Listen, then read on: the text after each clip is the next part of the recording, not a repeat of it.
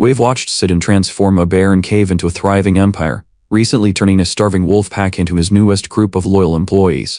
If you missed how he accidentally convinced the entire tower that he's a hidden master, make sure to catch up on the previous part linked in the card above. The shadow did not fall. It crushed. Sejun stood in the gloom of the cave, a speck of organic matter vibrating in the presence of an apex disaster. The crimson giant bear. It was not merely an animal. It was a mountain wrapped in fur and violence. The air in the cave had stopped moving. The dust suspended itself, too terrified to settle. Sejun's heart hammered against his ribs like a trapped bird realizing the cage is on fire. He waited for the bite. He waited for the wet snap of his spine, the tearing of muscle, the end of this miserable, dirt-stained existence. He closed his eyes. He accepted the void. Silence. A silence so heavy it felt like the stone ceiling was descending. Then, a flicker. Not of blood, but of light. The blue interface of the tower manager manifested in the dark. It hovered between the trembling farmer and the breathing mountain. It was not a death sentence. It was a translation. The growl that shook the tectonic plates beneath Sejun's feet was processed, sanitized, and displayed a text. The monster was not hunting meat. It was hunting sugar. The crimson giant bear, a creature capable of depopulating a zip code, was negotiating. It wanted the honey. Specifically, for its offspring. A trade was offered. Protection for sweetness. The hierarchy of the cave shifted. Sejun was no longer a calorie source. He was a vendor. He did not hesitate. Hesitation is the luxury of those who aren't staring into a mouth the size of a garage. He agreed. The tension in the air snapped. The mother bear lowered a paw. It was vast. A platform of lethal muscle. Sejun climbed on. For the first time since the earth swallowed him, Sejun left the floor. He was lifted. The familiar, suffocating walls of his dungeon fell away. Past the gloom. Past the damp. Into the blinding assault of the sun. The light hit him like a physical blow. It was not the polite, filtered light of the cave entrance. It was raw. It was vast. Sejun looked out. His eyes, adjusted to the dark, watered in the brilliance. The tower was not a room. It was a continent. Mountains pierced the club layer like jagged teeth. Forest stretched into the infinite distance, a green ocean hiding a million deaths. And there, on the horizon, a beam of blue light. A pillar connecting the dirt to the sky. The manager's text floated in his vision. The waypoint. The exit. The throat of the tower that led to the next floor. And eventually, to the outside. Hope is a dangerous chemical. It flooded Sejun's system. Sharper than fear. He could leave. He could go home. He pointed a trembling finger at the light. He asked the bear to take him there. The answer was silence. Then, a refusal. Not out of malice. Out of geography. The bear's domain ended here. Beyond the tree line lay the wilderness. A chaotic zone where the rules of territory did not apply. The manager ran the numbers. To walk from this cave to that beam of light, Sejun would have to cross the paths of approximately 3,000 monsters. 3,000. The number landed on Sejun's shoulders. He was a man who got winded pulling carrots. He was a man whose primary weapon was a sickle and a fierce will to avoid pain. 3,000 monsters stood between him and the door. The waypoint might as well have been in another dimension. The hope drained out of him, replaced by the cold, heavy sludge of reality. The crimson giant bear was not a vehicle to freedom. She was simply the walls of a larger prison. He was safe within her shadow, yes. But he was still trapped. He accepted this. The predator does not mourn the loss of the sky. It focuses on the ground. Sejun looked down. Black Rabbit had arrived. The creature carried Sejun's bag. The baby bear, Koenji, launched itself at the rabbit. A hug that looked like a wrestling move. Genuine affection, delivered with enough force to crack walnuts. Sejun remembered the deal. He reached into the bag. The jar of honey. He opened it. The scent of concentrated sugar cut through the smell of pine and ozone.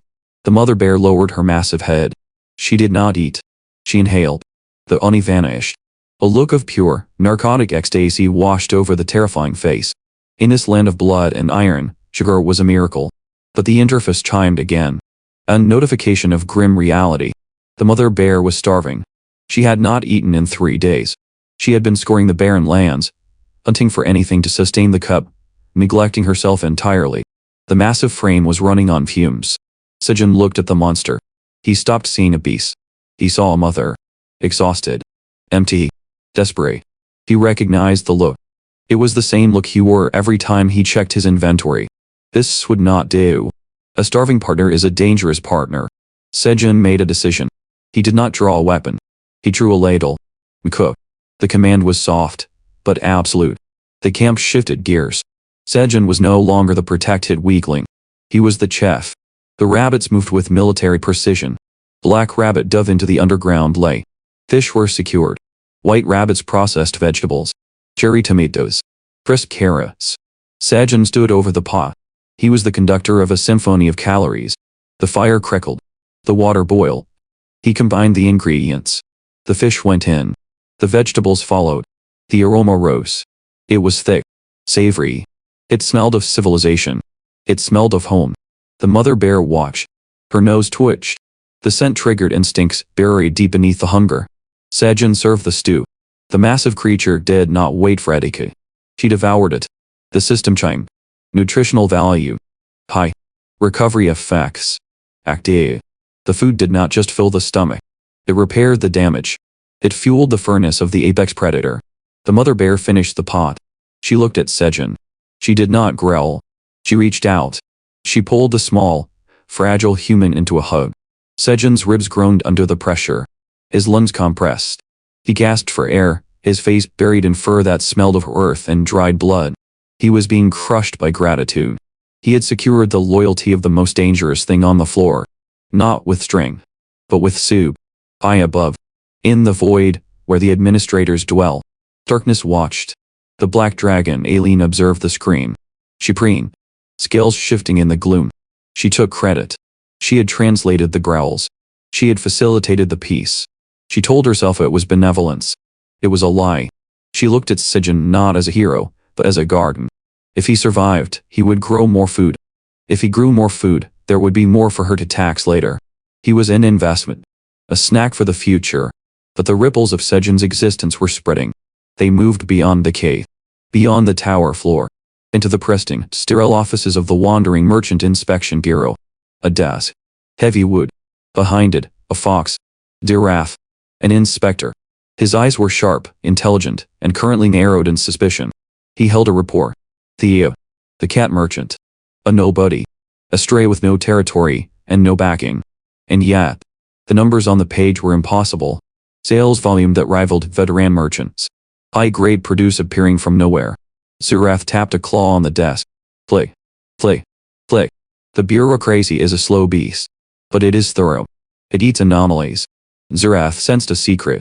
He sensed a thread that, if pulled, would unravel a mystery. He did not know about the cave. He did not know about the bear. He did not know about the human farmer who had just conquered a monster with a fish stew. He only knew that the math was wrong. And he intended to correct it.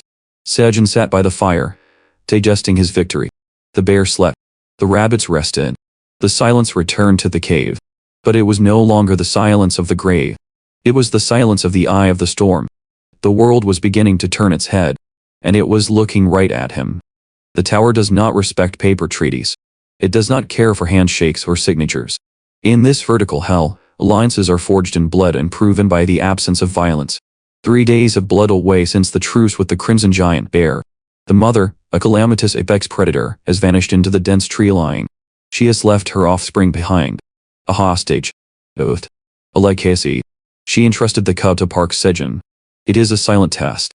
Raise the beast, or be consumed by it. The cave is quiet now. The heavy breathing of the mother is gone, replaced by the suffocating silence of the underground. But Sejun is a cockroach in the walls of this world. He survives, because he refuses to stop moving. Stagnation is death. He looks upward. The cave is secure, but the cave is small. The surface calls to him. He summons the rabbits. The workforce assembles. They ascend to the open land surrounding their sanctuary. The reality of the surface is disappointing. The soil here is not the blessed, mana-rich mud of the underground lay. It is a graveyard of nutrients. Barren. Choked with the bones of the earth stones, rocks, and hard-pan clay. Sejun kneels. He runs the dust through his fingers. It feels like ash. The white rabbit shakes its head. Even the rodents know this land is cursed. Farming here is not agriculture. It is a war against geology. But Sejun has a weapon that defies geology. The baby bear, Quang. The cub watches them. To a creature born of violence, the struggle of labor looks like a game. It sees the frustration of the rabbits and mistakes it for play. It roars. A cheerful sound, yet it carries the bass note of a future tyrant. The cub charges the earth. The ground screams. Where a human would break their spine over a pickaxe for days, the cub applies raw, unadulterated force. It does not date. It obliterates. Claws that can sever steel tear through the compacted soil.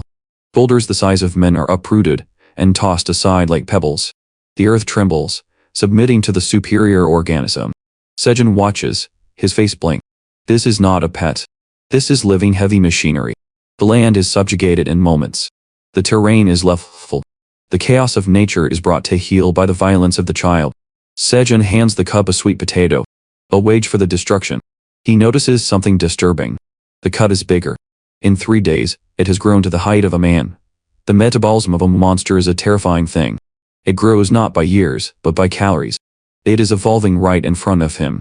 Sejun turns his back on the beast. He focuses on the soil. He plants. He chooses sweet potatoes. A hardy crop for a harsh world. He moves with the rhythm of a man who has accepted his lot in life. Dig. Plant. Cover. Repeat. His proficiency rises. The system chimes. Small, invisible numbers tick upward. These are the crumbs the tower feeds its prisoners to keep them working. Sejun stands. He wipes the sweat from his brow. He looks at the neat rows of buried potential. Satisfaction. And then, the sound. Crunch. A wet, snapping sound. The sound of destruction. Sejun turns slowly. The silence of the surface is broken by the happy chewing of the bear. Huang is digging. He is unearthing the seed Sejun just buried. To the bear, this is not farming. This is a treasure hunt. The human hides the food. The bear finds the food. It is a game. Sejun screams.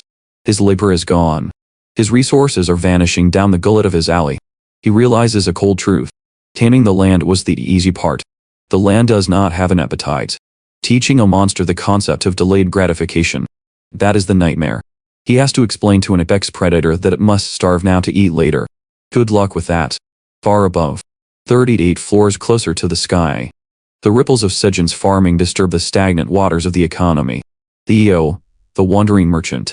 The cat with the golden touch, and the brain of a gambler. He stands in the center of the plaza. He is the sun, and the hunters are the plants orbiting his inventory. The auction for the magic cherry tomatoes is over. The Phoenix Guild has won. 1,800 tomatoes change hands. The wealth transferred is staggering. But Theo is not interested in mere currency. He has a shopping list. A tribute demanded by the farmer in the depths. Theo demands the red powder. Kim Dongshik, the guild leader, hands over a plastic bag. It is filled with red pepper powder. To a human, it is the soul of cuisine. Spice. Heat. Flavor. To a cat from the tower, it is an alien substance. Theo stares at the red dust. His greed overrides his instinct. He assumes that because the humans cherish it, it must be delicious. He lacks common sense. He pours the raw powder directly into his mouth. The reaction is chemical. Pain. An explosion of heat that has nothing to do with temperature. Theo's mouth becomes a blast furnace. The cat screams, a high-pitched wail of betrayal. He realizes too late that humans consume poison for fun. But the pain brings clarity. He has secured the item. He has fulfilled the contract. His inventory expands. He buys a bundle upgrade. He stands in the city square, his tongue throbbing with the ghost of the fire. And he feels like a god. He imagines a future where he sits on a throne. A chairman. A ruler of commerce. He imagines Sejun, the terrifying farmer, kneeling before him. It is a delusion. A beautiful, arrogant dream. He stops at a food stall. He needs fish to soothe the burn. He bullies the vendor. He haggles over a single coin. He saves pennies and feels like a genius. He does not know he is being watched. From the shadows, eyes focus on the orange fur. Zirath, the fox inspector. He steps out of the crowd. He wears a cloak to hide his intent and a smile to hide his malice. He remembers Theo. Not as a merchant, but as a glitch. A chaotic variable that ruined his previous operation with Scaram. Zirath needs answers. How is this incompetent feline moving such high-grade merchandise? Who is the supplier? What is the network? He approaches with the grace of a predator. He initiates the interrogation disguised as friendship.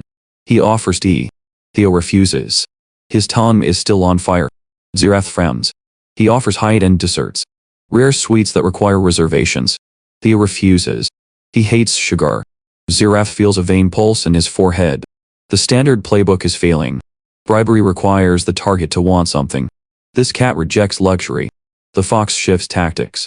He abandons logic. He targets the ego. He bows his head. He lowers his eyes.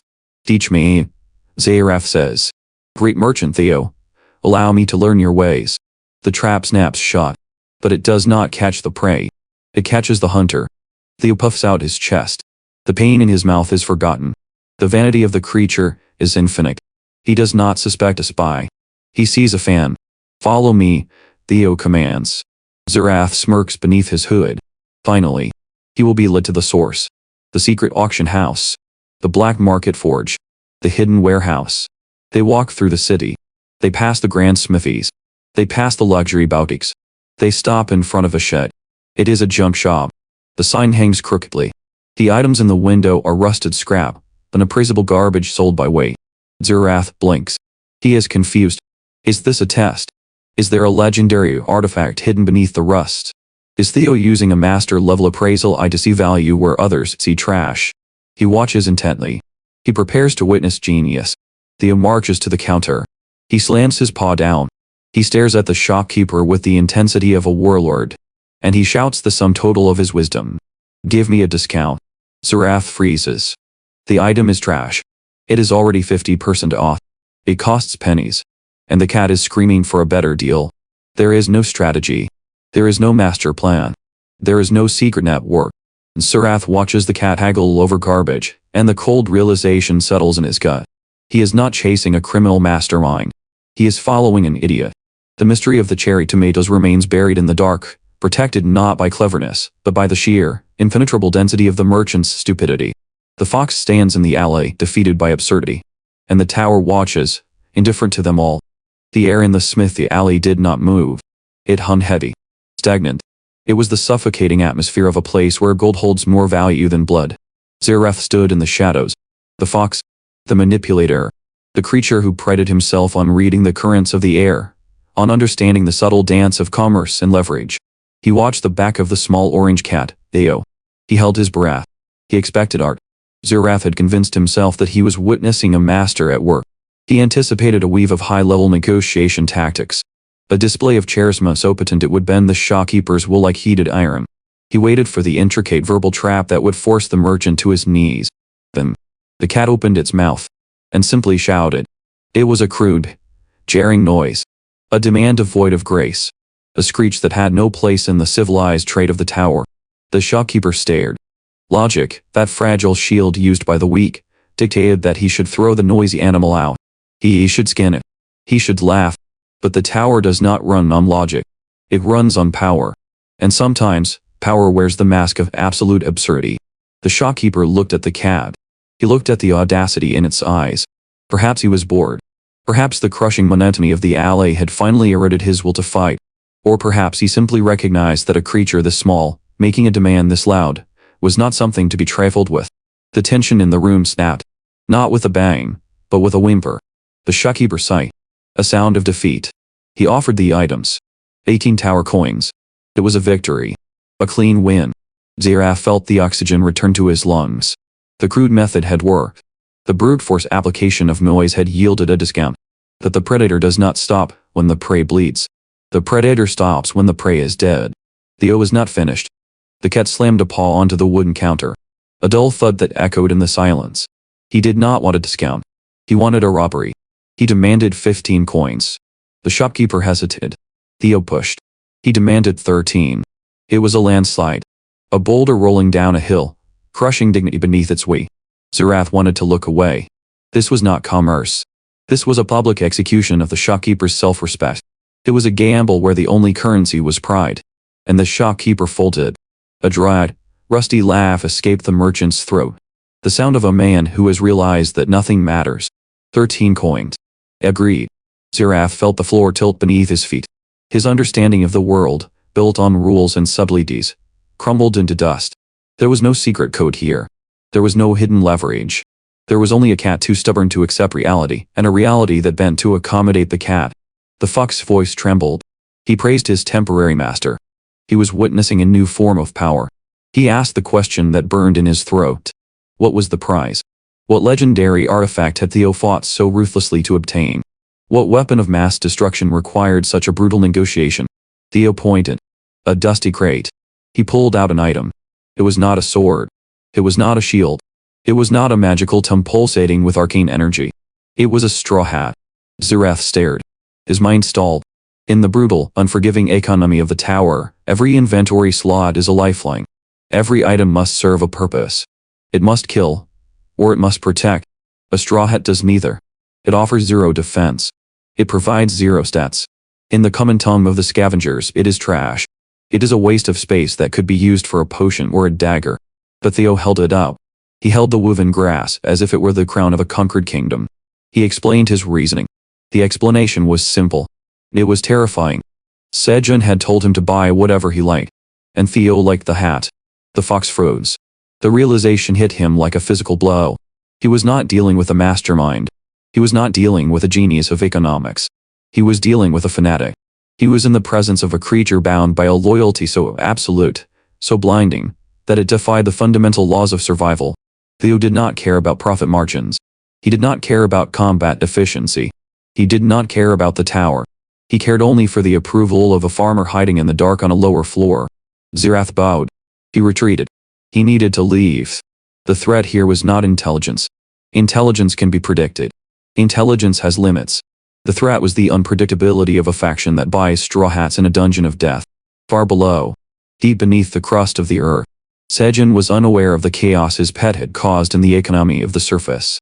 He was fighting a different war. The cave was silent, save for the dripping of water and the rustle of leaves. The air was thick, humid, and green. The carrot flowers had bloomed. They had withered. The cycle of life here accelerated, pushed forward by the unnatural mana of the tower. Sejun moved among them. He did not move like a warrior. He moved like a machine. Efficiency is the weapon of the farmer. A wasted hour is a lean winter. A missed harvest is a death sentence. He split the crop. Half in the safety of the cave. Half in the open soil of the upper ground. A diversification of assets. A hedge against disaster. The rabbits watched him. They trembled. It was a subtle vibration, the instinctual fear of prey in the presence of a higher power. But this was not fear of death. It was time to eat. Sejun looked at his companions. The sickle rabbit. The parents. This strange, cobbled-together family unit forged in the dark. He decided on the menu. Fish soup. A simple dish. But in the tower, comfort is the rarest resource of all. He directed the sickle rabbit. Clean the fish. Share the burden. Sejun turned to the cherry tomatoes. He reached out to harvest the side dish.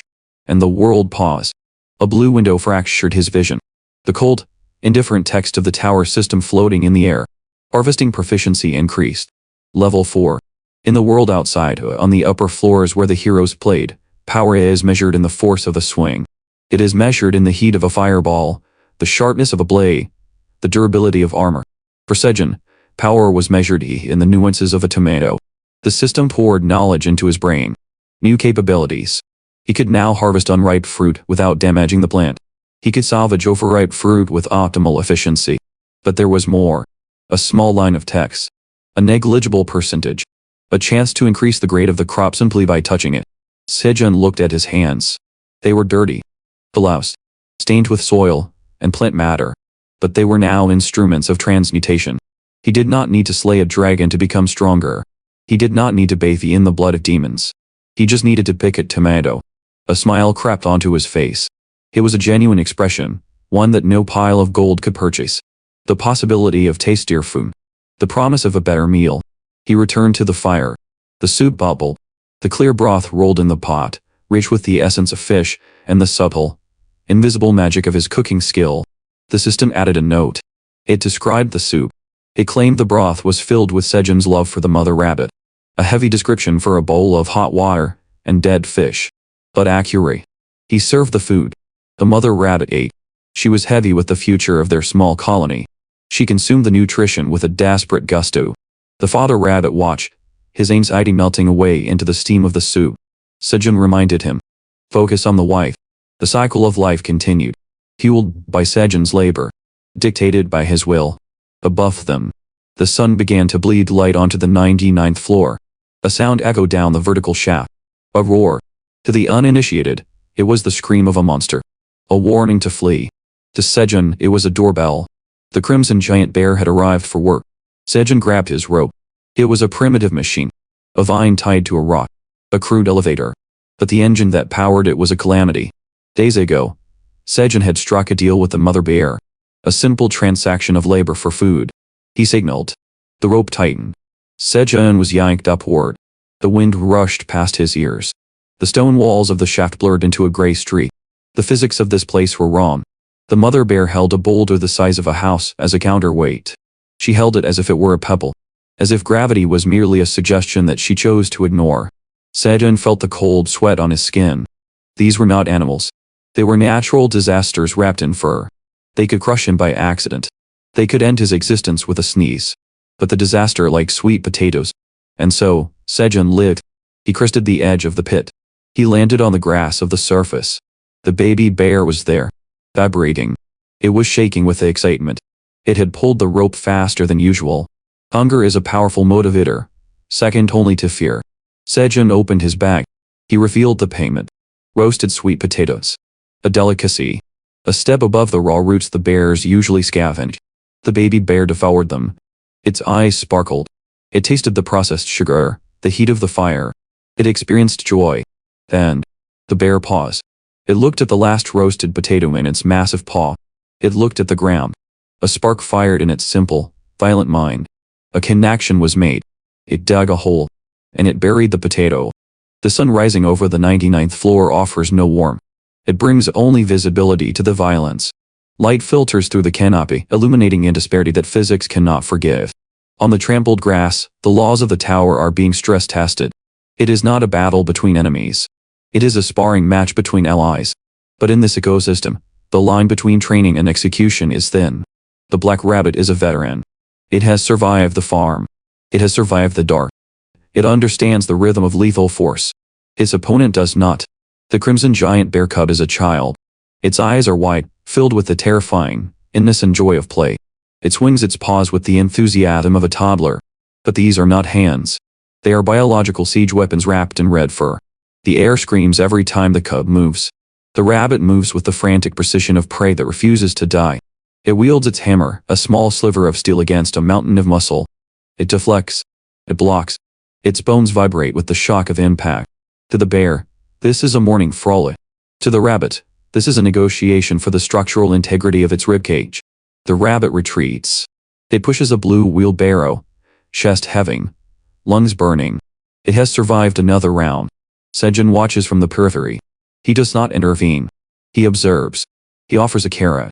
A small, orange payment for the rabbit's patience. The rabbit accepts it.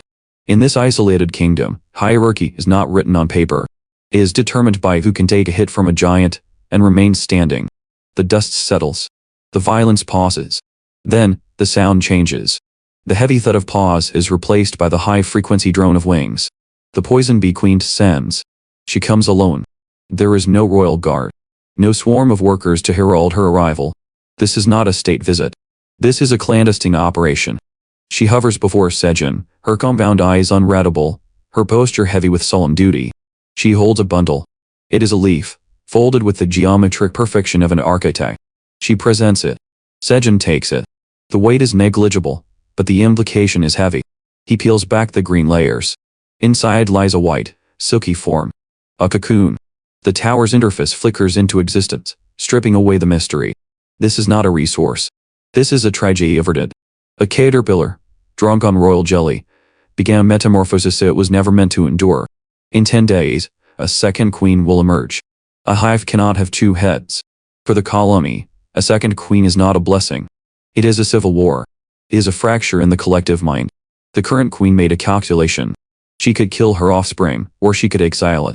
She chose the latter. She chose to entrust the usurper to the only neutral power she recognizes. Sejun looks at the white sphere. He understands the contract. He is not receiving a gift. He is accepting custody of a political prisoner. He smiles, a dry, thin expression that hides the burden. He promises to raise it. The queen departs. Her reign is secure. The threat is gone. Sejun is left with another mouth to feed. Another monster to shake. Silence returns to the farm. But silence in the tower is merely a deep breath before the scream. Far below, near the cave entrance, a melody drifts up. Theo approaches. The wandering merchant cat returns from the lower floors. His stride is arrogant. His tail is high. His bag is empty of goods and heavy with currency. He has conquered the market. He prepares his victory speech, ready to demand praise, ready to claim his rightful throne on Sejun's lap. The song dies in his throat. Theo freezes. His pupils dilate until the gold is swallowed by black. The path is blocked. A massive wall of red fur sits between him and the farm.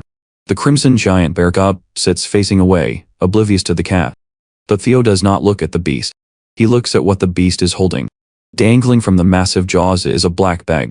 Sejun's bag. The cat's mind fractures. The logic is instant. It is primal. It is horrific. The bag is here. Sejun is not. The predator is large. The human is soft. The conclusion is absolute. The human has been consumed. The merchant dies. The avenger is born. A white-hot rage incinerates Theo's fear.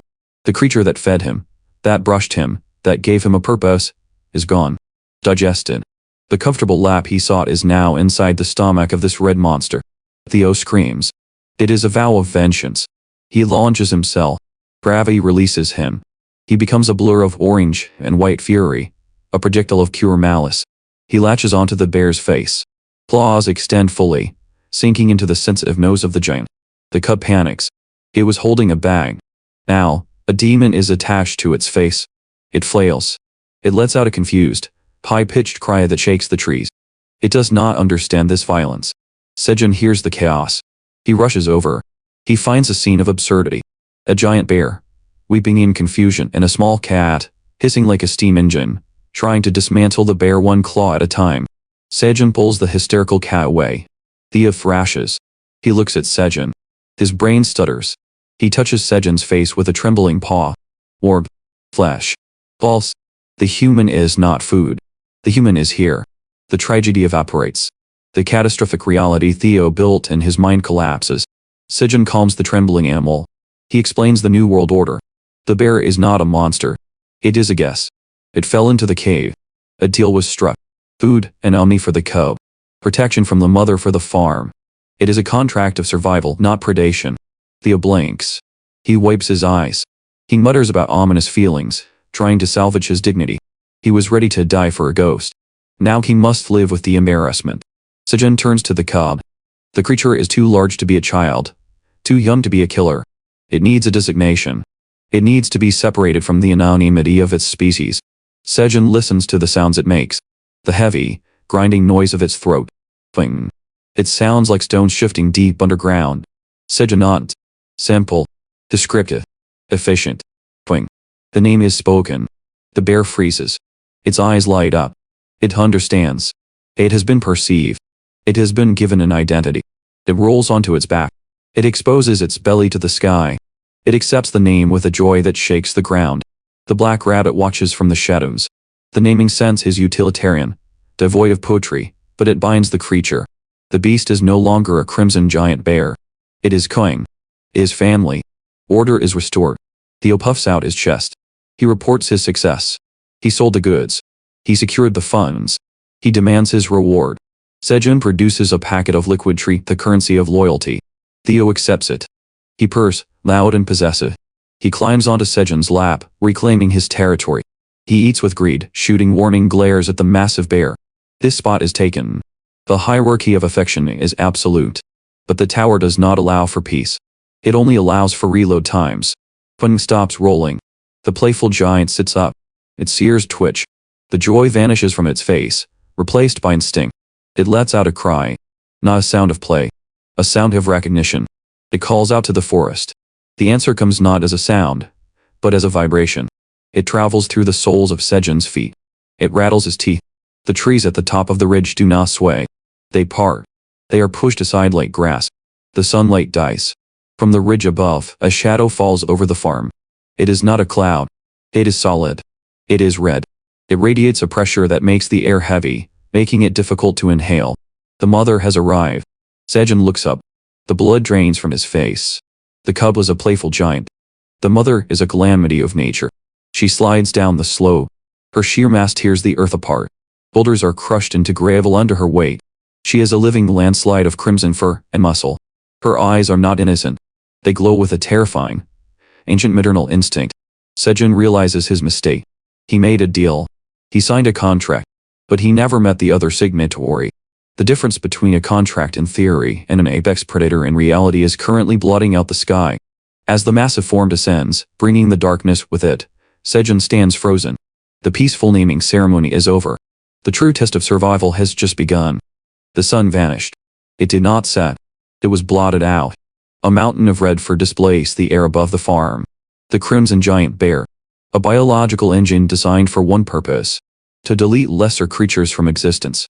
The shadow it cast was heavy, physical. It pressed the small, trembling figures of Sejun and Theo into the dirt. In the face of an apex predator, survival instincts usually scream one command. But there is nowhere to run when the sky itself is a mouth. Theo, the wandering merchant cat, shows a different path. Delusion. He stood his ground. A ball of fluff puffing out its chest against a hurricane. His paws shook. A vibration so violent it blurred his outline. He held up a small piece of metal. His merchant badge. He truly believed that bureaucracy would save him. He squeaked out the laws of trade. He cited regulations. He attempted to find a creature that could snap his spine by exhaling too hard. It was adorable. It was pathetic. The bear did not care about commerce. The bear did not care about badges. The bear opened its jaws. And the world shook. A roar. Not a sound. A concussion. It rattled the teeth in Theo's skull. It turned his bones to water. The illusion of the proud merchant evaporated instantly. Gone was the negotiator. Gone was the vice chairman. What remained was a prey animal. Theo collapsed. His dignity left his body. He squeezed his eyes shut. He begged. He apologized for existing. He waited for the teeth. He waited for the darkness. Silence. The crushing weight of the roar faded. The air stopped vibrating. Theo waited to die. But death was late. Slowly, the silence shifted. It was not the silence of the grave. It was the silence of confusion. Sejun, who had the wisdom to cover his ears and accept his fate, opened one eye. The mountain was moving. The massive head lowered. It did not strike. It inhaled. A sniff. Loud. But inquisitive. The terrifying display of dominance was not a declaration of war. It was a head count. A mother checking on her cub. The bear looked at the small cub clinging to Sejun's leg. She looked at Sejun. She looked at the trembling cat. The tension in the air snapped. It was replaced by a profound, exhausting anticlimax. Theo hiccuped. His body convulsed. Not from pain. From the realization that he was still matter, and not a red stain on the grass. Sejun moved. He did not move like a warrior. He moved like a tired father. He reached out to the cat. He offered soft words. He petted the trembling fur. In the tower, violence is the only currency. But for a moment, the market crashed. Compassion took over. The rabbits emerged from their holes. They swarmed the cat, with tongues on wet fur, grooming away the pang. And then, the mountain joined them. The crimson giant bear lowered her head again. She extended a tongue the size of a surfboard. She licked Theo. The texture was likely akin to dragging a gravel road across a sunburn. But the intent was clear. Apology. Acceptance. She turned to Sejun. Another leg. A massive, slobbering stamp of approval. The hierarchy was rewritten. They were not food. They were pack. The adrenaline crash hit them all at once.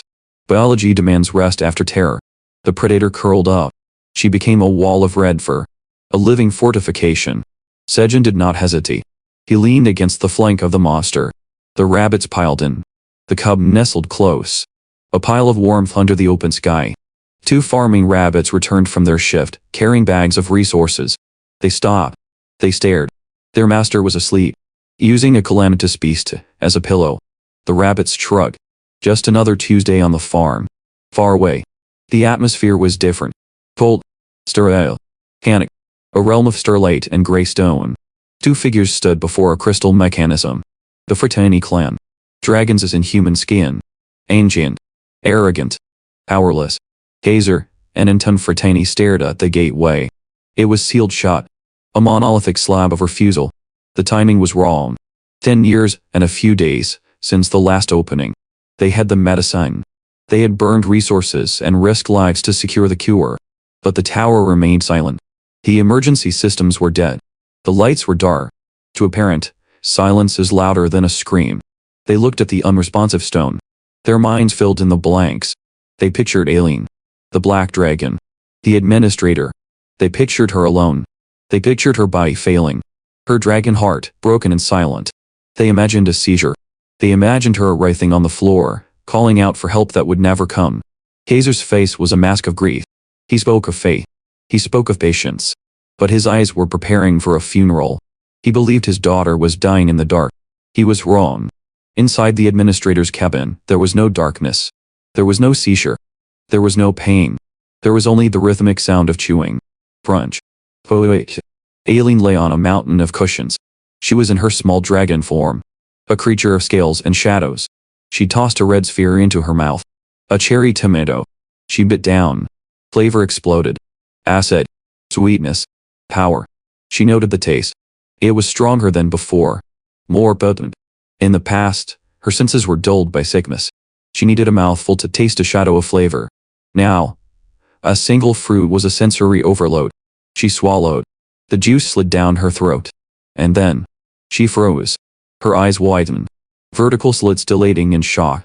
A sensation. Something she had not felt in 2 centuries. A ripple in her chest. Thump. Aileen looked down. She stared at her own scales. Thump. Thump. A vibration. A rhythm. Her heart. For 200 years, it had been a cold stone. A silent lump of failing biology. Now it was beating. It glowed. A vibrant, rhythmic light pulsing beneath her skin. The tomato. It was not just food. It was fuel. The mana dormant within the vegetable was dense. Concentrated. Cultivated by a human farmer who cared for nothing but quality. Sejun's obsession with farming had an unintended side effect. He had created a biological jumpstarter. The slight increase in mana upon consumption. A trivial stat for a human. But for a dragon with a failing heart, it was a defibrillator. The mana interacted with her specific, broken physiology. It did what complex spells could not. It did what the Fratani clan's medicine could not. It worked. A rush of vitality flooded her veins. The sickness receded. The cold that had defined her existence for decades was pushed back by the warmth of a vegetable. Aileen stood up. She transformed. Light flooded the room. Celestial. Ovois. She declared her name. Aileen Fratani. Age 200. Her voice was not weak. It was not trembling. It was the voice of a dragon. She felt alive. Truly alive. For the first time in her long, miserable life, she had something to lose. She had found a treasure. Not gold. Not territory. Not a clan member. A farmer. Tower farmer Park Sejun. She turned to her crystal ball. She gazed into the glass. She watched the man sleeping in the field. He was scratching his face. He was drooling slightly. He was completely unaware. He did not know he had just cured an incurable illness with a snap. He did not know he had just reset the geopolitical balance of the tower. Aileen grinned. Her sharp teeth glinted in the magical light. She looked at him. It was not a look of gratitude. It was the look of a dragon claiming a horde. Possessive. Absolute. Terrifying. He had healed her heart. Therefore, he belonged to her. The administrator of the tower made a silent vow. She would ensure his safety. Against monsters. Against merchants. Against the tower itself. To her eyes, the sleeping farmer was no longer a curiosity. He was the most valuable asset in existence. Outside, the dragons wept for a tragedy that wasn't happening. Inside, the dragon plotted a monopoly. All because of a single, well-grown tomato. The silence of the tower was no longer empty. It was waiting. And the farmer slept on, oblivious to the fact that he was now the most protected creature in the world. Sleep is a luxury the tower rarely grants without a price.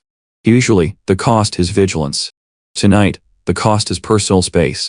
Park Sejun does not wake to the smell of earth or the sound of wind. He wakes to the intrusive, artificial glare of blue phosphorescence burning against his retinas. The system window is not merely displaying information. It is practically violating his personal bubble, hovering millimeters from his nose. A texture scrapes against his face. Roof. Woofing. The tower manager has been busy, while the insects slept. Sejun sits up, peeling the object from his face. It is a hat. A simple, rustic thing made of dried straw. It looks like garbage. It feels like garbage.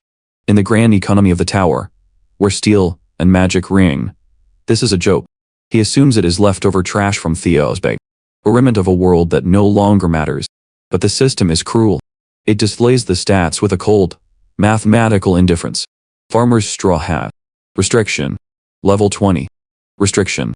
Strength 20. Stamina 20. Useless. To a man surviving on wheat, labor, and cherry tomatoes, these numbers are a wall he cannot climb. He is a D-class farmer. He does not have the muscles of a warrior. He has the calloused hands of a gardener. The system is mocking him. It dangles a piece of woven grass in front of him, and tells him he is too weak to wear it. But he is not alone in the dark. Somewhere above, in the void where administrators dwell, eyes are watching. Eileen Fratani, the black dragon. She is bored. She watches her little human stare at the hat with the dejection of a child denied a toy. It is pathetic. It is entertaining. She cannot abide a boring narrative. She taps the glass of her terrarium. A message flashes. Appraise it, she commands. Don't just stare at it like a fool. Ask for a quest.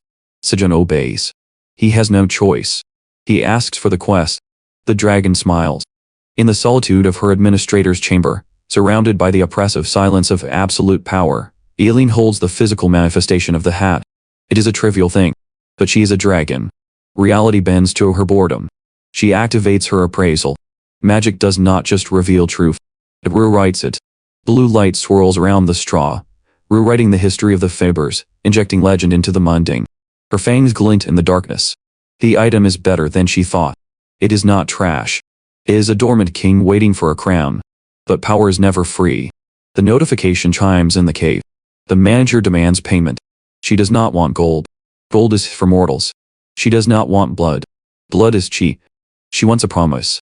She wants the harvest. Specifically, she wants cross-saturated with the volatile, dangerous energy of the upcoming blue moon. Sejun does not hesitate. He does not calculate the risk. He does not understand that the blue moon drives monsters into a frenzy of consumption. He sees only a transaction. He nods. He pledges his future labor to the void. Then, the sack shifts. The atmosphere in the cave grows heavy, though Sejun is too dull to feel the true weight of it. The manager reveals her name. Eileen Fratani. She emphasizes it. She demands he understand the honor. Most entities in this tower would burn to ash just hearing the syllables. Sejun, the insect, simply smiles. He repeats the name with the polite cadence of a convenience store clerk thanking a customer. Eileen Fratani. He vows to remember. The system records this. It marks the moment with a gravity that vibrates through the code of the tower. The first promise has been recorded. It is a bond. A shackle. A contract signed in ignorance. The reward is instantaneous. The straw hat descends into his hands, but it is no longer the same object. The weave is tighter. The glow is undeniable. The designation has shifted from trash to legend. Edhim. The straw hat of Saint Patrick of Earth. Rank. Artifact. There are only 10 artifacts in the entire tower. This woven circle of dead grasses now appear to swords that cleave mountains. The prohibitive level requirements. On. Vaporized by the dragon's whim. In their place, a single, absolute condition. The wearer must be a farmer. It is a match made in the code. Sejun places the hat on his head. The synergy is violent. The air around him snaps. The latent potential in his blood, the protection of Mother Earth, screams as it evolves to level 3. His body, previously weak and purely functional, is rewritten. Passive skill unlocked. Farmer's body. His stats rise. Not from training, but from the divine right of the artifact. He is no longer just a man growing food. He is a conduit for the earth. And then, the ultimate weapon appears. Skill. Wishing for a good harvest. Effect. 50% increase in yield for 7 days. For a warrior, this is useless. For Sejun, this is a nuclear deterrent. This is the power to conquer the barren wasteland outside his cave. The dopamine hit is overwhelming. He is drunk on potential. He needs to share this victory. He grabs the nearest living thing. Theo. The cat is asleep, dreaming of sails and fish. Sejun buries his face in the cat's paws, inhaling the scent of dust and fur. Theo wakes with a start, eyes wide, claws partially extended in panic. He finds himself being crushed by an ecstatic human. Sejun, riding the high of his new godhood, makes a decree. He looks at the cat. He sees a resource. Theo, he says, voice trembling with joy. You are promoted. The cat blinks. You will no longer work 38 hours, Sejun declares. You will work all week. You are now the sales cat. To a human, this is a labor violation. To the naive, merchant brain cat, this is glory. Theo's eyes shine. He does not see the chains. He sees the title. He cheers. He spins in circles, a victim celebrating his own exploitation, dancing with the man who just sold his soul to a dragon. They celebrate. The insect and the parasite, spinning in the dark. But the tower does not allow joy to linger. It demands balance. The scene shifts. The narrative moves from the manic energy of commerce to the suffocating silence of biology. Outside the cave, near the rabbit burrow, the air is thick enough to choke on. Sejun sits on a rock. His leg bounces. A nervous tick. The black rabbit, the father, paces back and forth. His fur is matted with stress. Inside the earth, a battle is being fought. Not with swords, but with breath and blood. Theo, ever the fool, complains about the vibration. He asks for a snack. He is bored by the sanctity of the moment. Sejun ignores him. His focus is absolute. He is staring at the hole in the ground as if his gaze alone can pull life from the darkness. Silence stretches. The kind of silence that precedes a scream or a miracle. A sweet, high pitch, pathetic, beautiful. The father rabbit freezes. He turns to stone. Sejun moves.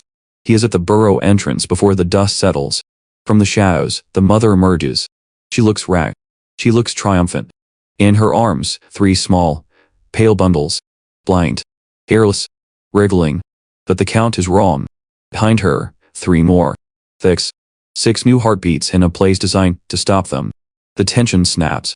The dread evaporates, replaced by a warmth that feels alien in this cold stone hell. Sejun immediately begins logistical planning. Recovery soup. Nutrient density. The mother needs calories. Theo stares. The cat's pupils dilate.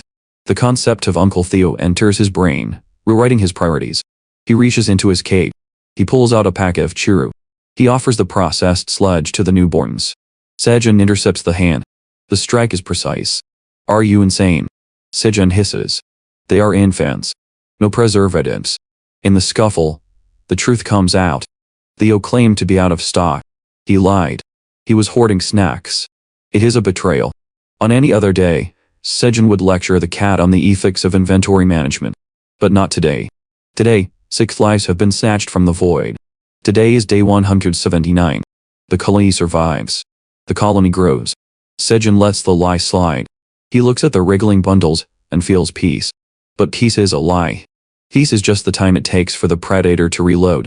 Far below, or perhaps far above, in a dimension of the tower that reeks of ozone and dried blood, the earth trembles. A massive blue crystal pulses. It is the heartbeat of the upcoming disaster. The blue moon. In a stone chamber vast enough to house a cathedral, a voice echoes. It sounds like grinding stones. The king of horses and cows. The Minotaur Lord. The boss of the 99th floor. He stands in the gloom. His eyes are burning coals. He is not a mindless beast. He is a general. He senses the shift in the ether. He smells the energy accumulating in the soil above. He addresses his legion. Shadowed warriors. Massive. Formed. Hungry. He commands them to wait. To hold the bloodlust in their throats. The moon comes. The king rumbles. And with it, the feast. He points a massive hand upward. Toward the wasteland. Toward the cave. Toward the cherry tomatoes and the sleeping piglets and the sick newborn rabbits. Sejun is planning soup. The Minotaurs are planning a massacre. The army begins to march. The vibration in the floor is not a rabbit digging. It is the sound of the end. The sanctuary is no longer a secret. The tower is hungry.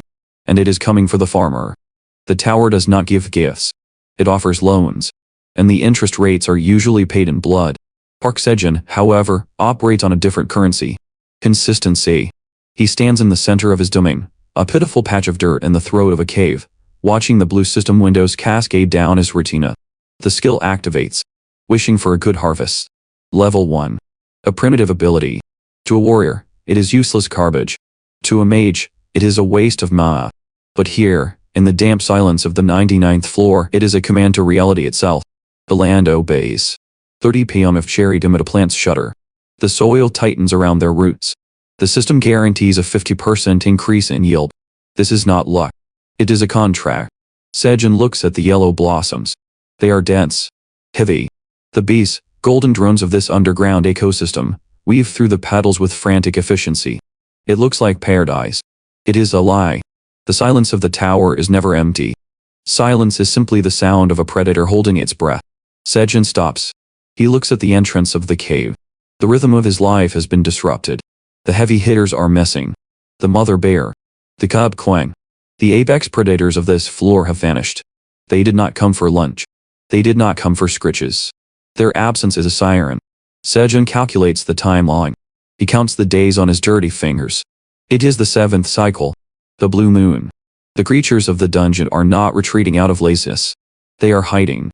The atmosphere shifts. The air pressure drops, pressing against the eardrums. The light from the cave entrance grows sick and pale. Theo, the wandering merchant cat, usually a creature of greed and contracts, usually a cutthroat businessman in a fur coat. No, he is buried under a pile of baby rabbits. Sejun watches the orange feline struggle. The rabbits swarm him, seeking heat, seeking a protector. Theo complains. He whines about the weight. He groans about his aching back. But he does not moo. His claws are sheathed. His grip is tender. In a world designed to crush the weak, the merchant cat has chosen to become a shield. It is a foolish, sentimental luxury. It is also the only thing keeping the rabbits from dying of fright. Sejun interrupts the domestic scene. The sky is turning the color of a bruise. Theo extricates himself from the fluff pile. He is not empty-handed. He produces a bundle. A magical shelter. It is small. Cramped. It is designed to block the corrupting, maddening mana of the blue moon. Sejun nods. He does not thank the cat. Survival is expected. Before they retreat into the canvas womb, Sejun hands Theo a final responsibility. A small, delicate object. A queen bee's cocoon. It is the future of the farm. If it freezes, the colony dies. If it cracks, the honey stops. Sejun places it in the cat's paws. Theo grins. He tucks the cocoon against his chest, burying it deep in his fur. A living incubator. They crawl inside the tent. They wait. The blue moon rises.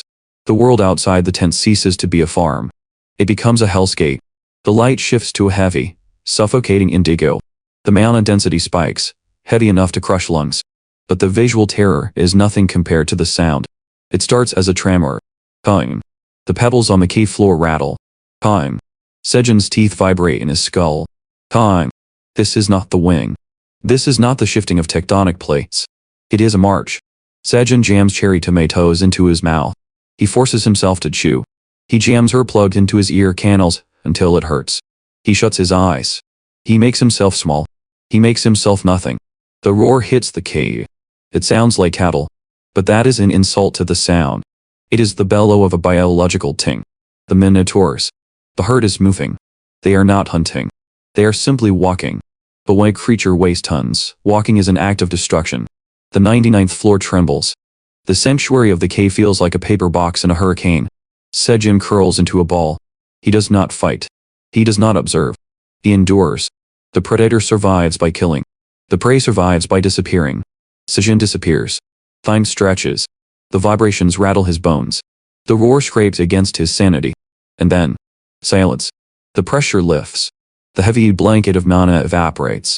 The blue moon wanes. Sejun opens his eyes. He is alive.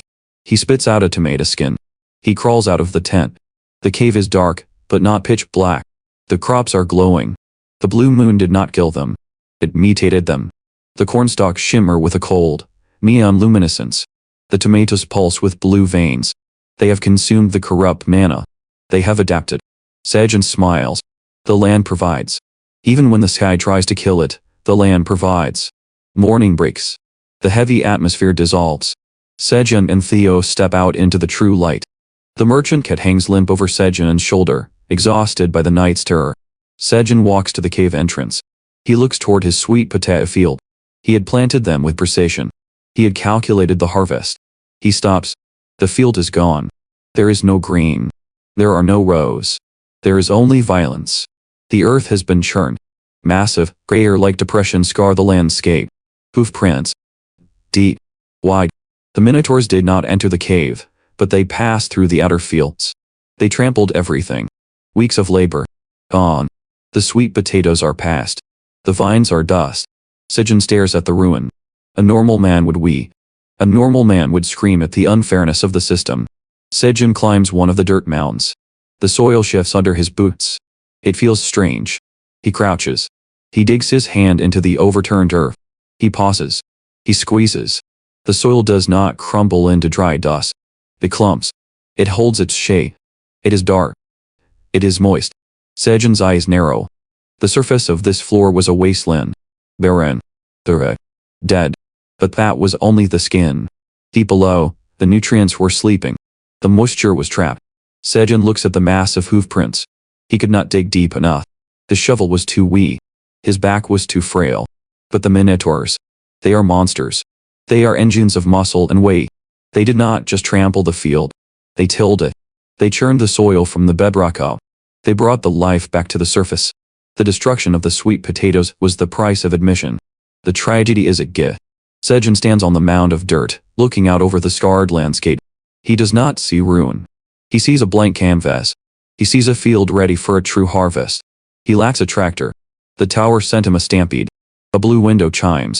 It is Aileen, the tower manager, the administrator. Her text is frantic. She saw the hurt. She saw the danger. She is screaming at him through the interface. Retreat. Be safe. Sejun smirks at the floating text. Even the gods of this place have learned to worry about the insects. He reassures her. He sends a brief message. He is fine. He is already thinking about seeds. He returns to the cave. He walks to the glowing blue corn. The husks shimmer. He rips a cob free. It is purple. Violent. Vibrant purple.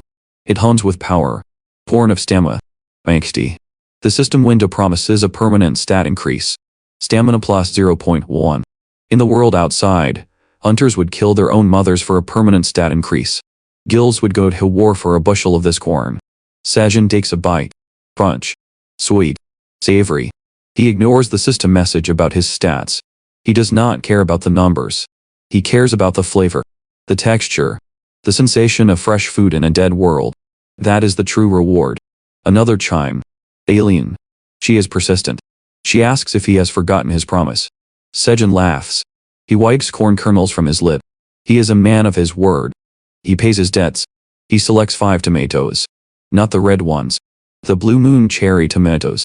Fruit bursting with the concentrated, mutated energy of the event. They are heavy in his hand. He opens the transfer window. He sends them far away. In a dimension that smells of old paper and ancient dust. A library that stretches into infinity. A black dragon rests. This is the true form of the administrator. A creature of scales and shadow. Aileen. The transfer window opens. 5 small, purple fruits fall into her massive, terrifying claws. She looks at them. Ordinary food is ash in her mouth. She is too large, too powerful. The mana required to sustain her is astronomical. But these are not ordinary.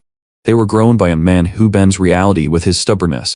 They were bathed in the corrupt light of the blue moon. The dragon tosses the tomatoes into its maw. She bites down. The flavor explodes.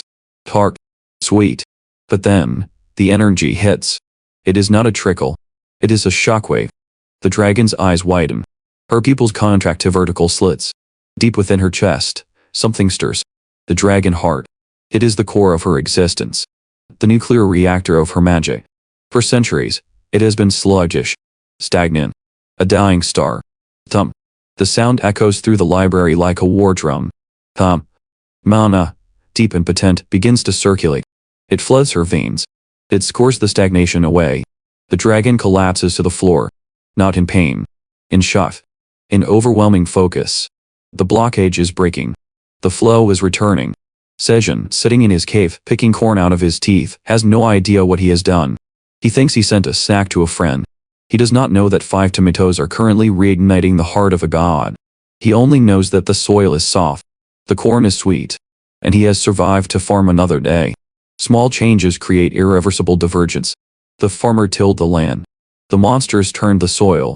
And now, the insect is feeding the dragon. The tower will never be the same. The light of the morning sun does not bring hope. It merely illuminates the cage. In the depths of the dungeon, light is an intruder. It exposes the jagged walls. It highlights the dust. It reminds the prisoner that time is passing, indifferent to his struggle. Park Sejun does not look at the light. He looks at his hands. Work is the only religion that matters here. He holds the corn. It is not the yellow, sweet grain of the surface world. This is something else. The husk is thick, fibrous, stubborn. He peels it back with a callous regard for the plant's defenses. Underneath lies the fruit of the blue moon. The kernels are purple. A deep, bruising violet. They gleam with a chaotic, unnatural mana. To a normal man, this is a warning. In nature, bright colors scream poison. They scream death. To Sejun, it looks like breakfast. He does not hesitate. Survival in the tower is not about bravery. It is about the suppression of instinct. He layers the husks in the pot. A steamer. A primitive, desperate attempt at engineering. He places the violet cobs inside. He seals the lid. He waits. Silence returns to the cavern. It is a heavy, suffocating silence.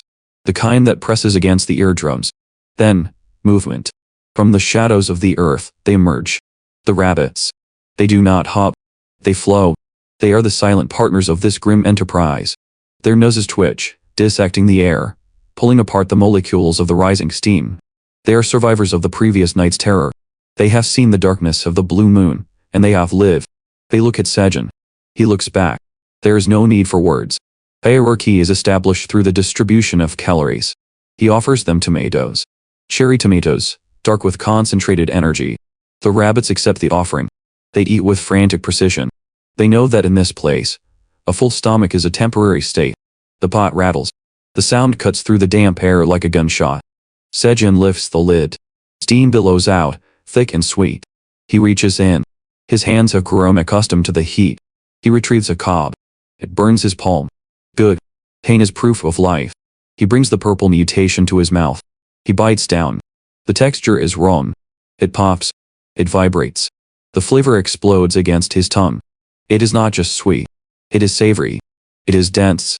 It hums with a frequency that rattles his teeth. It feels like playing a harmonica made of sugar and electricity.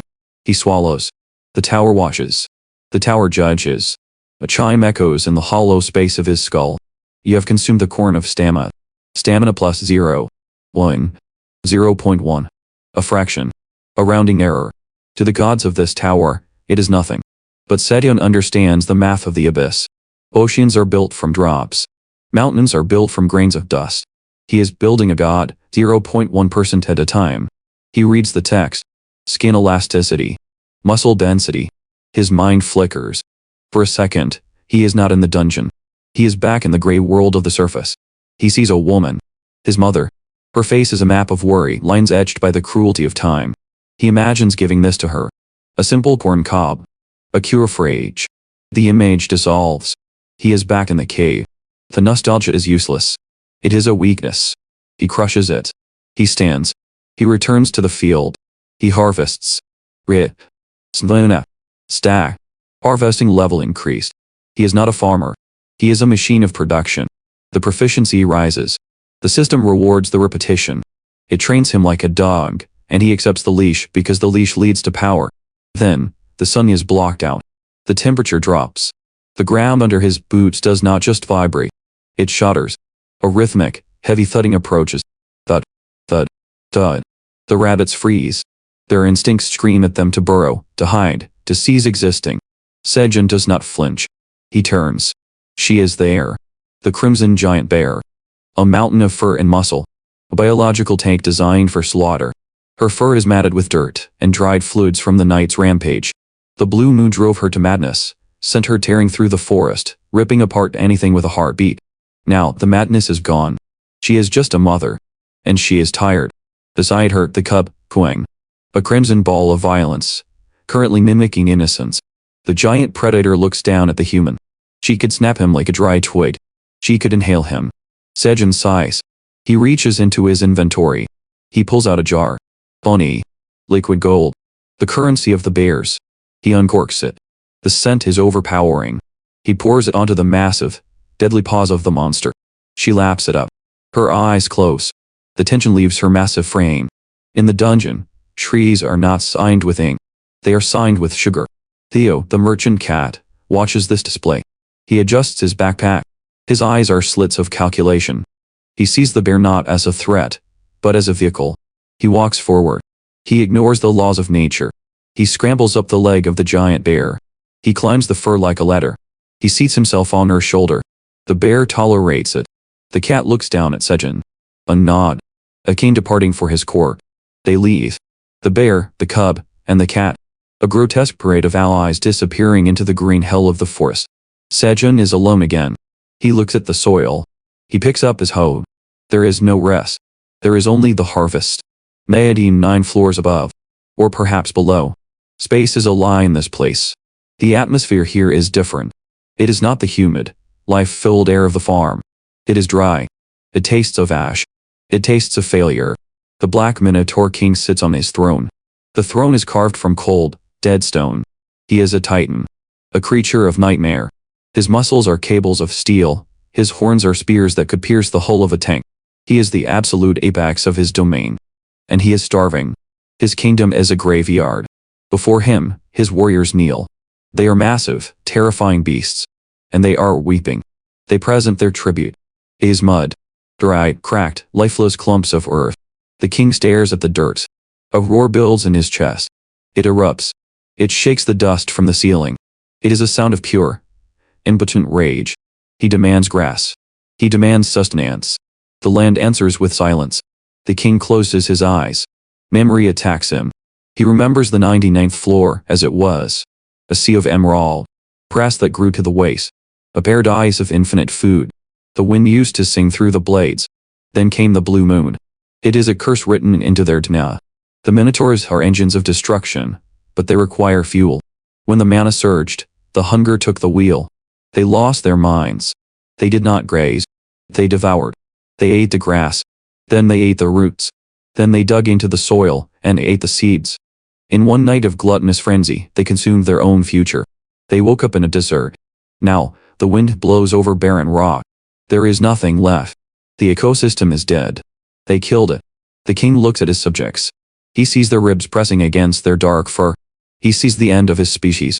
Extinction is not a bang. It is a slow, grinding hunger. He calls out a name. X3. The voice booms through the empty hall. Silence. The king's heart sinks. Another one dead. Another warrior lost to the wasteland, wandering until his legs gave out. Then, a sound. Scraping. Stumbling. Ox3 enters the throne room. He is a wreck. He is covered in gray dust. He looks like a ghost. He falls to his knees, his head slamming against the floor. He begs for mercy. He confesses his sin. He wandered too far. He got lost in the desolation. The king sighs. The anger drains out of him, leaving only exhaustion. He prepares to dismiss the fool. Then he sees it. A flash of color in a world of gray. Green. The king freezes. His eyes lock onto the scout's head. Tangled around the curved, deadly horn of Ox3 is a vine. It is thin. It is fragile. But dangling from the end of that vine is a root. A sweet potato. Purple. Plump. Swollen with life. The scent hits the king's nose. Earth. Sugar. Moisture. It smells like salvation. The king stands. The stone of his throne cracks under the shift and weight. His nostrils flare. He inhales the scent deep into his lungs. It is impossible. The land is dead. The soil is poison. Yet here it is. The scout is trembling, terrified of punishment. He has no idea. He does not know that he carries the destiny of his race on his forehead. The king descends the steps. He does not look at the scout. He looks at the root. Hope is a dangerous thing. It hurts more than hunger. Deeper still. In a dimension folded behind the walls of reality. A library. Books the size of buildings line the shelves. Shadows cling to the corners like cobwebs. Here, time does not flow. It pools. The black dragon sleeps. It has slept for an age. A slumber of necessity. A stagnation of the soul. But today, the silence is broken. Not by a sound, but by a feeling. The dragon opens its eyes. They are burning coals. They are vertical slits of molten gold. Something has changed. The mana block, the stagnation that has choked its heart, is cracking. The air in the great library is dead. It has been dead for centuries. Dust motes hang suspended in the void, untouched by wind or breath, preserving the stillness of a tomb.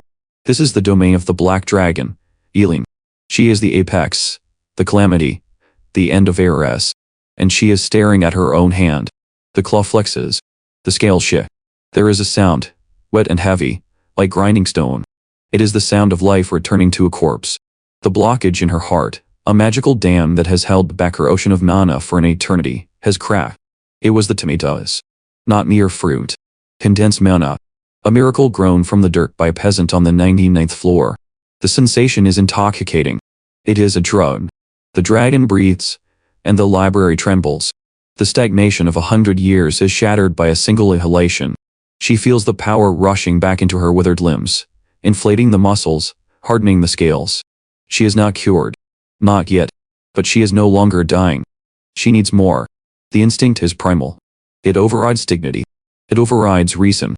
The dragon does not ask. The dragon takes. She turns her massive head toward the exit. She must find the farmer. She must consume the source of this power until she is whole again. She moves. The floor tiles crack under her renewed weight. She approaches the ornate double doors that separate her sanctuary from the rest of the tower. She pushes. She pushes harder. The wood groans. The metal hinges scream.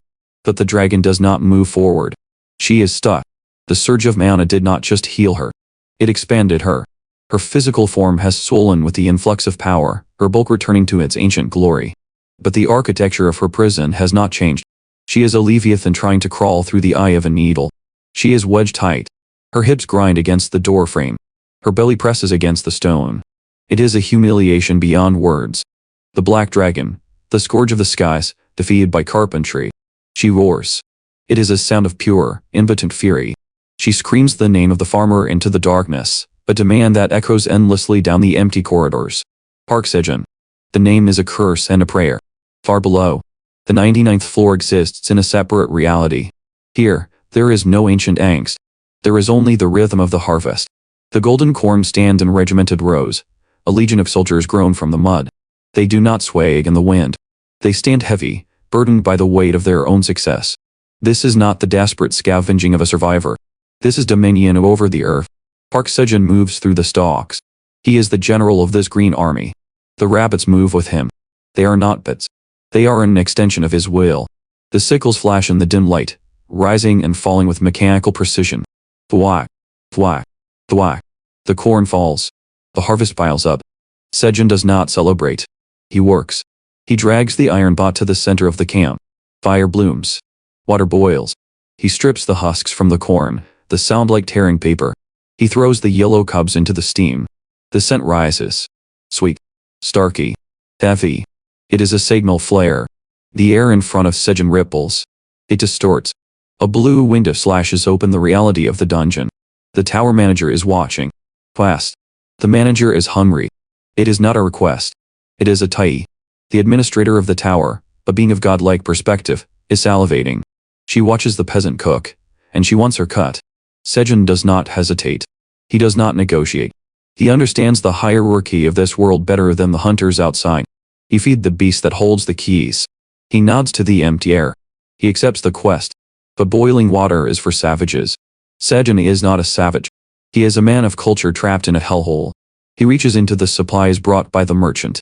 Butter. Sugar. Parmesan cheese. Chili powder. In the civilized world, these are groceries. Here, they are alchemy. He drops a slab of butter onto the hot corn. It hisses.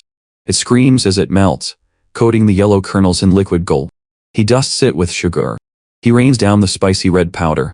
He finishes it with the sharp, salty cheese. The smell changes. It shifts from simple food to a weapon of psychological warfare. The system analyzes the chemical structure. Taste. Addictive. Sejun holds a skewer up to the void. He offers it to the nothingness. The skewer vanishes. The quest window shatters into light. The tower manager is satisfied. The gratitude of the administrator washes over the floor. It is invisible, weightless, but it is the strongest shield in existence. As long as the god is fed, the farmer is safe. Sejun takes a bite of his own creation. The flavor explodes. Sweet fat. Sharp spice. The crunch of sugar. For a second, the dungeon disappears. The monsters, the darkness, the damp stone walls, they recede. He is back in a world where happiness can be bought at a street stall. A memory of humanity. He looks down. The rabbits are feasting. They tear into the corn with a ferocity that betrays their herbivore nature. They eat like wolves. But the infants struggle. The baby rabbits, barely weaned, gnaw uselessly at the cobs. Their teeth are too soft. The kernels are too tough. They fumble. Sticky butter mats their fur. They cry out, a high-pitched sound of frustration. Sejun stops eating. He looks at them. A hunter would see weakness. A predator would see a burden. Sejun sees his children. He laughs. It is a dry, rough sound, but there is no cruelty in it. He picks up a spoon. He takes a fresh cob. With the precision of a surgeon, he scrapes the kernels off the core, creating a soft, warm pile of seasoned mash. He feeds them. He wipes the butter from their faces. He watches them eat. In a tower filled with things that want to kill him. This is his rebellion.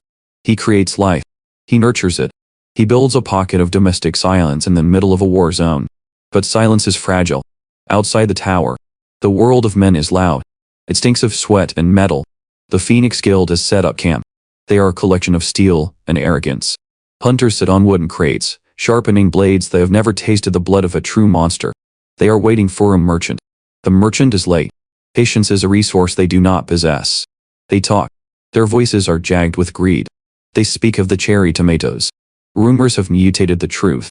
They say the tomatoes grant immortality. They say they grant infinite magic. They say a single fruit sells for 500,000 won. They do not see a farm. They do not see the labor of Sejun. They do not see the rabbits. They see a vault with the door left open. Greed is a contagion. It spreads from man to man. Why wait for the merchant? Why pay the middleman? The source is inside. They stand up. They check their gear. They decide to raid. They believe they are the protagonists of this story. They believe they are walking into a treasure room to claim what is theirs. They have no idea that they are marching toward a dragon that is currently stuck in a door and very, very angry. Floor 60. The Wandering Merchant, Theo. He is a caste. He walks on two legs. He wears a bag that weighs more than his conscience. He is humming a song. He is completely oblivious. He thinks of the sales he will make. He thinks of the grilled fish Sejun will cook for him. He thinks of the praise he will receive for the butter and the cheese. He walks toward the great tree, the interdimensional elevator for merchants. He registers his entry. He enters the transport zone. He does not look back. If he had looked back, he would have seen the eyes. The tree line is alive. Shadows detach themselves from the darkness. The Silver Wolf tribe. They are not hunters. They are erasers.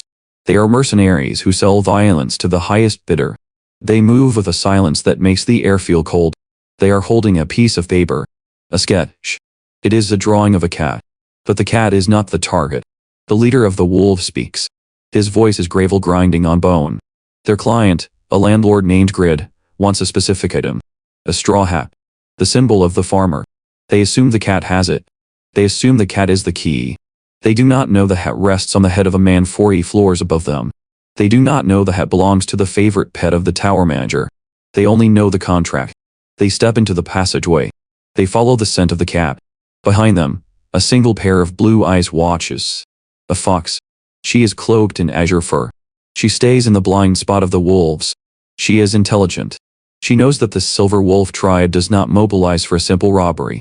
If the wolves are moving, the prize is legendary. She sees the direction.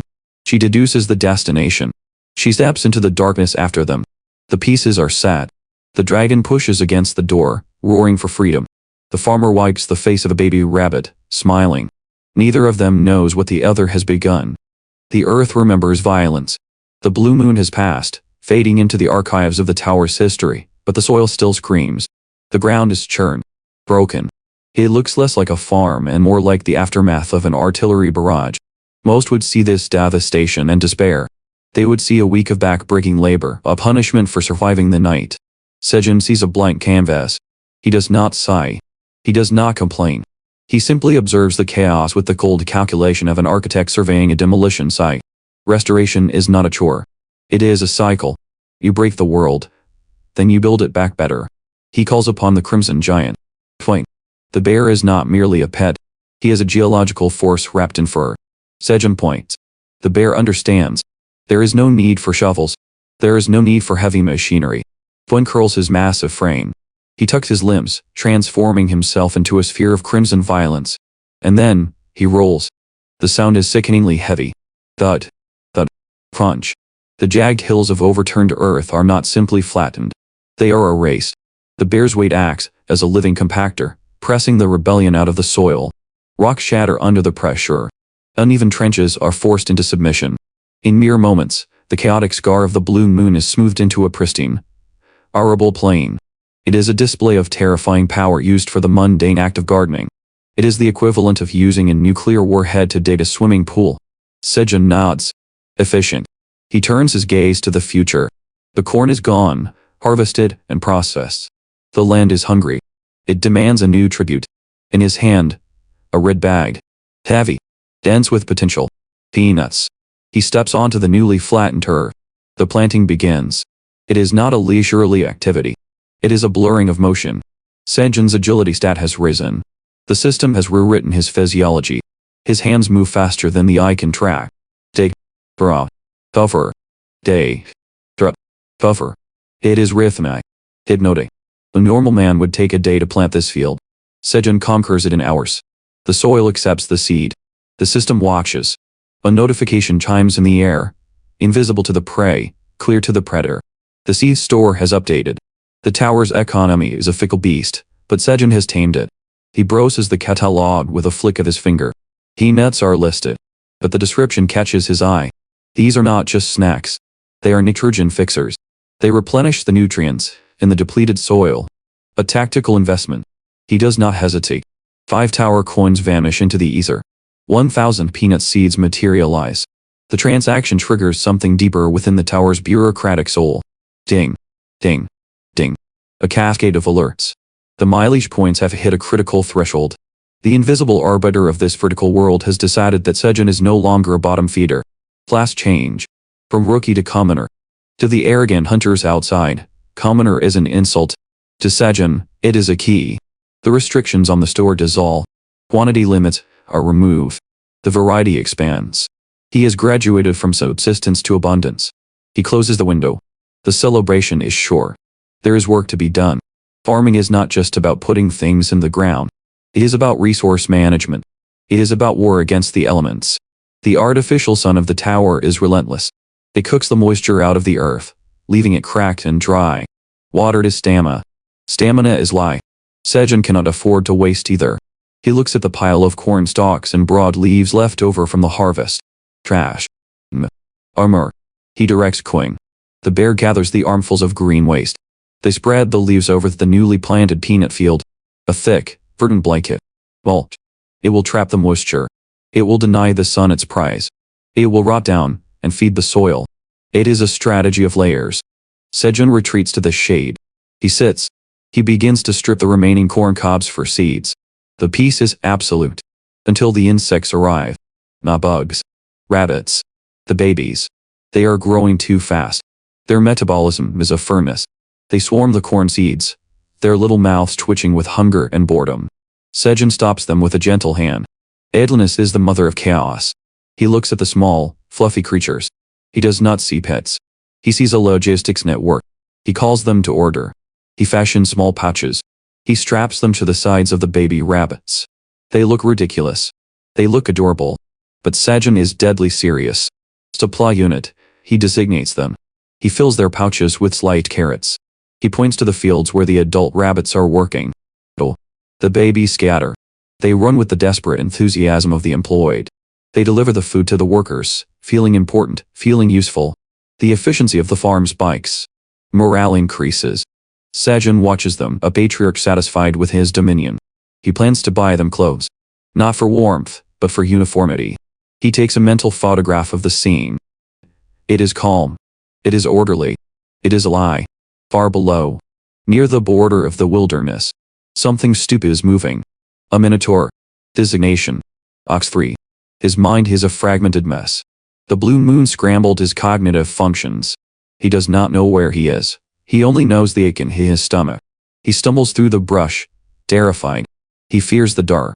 He fears the silence. Most of all, he fears the red monster that rules this territory. He finds a root protruding from the dirt. A reddish. Left behind. Forgotten. He eats it. The flavor explodes in his mouth. It is not just a root. It is a mana battery. Before he can process the taste, a shadow falls over him. The captain. A larger minotaur. Cruel. Impatient. The captain grabs Ox 3 by the throat, accusing him of desertion. But then, the captain pauses. He smells the radish on Ox 3's breath.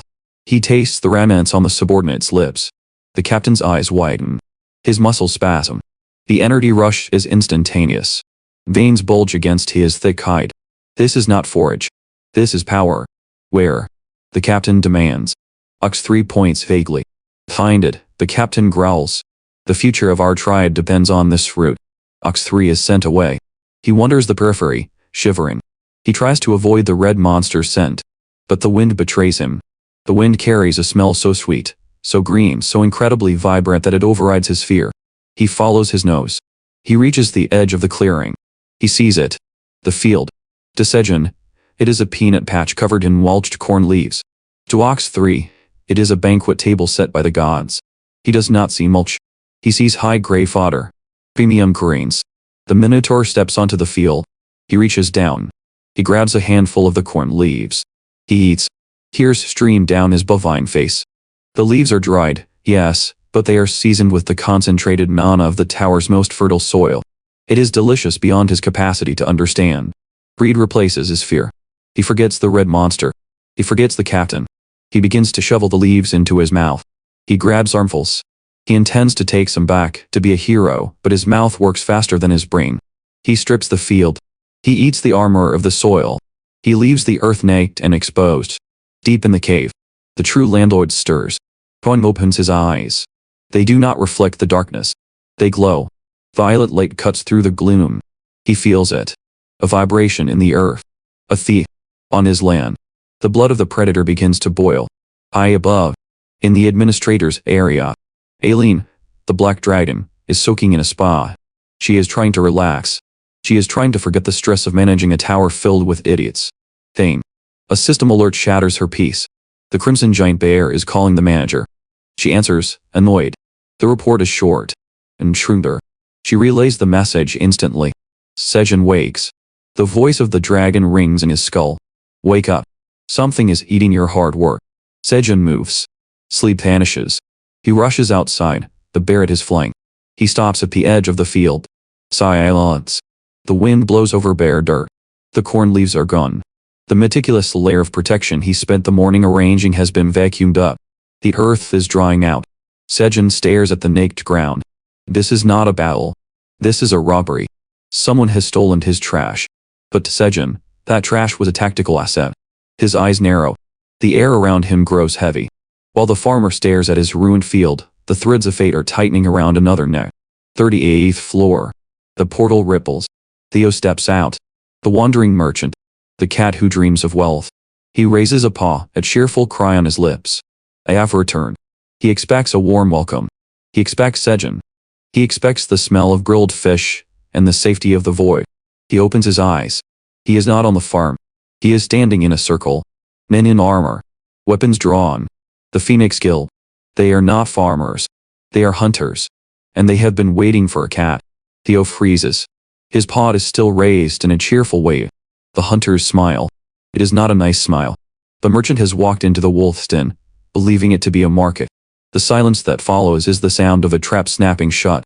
The sun bleeds over the horizon of the 99th floor. It exposes a violation. Sejun stands at the perimeter of his territory. The silence here is heavy. It is not the quiet of peace. It is the quiet of an empty room where a body was just removed. He looks at the earth. There is no destruction. There is no chaotic trampling of beasts. The soil has not been churned by rage or mindless hunger. It is worse. The soil is undisturbed. The green onions are gone.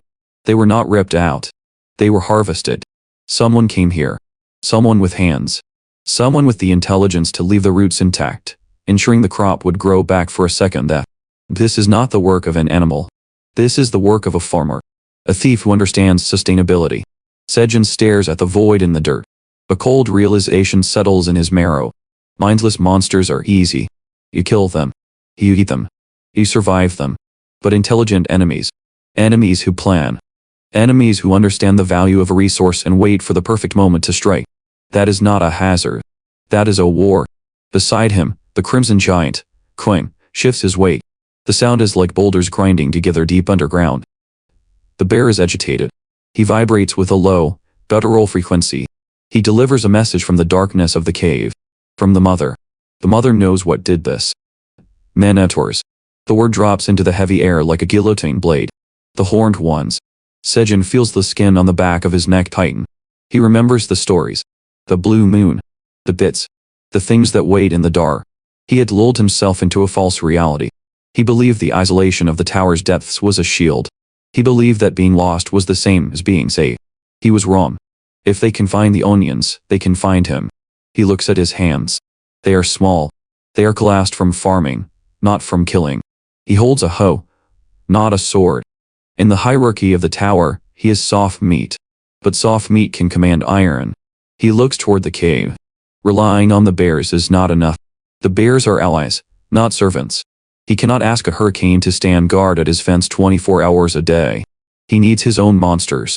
He needs a legion that breathes only when he allows it. He turns. He walks to the shade. There is a basket there. Inside a cocoon pulses. It is ugly. It is beautiful. It is the poison bee queen. The rhythm of the pulse is accelerating. The shell is thinning. The system was absolute in its description. The first creature the queen sees is her master, not her friend, her god. Sejun does not hesitate. He begins the ritual. He does not gather weapons. He gathers flowers. Cherry tomato blossoms. Sweet potato flowers.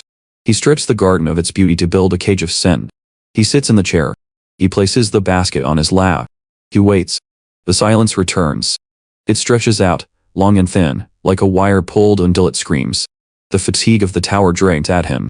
The adrenaline of the theft fades, replaced by the crushing weight of gravity and exhaustion. His head dips. He closes his eyes. He sleeps. He sits there, a small, defenseless human holding a bouquet of flowers, waiting for a monster to be born on his lap. It is a display of arrogance only the truly ignorant or the truly powerful can afford. Time passes. The shell cracks. It is not a violent sound. It is the sound of a seal breaking. Golden light spills out. It is warm. It smells of honey and venom. The creature pulls itself free. Damp wings shiver, shaking off the fluids of birth. The second-generation queen opens her eyes. Violet orbs scan the world. She sees the flowers. She sees the human. There is no calculation. There is no resistance. The imprint is instantaneous. It is violent in its absolute finality. She does not see a threat. She sees the source of all things. She flutters forward. She buries herself in the petals on his chest. She accepts the offering. She accepts the yoke. Sejun sleeps on. He does not know it yet, but the perimeter is no longer unguarded. The air now belongs to him. Far away. The geography here is hostile. Jagged rocks bite into the sky. The air is dry, tasting of dust and old blood. The border of the 99th floor. Two figures stand amidst the desolation. They are massive. Bovine heads. Muscles that look like carved granite. Minotaurs. They are the thieves. One of them, a subordinate known only as Ox 3, holds out a hand. It contains the loot. A handful of green leaves. The captain looks down. His nostrils flare. He is unimpressed. They risk the wrath of the Crimson Bear for this. For a salad. The disrespect is palpable. The captain snorts. He reaches out. He takes a leaf. He is ready to crush the subordinate for wasting his time. He throws the leaf into his mouth. He chews. He stops. The world stops. The flavor hits him first. It is not just taste. It is a physical assault. Sweetness. Sharpness. Life. Then, the mana hits. It explodes in his gut. It rushes through his veins like a breaking dam. It is a torrent of power, washing away the fatigue of the wasteland. His eyes snap open. They glow with a terrifying, revitalized light. His body shudders. He has spent his life eating garbage. He has spent his existence raping nutrients from dry moss and tough meat. He did not know food could do this. This is not a vegetable. This is a condensed miracle. The captain swallows. He feels the mana settle in his core, warm and throbbing. The skepticism is dead. It has been replaced by a hunger that will never be sated. He looks at the leaf in his hand. It is small. It is insignificant. But if they had more, if they had fields of this, they would not just survive. They would rule. The captain looks at Ox 3. The subordinate is swaying, drunk on the mana, eyes rolling back in a food coma. The captain grabs him. Shakes him. Go back. The command is thunder. Find the source. They do not know they are hunting a human. They do not know they are walking into the territory of a man who just tamed a poison queen. They only know the taste. And for that taste, they will walk into hell. 38th floor. Civilization. The Phoenix Guild stands in formation. They are hunters. They are arrogant. They are clothed in steel and magic beasts leather. They are waiting for a merchant. They expect weapons. They expect armor. They expect artifacts pulled from the corpses of high-level monsters. Instead, they get a cat. Theo stands before them. He is small. He is orange. He looks like a pet that wandered away from a warm hearth. The hunters smirk. They reach out to pet him. They treat him like a novelty. Theo does not purr. Theo opens his bag. He is not a pet today. He is a shark in fur. He pulls out a cherry tomato. The hunters laugh. A vegetable. A joke. They ask if he is selling snacks for a picnic. Theo does not laugh. He holds the tomato up. The light catches the red skin. It looks like a ruby. He speaks. His voice is smug. Dismissive. Grade D. The laughter dies. It is strangled in their throats. In the tower. Grades are law. Tis trash. E is standard. Tis a potion. The hunters freeze. Their eyes lock onto the small red sphere. They pull out their scanners. They check the item details. The numbers flash on their screens. Breaks down fat. Increases mana. 0 side effects. Silence descends on the 38th floor. This is not food. This is impossible. Edible items with stat boosts are rare. Edible items that taste good and provide stats are myths. The smirk is gone from the hunters' faces. It is replaced by the desperate, ugly look of addicts who just saw a fresh supply. 70 coins, one shouts. May ID. Another screams. The dignity of the guild evaporates. They are scrambling. They are throwing money at the cat. Theo watches them. His whiskers twitch. He does not feel gratitude. He feels contempt. He sells. He takes their coins. He watches his balance soar past 1,000. The weight of the money bag increases, but to Theo, it is lighter than air. He is rich. He imagines the license. Veteran merchant. He imagines the power. He imagines tax evasion. He laughs. It is a sound of pure, unadulterated capitalism. But the tower is not done with him. He tries to upsell. He offers them the privilege of touching his paws. A fee for cuteness. But the hunters are distracted. The team leader, a woman named Kim, is looking at her phone. She is not looking at the tomatoes. She is looking at a picture. She looks at the phone. She looks at Theo. It's him, she whispers. The other hunters turn. They pull out their phones. Instagram. The social network of the killers. There are pictures. Pictures of an orange cat. Pictures of the merchant who sells the miracles. Theo freezes. He is being recognized. He is not just a merchant anymore. He is a celebrity. The hunters approach him. They are not looking at his boots. They are looking at him. They want photos. They want proof they met the legend. Theo's mind races. Most creatures would be scared. Most creatures would run. Theo smiles. Fame is not danger. Fame is leverage. Fame is a higher price point. He strikes a pose. He lifts a paw. He demands payment for the photos. He does not know who Sejun is to the rest of the world. He does not know that he is the face of a goat farm on the 99th floor. He only knows that the world below is hungry. And he is the only one with the spoon. The connection is made. The root has tapped into the vein of the tower. The farmer sleeps with a monster on his chest. The thieves march toward their doom.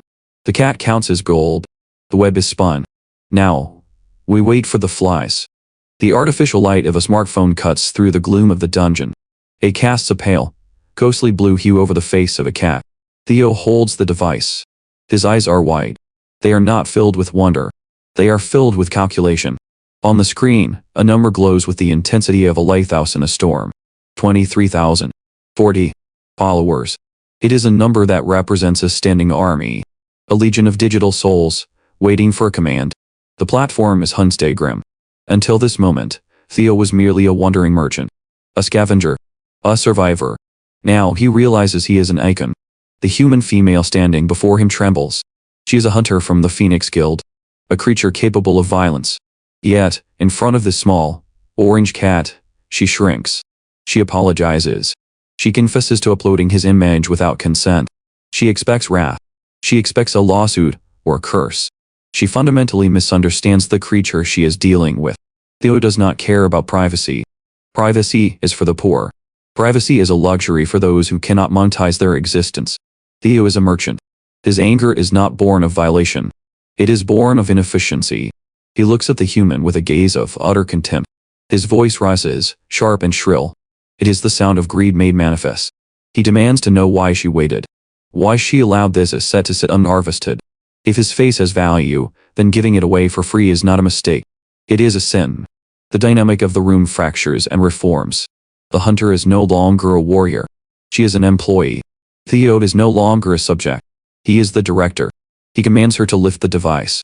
He understands the algorithm instinctively. It is a predatory sense, no different than smelling blood in the water. He knows what the masses want. He tilts his head. He hugs his coin bag. He projects an aura of calculated vulnerability. Click, click, click. The shutter captures the lie. Inside his mind, Theo is screaming. He is orchestrating the angles. He is demanding perfection. He uses the caption not to thank his fans, but to bait a trap. He broadcasts his location. The 38th floor. He promises rewards. He promises spectacle. He is turning a patch of dirt into a pilgrimage site. He is not just selling items anymore. He is selling the privilege of his presence. A star is born. It is a grotesque, beautiful display of capitalism. Time passes. The forest of the 38th floor is dense. The air is thick with moisture, and the scent of decay. Theo walks alone. The high of his digital conquest is fading. His body is tired, but his mind is still counting imaginary coins. He sees himself ascending. He imagines the title of chairman next to his name. He is drunk on his own potential. The tower, however, despises arrogance. It has a way of correcting those who look too far up and forget to look down. The silence of the woods changes. It becomes heady, oppressive. The birds stop singing. The insects cease their chirping. Nature holds its breath. Something has entered the perimeter. Shadows detach themselves from the tree line. They are massive. Wolves. But these are not wild beasts. They move with the synchronized discipline of a hit squad. They wear cloaks. They carry the scent of steel and organized murder. The lead wolf steps forward. He towers over the cat. His fur is matted with the history of violence.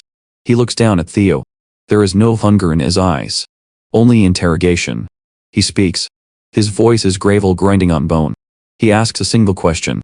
It is specific. It is lethal. Are you the merchant who bought a straw hat? The air in Theo's lungs turns to ice. The straw hat. It is the symbol of Sejun. It is the connection to the hidden apex of this floor. These wolves are not looking for a cat. They are hunting the farmer.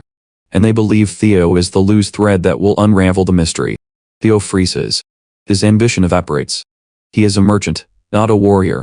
He stands before a creature designed to kill, and he has nothing. The wolf sees the hesitation.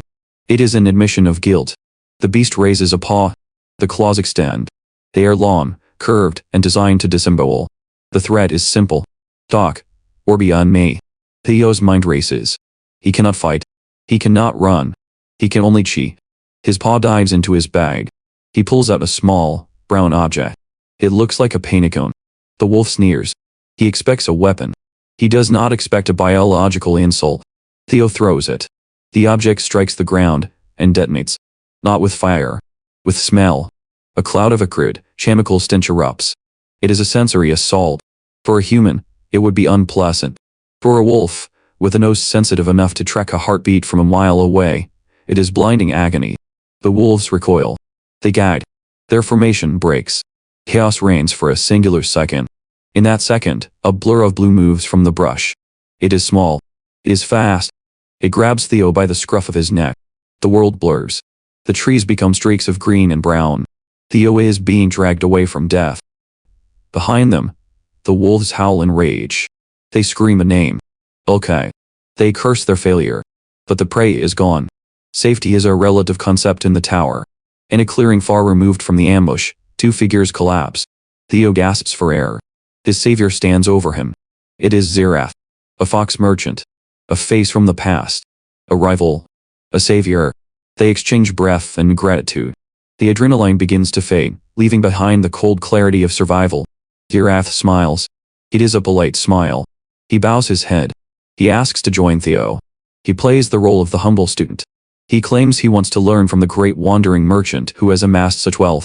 It is a performance. Theo accepts it. His ego demands that he accepts it. But beneath the surface of this alliance, a second game is beginning. They walk together. Zerath makes conversation.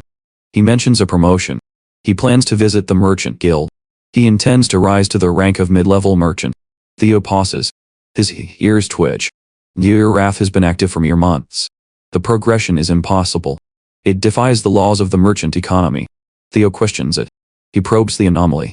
Zerath offers a clumsy excuse. He blames a leak. He blames a loose-lipped acquaintance named Scarum. Theo nods. He accepts the lie because he is tired. But the audience sees the truth. Zerath is not a student. He is a hunter. His internal monologue reveals his true nature. He is an agent of the Wandering Merchant Secret Inspection Bureau. He is the internal affairs of the underground economy. He is here for one reason: to investigate Theo. The numbers do not add up. 1,000 tower coins. Accumulated in weeks. By a cat with no combat ability. In the logic of the tower, this equals crime. Zerath is convinced that Theo is moving contraband. Illegal artifacts. Cursed weapons. Drugs. Something dark. Something valuable enough to risk death. Zerath prepares his trap. He keeps his voice light. He asks the question casually. What are you selling, Theo? He waits for the confession. He waits for the slit. Theo answers. His face is a mask of absolute seriousness. Cherry tomatoes. Zerath stops walking. The forest goes quiet again. He blinks. He processes the words. He assumes he misheard. He asks for clarification. Theo repeats it. Cherry tomatoes. Round. Vegetables. Zerath's mind fractures. He looks at the cat. He looks for the lie. He finds none. Theo admits he is sold out. He acts as if this is the most natural thing in the world. Zerath is left standing in the dirt, paralyzed by cognitive dissonance. He is a federal agent hunting a kingpin. And the kingpin claims to be a salad salesman. The absurdity is a physical weight. He suspects a code. He suspects a metaphor. He cannot comprehend that the truth is exactly what was said. Reality shifts. The view pulls back. Away from the dirt and the trees. Away from the tower. It crosses dimensions. It lands in the concrete jungle of Earth. A boardroom. High above the city streets. Glass walls. Polished wood. The air is conditioned and sterile. An old man sits at the head of a table. He is a chairman. A ruler of the modern world. In his hand, he holds a small, red sphere. It is a degrade magic cherry tomato. Grown by Sejun. Transported by Theo. The old man places it in his mouth. He bites down. The flavor explodes. It is not just taste. It is energy. It is magic. The biology of his body reacts instantly. Fat cells dissolve. 20 grams of waste burned away in a heartbeat. Vitality floods his veins. His eyes widen. He looks at his subordinate. Jenny, the CEO of Ister. She presents the data. It is cold. It is clinical. They have tried to replicate this. They planted the seeds in the soil of Earth. The result was failure. Ordinary fruit. No magic. No power. The magic is not in the seed alone. It is in the soil of the tower. But they have tested further. They planted seeds on the first floor of the tower. A 10% germination rate. Failure is high. But the potential is infinite. The chairman does not see a snack. He sees a monopoly. He sees a product that will enslave the market of the entire human race. And the tower is already preparing the paperwork. The silver badge sits on the table. It is a cold, dead piece of metal. To the tower's bureaucracy, this object is a sacred key. It unlocks the middle tier of the economic food chain. It separates the scavengers from the hunters. It is proof of competence, of wealth generated, of value added to the system. To Theo, it is shiny. That is the extent of his understanding. It glitters. It reflects the light. It validates his own inflated sense of self-importance. Zerath stares at the badge. He stares at the cat. His mind is currently attempting to solve an equation that has no solution. He looks at the sheer volume of sales recorded on the ledger. The numbers are staggering. They suggest an industrial-scale operation, a level of logistic mastery that rivals the great merchant guilds. Then he looks at Theo. The creature is licking its paw. It is preening. It radiates a level of foolishness that should be biologically impossible for a survivalist species. Zerath cannot reconcile these two realities. Logic dictates that the numbers cannot lie. Therefore, the creature must be a lie. The foolishness must be a veil. A camouflage designed to lower the guard of potential rivals. Zerath feels a chill crawl up his spine. He has been judging a book by its furry cover. He decides, then and there, to stop assuming. He will watch. He will observe the master in his natural habitat. Theo stands. He puffs out his chest. The vibration of arrogance coming off him is palpable. He declares his intention to visit the trading market. Zerath follows. He steps into the shadow of the cat, expecting to witness a masterclass in high-stakes negotiation. The trading market is not a place for the weak. It is a slaughterhouse where the currency is coin rather than flesh. The air hangs heady, thick with the smell of unwashed bodies, rusted iron, and desperation. Every glance is a calculation. Every handshake is a potential trap. Merchants do not bleed here. They dissolve. They walk into these alleys with dreams of profit, and crawl out with empty pockets and broken spirits. It is an ecosystem of vipers. Theo walks through it like he owns the pavement. He does not look left or right. He does not check for pickpockets. He marches with the blind confidence of a creature that has never known a predator it couldn't annoy into submission. They stop at a general goods store. The establishment is a hole in the wall. The shelves are clogged with dust. The inventory is mediocre at best. The shopkeeper is a hyena.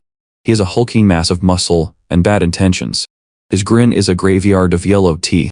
He leans over the counter, his eyes locking onto the small, orange figure before him. He sees a cat. He sees a toy. He smells a victim. Theo points to his selection. 2 cooking pots. A set of needles. Thread. These are the tools of survival. Mundane. Boring. The hyena does the mental math. The value is negligible. But he looks at the cat's clean fur.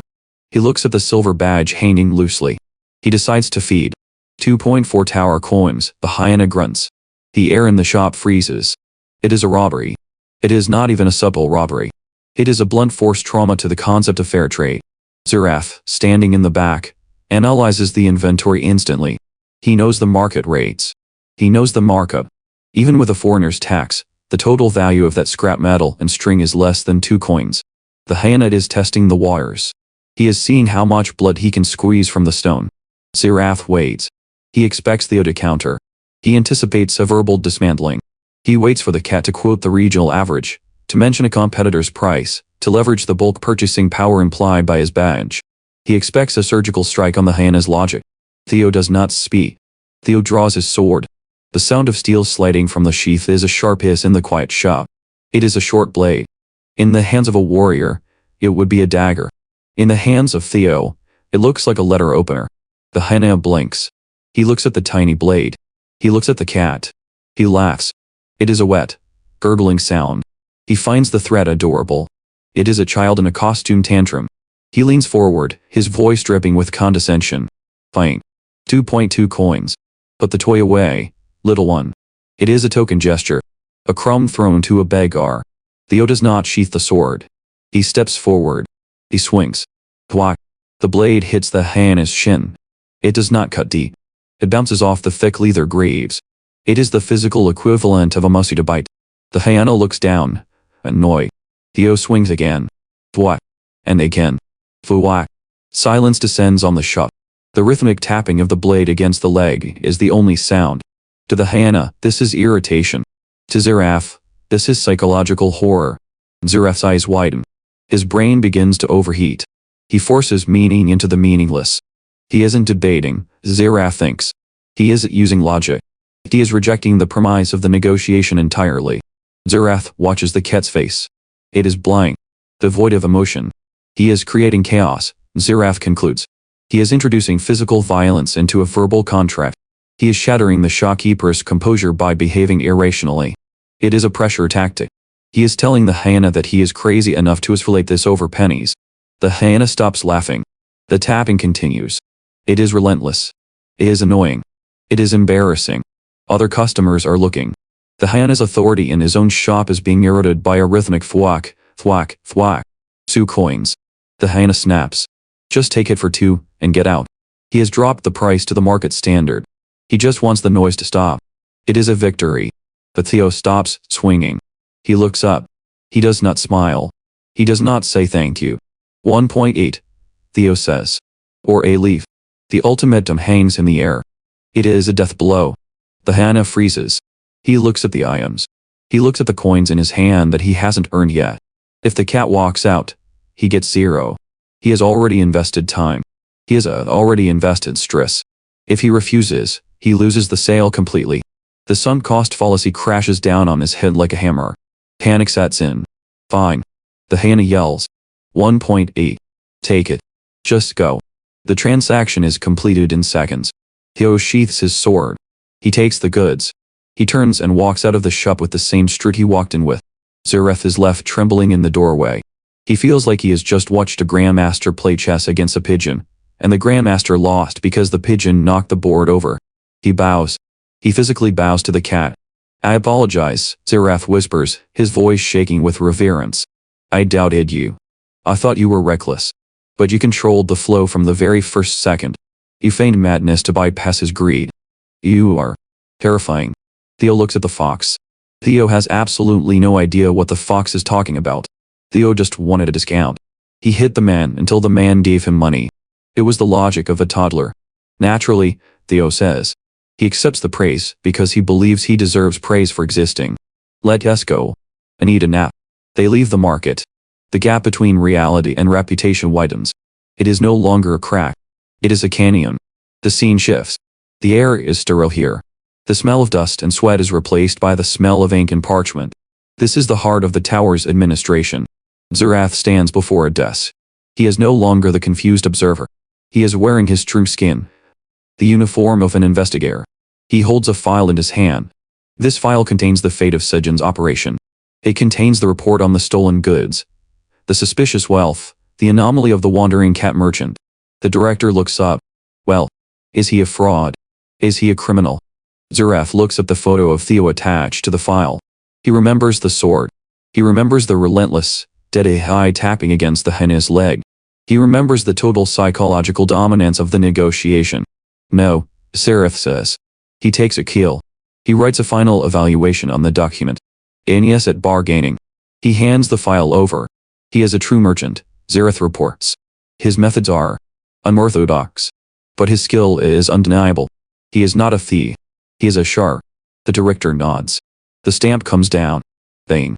Case closed. Surveillance dropped. The investigation is diverted. The resources are pulled back. Sejun, sitting miles away in a cave, has just been saved from the full weight of the tower's law enforcement. He was not saved by cunning. He was not saved by bribery. He was not saved by strength. He was saved because his cat is a brat, and the world is too over-analytical to realize it. Far from the city, the air is clean. The farm breathes. It is a false peace. It is the quiet of a territory that has been claimed by an apex predator. The mother crimson giant bear patrols the perimeter. She is a mountain of fur and violence. Her presence alone has erased the concept of thieves from this grid coordinate. Nothing enters this circle without permission. Nothing leaves without permission. Sejun stands in the center of his domain. He surveys his creation. Corn. Cherry tomatoes. The green shoots are piercing the earth, defying the darkness of the tower. But life requires water. Sejun picks up his watering can. He walks to the nearby pond. This is not a safe place. The water connects to the underground channels.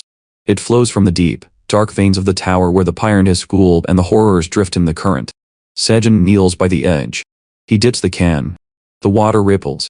Movement. Sejun freezes. His eyes narrow. He tracks the disturbance in the shallows. They are not fish. They are armored. They are red. Crayfish. They have migrated from the depths. They are large. They are invasive. In any other ecosystem, they would be a pest. They would be a threat to the local balance. To Sejun, they are not pests. They are not wildlife. They are calories. The switch flips in his brain. The farmer dies. The darkness of the underground lake is not merely an absence of light. It is a weight. It presses against the skin, seeking a weakness. The water is freezing. It numbs the nerves and slows the blood. But hunger is a far more demanding master than the cold. Sejun stands in the black current. He is not a warrior. He is not a hero chosen by destiny. He is a man with an empty stomach, and a dagger that has seen too much use on stone and wood. The tower offers nothing for free. It demands a toll for every breath.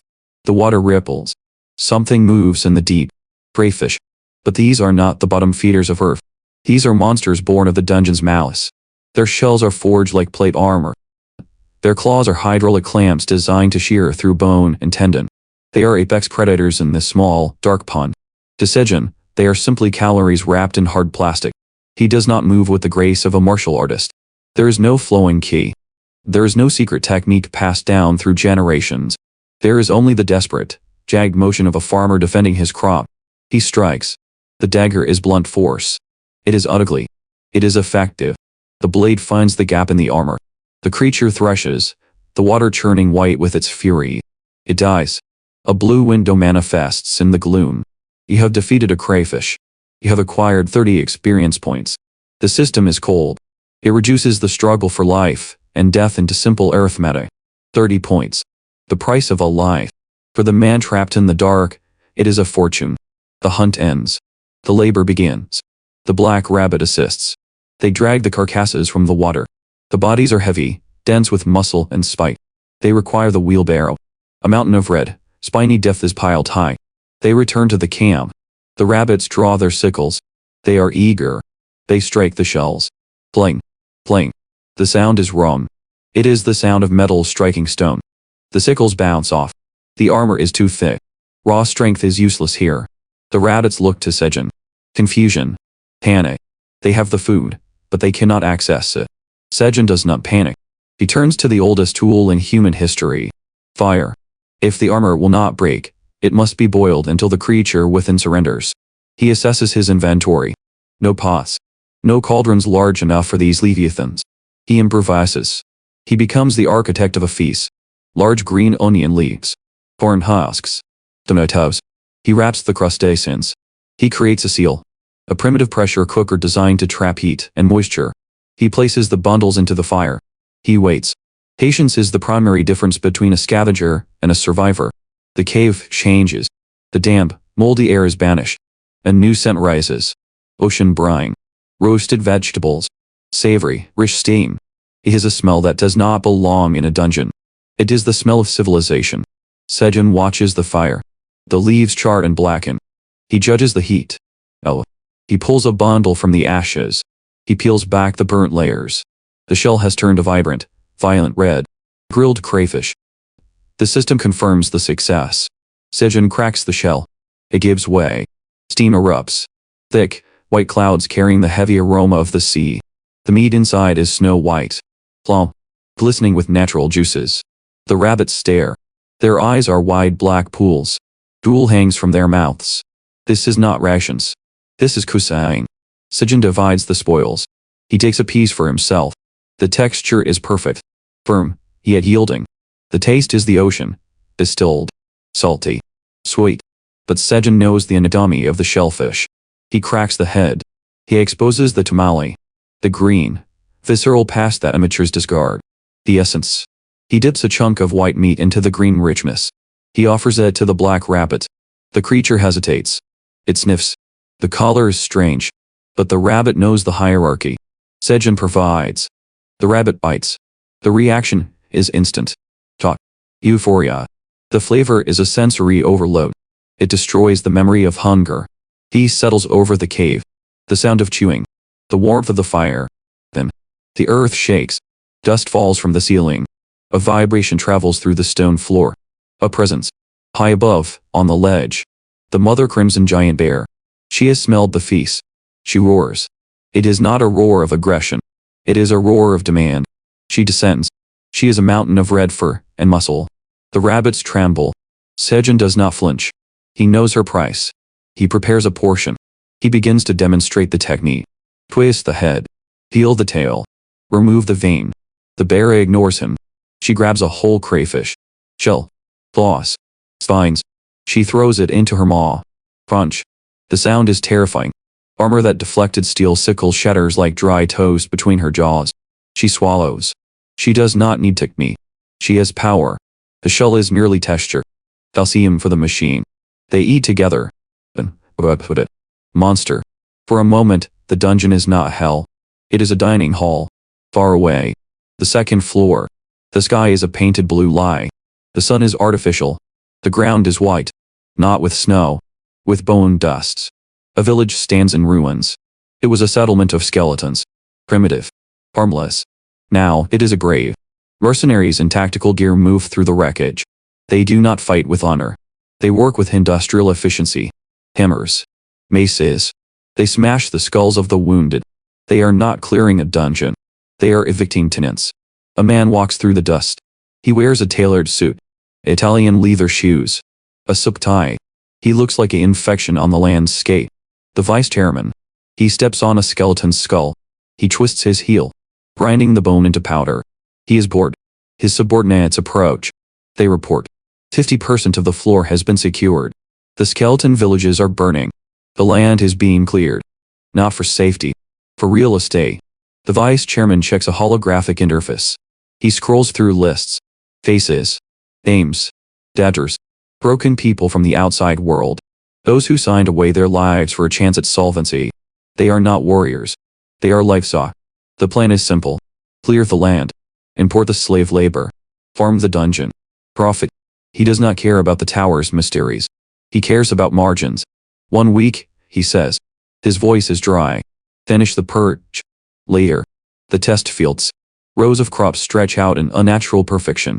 Cherry tomatoes. They have grown at an accelerated rate. Science and magic forced together. The fruit is large. Hid. Flawless. The vice chairman stands with the researchers. They are nervous. Lab coats stained with dungeon soil. They promise results. The vice chairman reaches out. He plucks a tomato. It feels heavy. Right.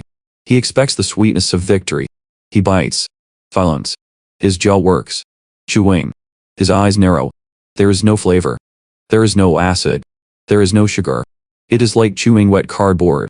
It is a void of taste. He spits the pulp onto the ground. Disgust curls his lip. The researchers stammer. They explain the nutrients. The growth hormones. The magical fertilizers. The vice chairman ignores them. He looks at the red pulp in the dirt. It is empty. Sterile. There are no seeds. The tower has rejected their greed. It has given them form without substance. They have manufactured a lie. He stomps on the remaining fruit. But smear. Useless. Trash. He whispers. The corporate machine has stalled. Money cannot buy the soul of the soil. Back in the cave. The fire has died down. Sejun sleeps. His stomach is full. His dreams are quiet. He does not know about the suits. He does not know about the armies of debtors being prepared for slaughter. He knows only his farm. But the farm is not empty. Darkness shifts. A shadow falls over the green onion patch. It is massive. Heavy. A hoof steps into the soft soil. It sinks deep. Muscles ripple under thick hide. A minotaur. A beast of legend. A labyrinth guardian. It towers over the crops. Its breathing is like a bellows. It reaches down. A hand the size of a shovel grabs a bunch of green onions. The delicate plants snap. The monster lifts them to its mouth. It does not roar for blood. It does not seek to trample the farmer. It opens its mouth. Moo. It chews. The sound of grazing. Fresh grass. The guardian of the abyss is not here for war. It is here for a snack. The hierarchy of the cave shifts once again. Sejun sleeps. The cow eats. The tower watches. The air in the vice chairman's office is not merely quiet. It is dead. It is the silence of a tomb lined with velvet and mahogany. On the porcelain plate rests a tomato. It is red. It is glossy. It is perfect. And it is a lie. The man in the suit stares at the fruit. He does not see a meal. He sees a corpse. He cuts it open. There is nothing inside. No seeds. No future. No legacy. The interior is a wet, red void. This is the cruelty of the tower. It gives you the illusion of perfection, but it strips away the ability to create. The man remembers. 10 years ago. He was younger then. He was foolish. He remembers the first time the tower opened its throat and swallowed him. He remembers stumbling into the ecosystem on the lower floors. It was a paradise of green. The soil screamed with nutrients. The sun never set. He looked at that land and saw dollar signs. He saw a global monopoly on food. He saw himself as a god of agriculture. He leveled up. He fought. He left. He thought he could simply return. He thought he could bring the seeds of earth into the belly of the beast and force them to grow. He was wrong. The tower is not a greenhouse. It is a hostile organism. It rejects the outside. It possesses a biological firewall that acts instantly upon entry. The moment a living thing steps across the threshold, the tower sterilizes it. Beast. Plant. The ability to reproduce is stripped away. The seeds he brought from the outside world are genetic dead ends. They will grow once. They will bear fruit once. And then they will die. They cannot evolve. They cannot adapt. They are tourists in a land of predators. The vice chairman feels the cold sweat of realization. He has wasted millions. He has built a farm on a foundation of sin. To survive in the tower, you cannot use the wheat crops of earth. You must use the things born in the dark. You need the indigenous light. You need the monsters that masquerade as plants. He remembers a rumor. A whisper in the marketplace. A wandering merchant. A creature of fur and avarice. A cat. This cat spoke of a supplier. A monopolist hiding on the 55th floor. But the vice chairman is weak. He cannot climb that high. He is trapped by his own mediocrity. His fist hits the table. The sound is a dull thud, swallowed by the expensive carpet. Skin splits. Blood weeps onto the polished wood. He does not care. Desperation is a powerful fuel. He barks orders into the intercom. He sends his hunters. Not to the top, but to the 38th floor. They must find the gas. They must find Theo. They must buy the cherry tomatoes that possess the magic of the tower. He does not care about the price. He will pave the floor with gold if he has to. He needs those seats. He needs a future. Far below the skyscrapers and the weeping billionaires. Deep in the hidden floor. The air smells of wet earth and ancient moss. A different kind of negotiation is taking place. Theo struts. The orange fur on his back bristles with self-importance. He walks with the confidence of a creature who believes he owns the forest. He stops. His slit pupils contract. Before him sits a mountain. It is a mass of black fur and iron muscle. A black minotaur. A creature designed for slaughter. It sits on the forest floor, calm, chewing. A green stalk hangs from its mouth. To the minotaur, this is a snack. It is a weed found in the dirt. To Theo, this is a war crime. The cat does not know fear. He only knows profit. He marches up to the beast. He stands in the shadow of the monster. He points a paw. He accuses. Thief. The word hangs in the humid air. The minotaur stops chewing. It looks down. It takes a moment for the beast's brain to process the audacity of the small creature. The minotaur speaks. Its voice is the sound of boulders grinding together. It explains, slowly, that the green onion leaf was on the ground. Therefore, it was trash. Therefore, it was free. This is the logic of the wild. If you drop it, you lose it. Theo bristles. His tail lashes. He explains the economy of the farm. There is no trash. Sejun, the farmer, treasures every atom of this place. A leaf is a bowl. A stem is a rope. A dried husk is toilet paper. To take the leaf is to steal from the inventory. The minotaur stands. The ground shudders. The shadow consumes Theo completely. The beast is a warrior. It has pride. It has honor. To be called a thief is a stain on its soul. It roars. The trees shake. Birds flee. The sound is a physical force. It demands judgment. It demands a trial. They will go to the source. They will go to Sejun. Sejun is asleep. He is dreaming of a world where he is not trapped in a dungeon. The dream is shattered. A weight lands on his stomach. Air leaves his lungs in a painful wheeze. He wakes. His vision is blurry. He hears the screeching of a cat. He wipes the sleep from his eyes. He looks up.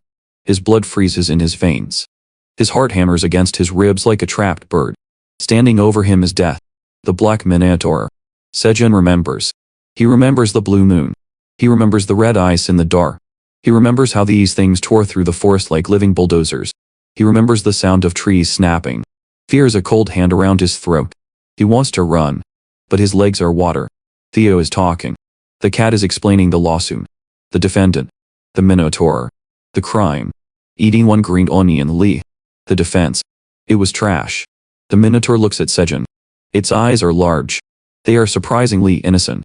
They are the eyes of a child who has been accused of breaking a vase.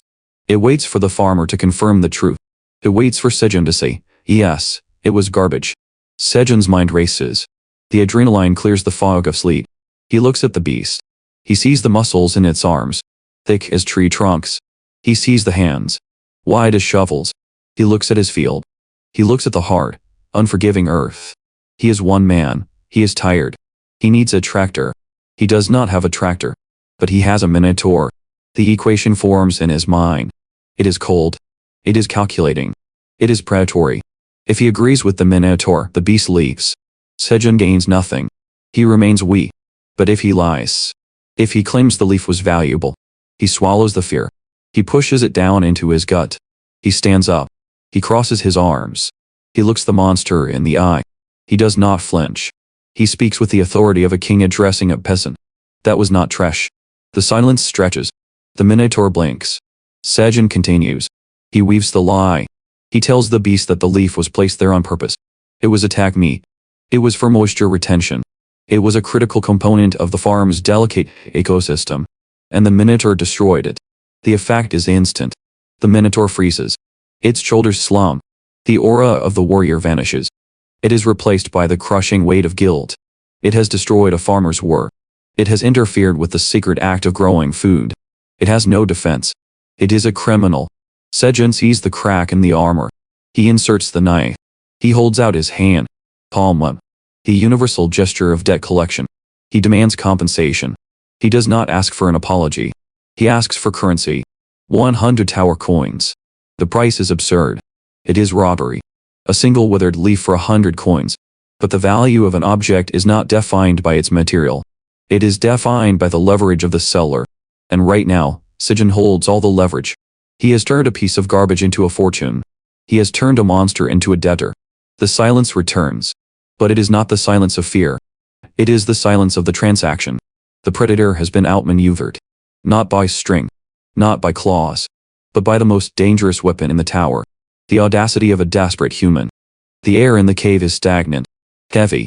It smells of wet stone and the musk of a creature that has realized, too late, that it is no longer the predator. The Minotaur stands frozen. A mountain of muscle. A labyrinth guardian. A beast designed by the tower to crush bone and trample hope. And yet, it trembles.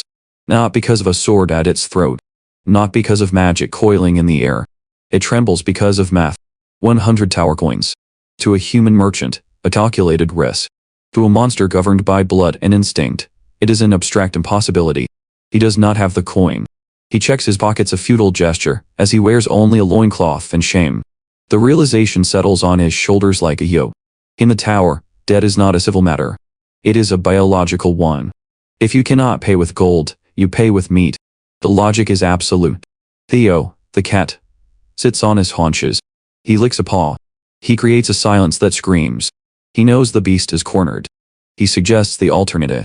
If the Minotaur wishes to keep his limbs attached to his torso, he must sell the only thing he has left. This time, Sejun watches. He does not gloat. He does not smile. He simply exists, as the anchor of this reality. He offers the contract. Benevolent. Like a king offering a peasant the right to breathe his air. He will not take a lie. He will take labor. 1 tower coin per day. A wage that would make a goblin stray. But then Sejun plays the card that breaks the beast's mind. Unlimited access to green onions. Watch the Minotaur's eyes. The pupils dilate. The breathing hitches. The warrior dies. The edict is born. He does not see slavery. He sees a buffet. The green onion is not a vegetable here. It is vitality. It is flavor in a world of gray ash. The Minotaur nods. Violently. Desperately. He would sign his soul away for a bite of that stalk. Theo produces the paper.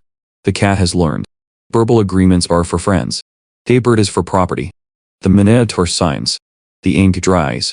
The steel trap shuts. It is done. The monster is no longer a free agent of chaos. He is an employee. Sejun praises the cat. Theo preens. He rubs against Sejun's leg, vibrating with the purr of a creature that has successfully manipulated a giant. The hierarchy is cemented. Sejun is the brain. Theo is the mouth. The Minotaur is the muscle. Night falls. The tower does not sleep, but it breathes. The next cycle begins with the mundane rhythm of survival. Sejun descends. The underground lake. Black water. Silent. Cold enough to stop a heart. The black rabbit stands at the edge. He is small. Unassuming. But in this farm, size is a lie. The water teems with crayfish. Hard shell. Vicious. The rabbit strikes. It is not a hunt. It is a harvest. But then, the air shifts. A light erupts from the rabbit's small frame. It is not the warm glow of morning. It is the cold, hard light of ascension. The tower acknowledges the violence. The rabbit is changing. Bones crack and reset. Muscles weave themselves into denser cords. The hammer in his hand once a tool warps. It grows. It sharpens. It becomes an instrument of ruin. Sejun watches. He does not interfere. A second awakening. Most climbers pray for a lifetime to see one. The rabbit stumbles into it while fishing. Sejun steps back. He understands leadership. You do not micromanage a force of nature. You let it feed. You let it grow. The rabbit swings the new hammer. The wire explodes. Domination. But the farm is a living thing. It does not allow for rest. A sound comes from the crevices. By him. Low at first. Then deafening. A vibration that rattles the teeth. The queen bee returns. She was a survivor. Now, she is a matriarch. She does not come alone. Behind her, a cloud of gold and black. A legion. They descend. Sejun does not flinch. He welcomes them. Not as threats. As assets. He turns to the crimson giant bear. The bear is massive. A walking siege engine. Sejun introduces the insects to the mammal. He frames it carefully. Protect the bees. In exchange. Honey. Watch the bear. The mere word rewrites her aggression. Honey. Liquid gold. Sweetness in a world of salt and blood. The bear nods. It is not an agreement. It is a religious vow.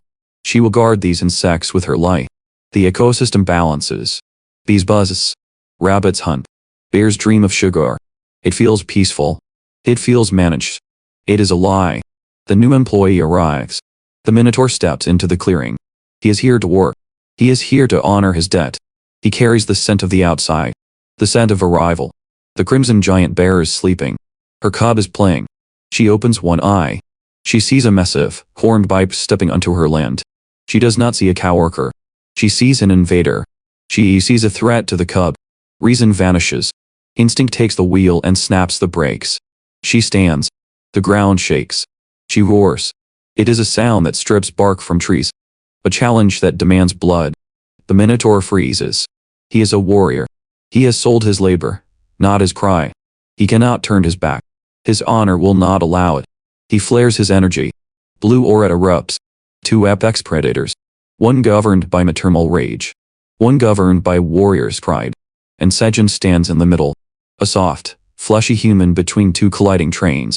He waves his hands. He shouts. He tries to explain the org chart. He tries to explain that they are colleagues. That there is a dental plan. That they are on the same payroll. It is useless. They do not hear him. The blood rushes in their ears. The bear charges. The Minotaur braces. Theo translates the screaming. The bear says leave or die. The cow says he will not retreat. The dust rises. The air pressure drops. The collision is imminent. And then, the administrator chimes in. Elim. From her tower high above. She sends a message. She is not worried about the farm being destroyed. She is not worried about Sejun being crushed into past. She is hungry. She is bored. She demands a resolution because the noise is interrupting her snacking schedule. The disrespect is total. Sejun looks around. Chaos. His workers are about to kill each other. His manager is demanding food. His crops are at risk. The stress fractures his patience. Kindness. Gone. Reason. Useless. Diplomacy has failed. He realizes he has been approaching this as a human. He needs to approach this as the owner. He needs to use the nuclear option. The one thing that cuts through honor, rage, and instinct. Sejun inhales. He expands his lungs. He does not roar. He does not use a skill. He screams a simple truth. If no one listens to me, I will not give any of you food. Violence. Instant. Absolute. Terrifying. The crimson giant bear freezes mid-stride. One paw in the air. The rage evaporates. Replaced by a horror so deep it chills her marrow. No food. The honey. The sweetness. Gone. The Minotaur halts. His aura vanishes. The green onions. The crisp, spicy crunch. Denied. Even the hidden dragon, miles beneath the earth, seems to pause its breathing. The threat echoes off the canyon walls. It is not a threat of violence. Violence they can understand. Violence they can survive. This is a threat of starvation. This is a threat of returning to the bland, gray existence they lived before Sejun. The merchant cat, Theo, falls to the ground. He weeps. The mere thought of a missed meal breaks him. Sejun stands there, panting, face flushed. He looks at the monsters. Towers of muscle. Claws that can shred steel. Magic that can level cities. And they are all staring at him with the wide, terrified eyes of scolded children. He has not one with strength. He is one with leverage. He straightens his clothes. He looks at them with the cold eyes of a predator who knows exactly where the jugular is. In this tower, might makes right. But hunger. Hunger is the only true god. And Sejun holds the spoon. The war is over. Now, get back to war. The air in the tower did not smell of ozone or magic. It smelled of fear. And beneath that fear, a scent much more dangerous to the biology of a living creature. The smell of food. Sejun stood on the dirt. He is a man with the physical durability of wet cardboard. Facing him were titans. The crimson giant bear. A towering mass of fur and violence, capable of snapping a spine with a casual swipe. The Minotaur. A biological tank designed by the dungeon for the sole purpose of trampling hope. By all metrics of this world, Sejun should be a red stain on the grass.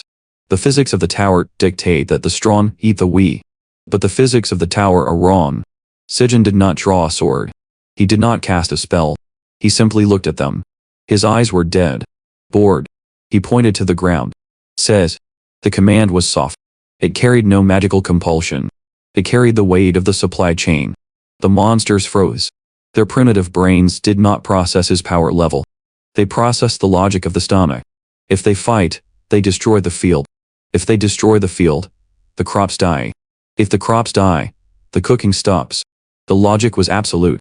It was a chain of causality that tightened around their throats harder than any steel collar. The Minotaur's nostrils flared. The rage of 1,000 battles burned in its chest. It wanted to charge. It wanted to gore. But then, Sejun turned his back on them. The ultimate disrespect. He walked to the pot. He ignited the fire. The sound of sizzling oil cut through the silence like a guillotine blade. The smell hit them. Roasted corn. Grilled fish. The aroma drifted across the battlefield, an invisible chemical weapon dismantling their aggression cell by cell. The Minotaur's knees wavered. The crimson giant bear lowered its massive head, its killer instincts overwritten by the anticipation of flavor. High above, in the digital void, the administrator watched. Ailing. The black dragon. A being of immense power. She watched the screen. She watched the corn. And she salivated. Even the gods of this tower are slaves to the man who holds the ladle. Sejun plated the food. He offered it. The surrender was immediate. The crimson giant bear took a cob of corn. It snapped it in half. It handed the other half to the Minotaur. A moment of impossible absurdity. Chuabek's predators, born to kill each other, breaking bread like wary office workers on a lunch break. They ate. The crunch of the corn was the sound of their pride breaking. Sejun watched them chew. He did not smile. He did not celebrate peace. He saw only labor potential. He waited for them to swallow. Then he laid out the terms of their existence. The mother bear is the security detail. The Minotaur is the heavy machinery. Sejun gave the Minotaur a name. Ox 3. A number. A designation. A label that stripped him of his legend and reduced him to a unit of production. The Minotaur accepted it. He didn't care about his name. He cared about the next cob of corn. Sejun clarified the law. Violence on the farm results in an immediate trade embargo. No food. The terror on the Minotaur's face was genuine. He had faced death in the dungeon 1,000 times. He had never feared it. But the thought of an empty stomach. That was true horror. The deal was struck. A handshake between a bear and a bull. The ecosystem of the farm shifted. Ox 3 stood up. He looked at Sejun. He looked like a drug addict asking for his next fix. He asked for orders. Sejun pointed to the unplowed earth. The soil was hard, packed tight by the pressure of the tower. Dig.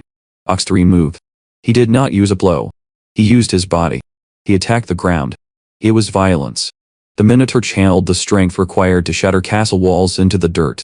He tore through the earth with a fervor born of gluttony. Soil flew into the air. Rocks were pulverized.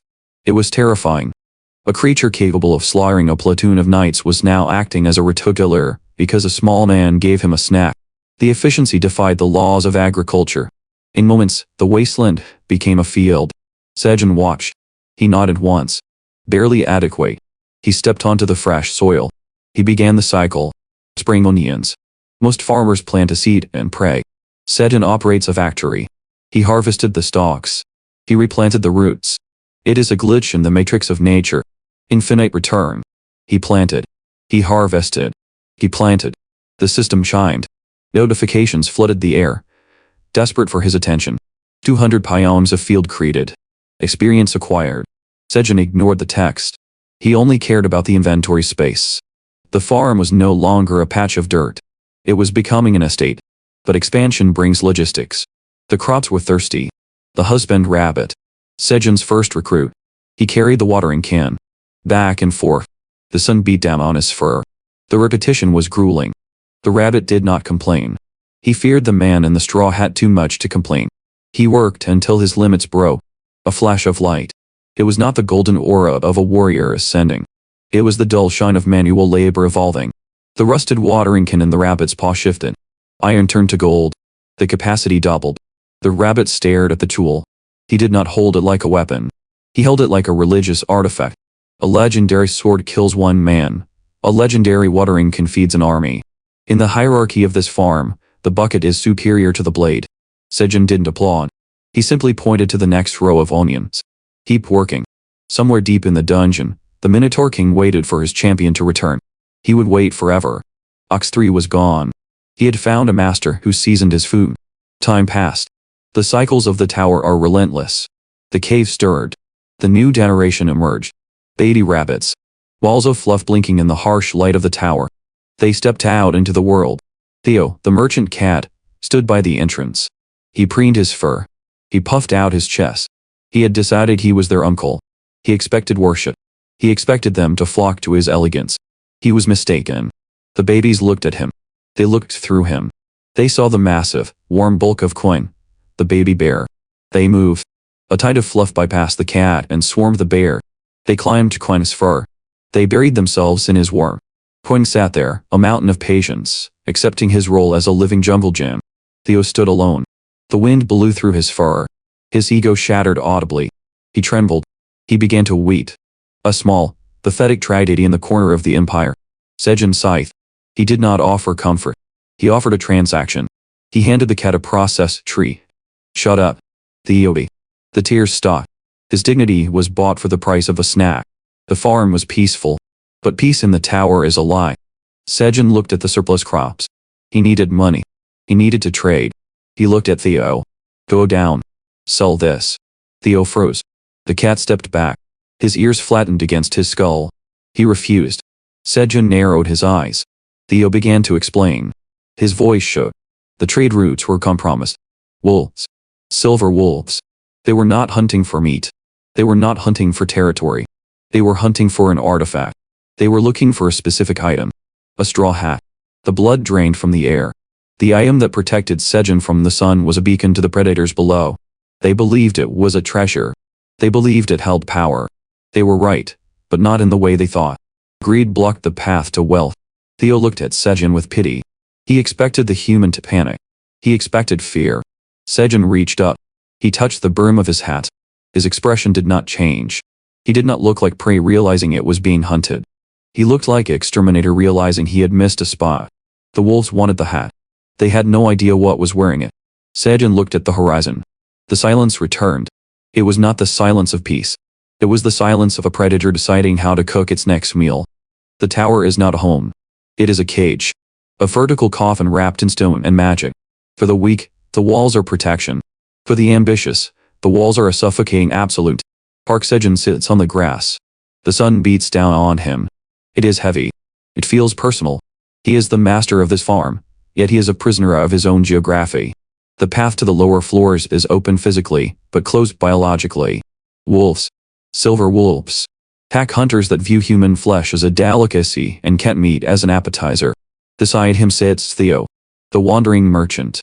A creature of commerce, not carnage. To send the cat alone is to feed the ecosystem. To keep the inventory here is to waste survival.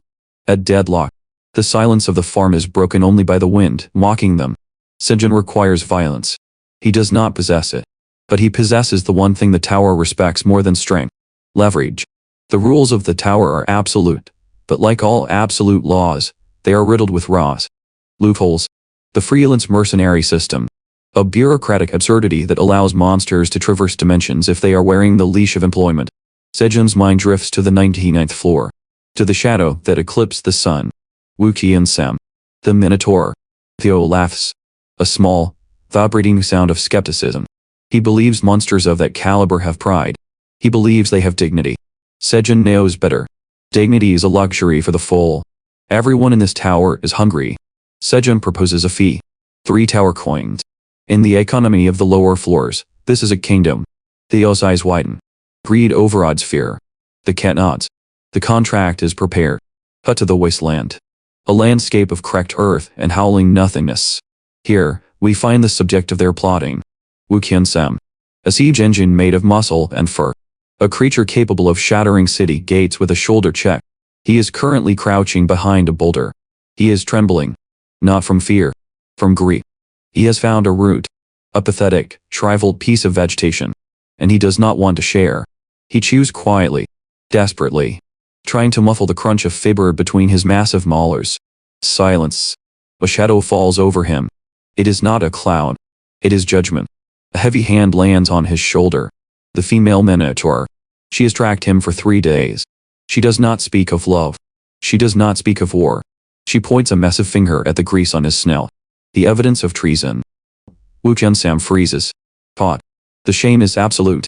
He tries to deny it. He tries to formulate a lie, but his mouth is full of contraband. The bun of the hurt is strong, but the ache of the stomach is stronger. He swallows. He whispers. A job. A secret path. Abundance. He offers her a cut of the deal in exchange for her silence. She agrees. They run together across the cracked earth. Two titans of destruction, sprinting not for glory, but for the promise of a meal that isn't made of dirt. The farm vibrates. Not a tremor. A displacement. The air pressure drops. Sejun stands. Two mountains have materialized in his garden. The biological disparity is offensive. Humans are soft, water-filled bags. These things are granite and rage. Woo-Kyun-san has arrived. And he brought a +1. The female minotaur stares down at Sejun. Her eyes are dark pools of judgment. She looks at the cat. She looks at the human. She is unimpressed. Sejun does not flinch. He is a pragmatist. Two shields are better than one. He steps forward. He places the payment on the table. 3 tower coins. Gold. Shiny. Heavy. Valuable. He waits for the gratitude. He waits for the bowing. Silence stretches. The wind whistles through the onions. Woo-Kyun-san looks at the coins. He looks at Sejun. His expression is one of profound insult. I cannot eat this. The statement is flat. Final. In the savage economy of the apex predator, gold is just a heavy rock. It fills no belly. It builds no muscle. It is a human delusion. The negotiation teeters on the edge of collapse. Sejun realizes his error. He is projecting civilization onto a creature of instinct. He sweeps the coins away. He pivots. 3 meals a day. He pauses. Plus snacks. The reaction is visceral. The stoic masks of the warrior race shatter. Gone is the pride. Gone is the hierarchy. Replaced by the desperate, but enthusiasm of the starving. They roar. They grasp hands. The sheer force of their agreement nearly knocks Sejun over. The contract is sealed. Not with ink. Not with gold. But with the promise of caloric intake. In this tower, the cook outranks the king. The harvest begins. Sejun moves through the green onions. His blade is a metronome. Slice. Stack. Slice. Stack. The pile grows. A mountain of pungent green wealth. It towers over the cat. Physics dictates that this is impossible. But Theo puffs out his chest. He taps the badge on his collar. Senior Wandering Merchant. It is not just a title. It is an upgrade. He opens his bag. The fabric ripples. A vortex forms. The laws of space fold in on themselves. The wind howls as the bag inhales. The mountain of onions vanishes. Stored in a pocket of non-reality. Sejun smirks. He mocks the cat for realizing his own power so late. It is a moment of warmth. A mistake. Comfort is a distraction. Sejun hands Theo a separate package. Gifts for his family. A tether to humanity. A reminder that something exists outside this stone silo. The formation forms up. The tiny orange cat in the center. 2 behemoths flanking him. It looks ridiculous. It looks lethal. Sejun waves them off. He does not tell the minotaurs to protect the onions. He points to the cat. Protect the meat. They vanish into the dimensional rift. The scene shifts. The merchant alley. A hub of commerce. But even here, the rot of the tower festers. Shadows lengthen under the mass of tree structures. 2 figures huddle in the dark. Gray cloaks. Gray fur. Gray souls. Silver wolves. They do not look like the monsters of legend. They look like refugees. Ribs press against skin. Eyes are hollowed out by weeks of failure. Alko, the female, is breaking. She pulls up the chieftain's cloak. She begs. Let us go back. Let us accept death on the 85th floor. This is hopeless. The chieftain, Alka, snaps. He grabs her. His claws dig into the fabric. His eyes burn with the terrifying clarity of the cornered rat. They cannot return. A powerful entity named Grit has promised them salvation. Food. Safety. But only if they complete the task. Failure is not an option. Failure is the extinction of their bloodline. His anger fades. Exhaustion takes its place. He reaches into his robe. He produces a crumb. A single, pathetic piece of dried meat.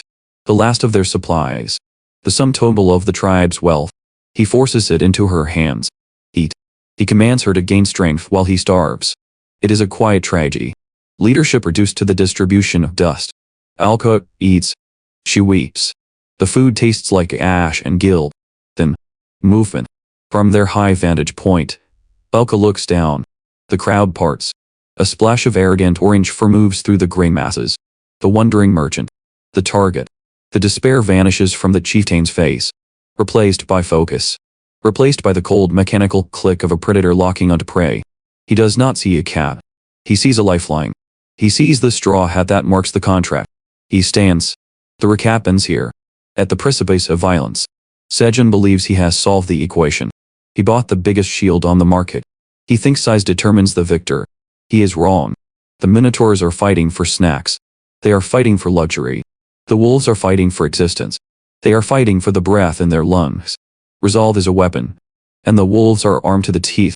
The collision is inevitable. The cobblestones are waiting for blood. The air in the merchant alley did not merely grow quiet. It died.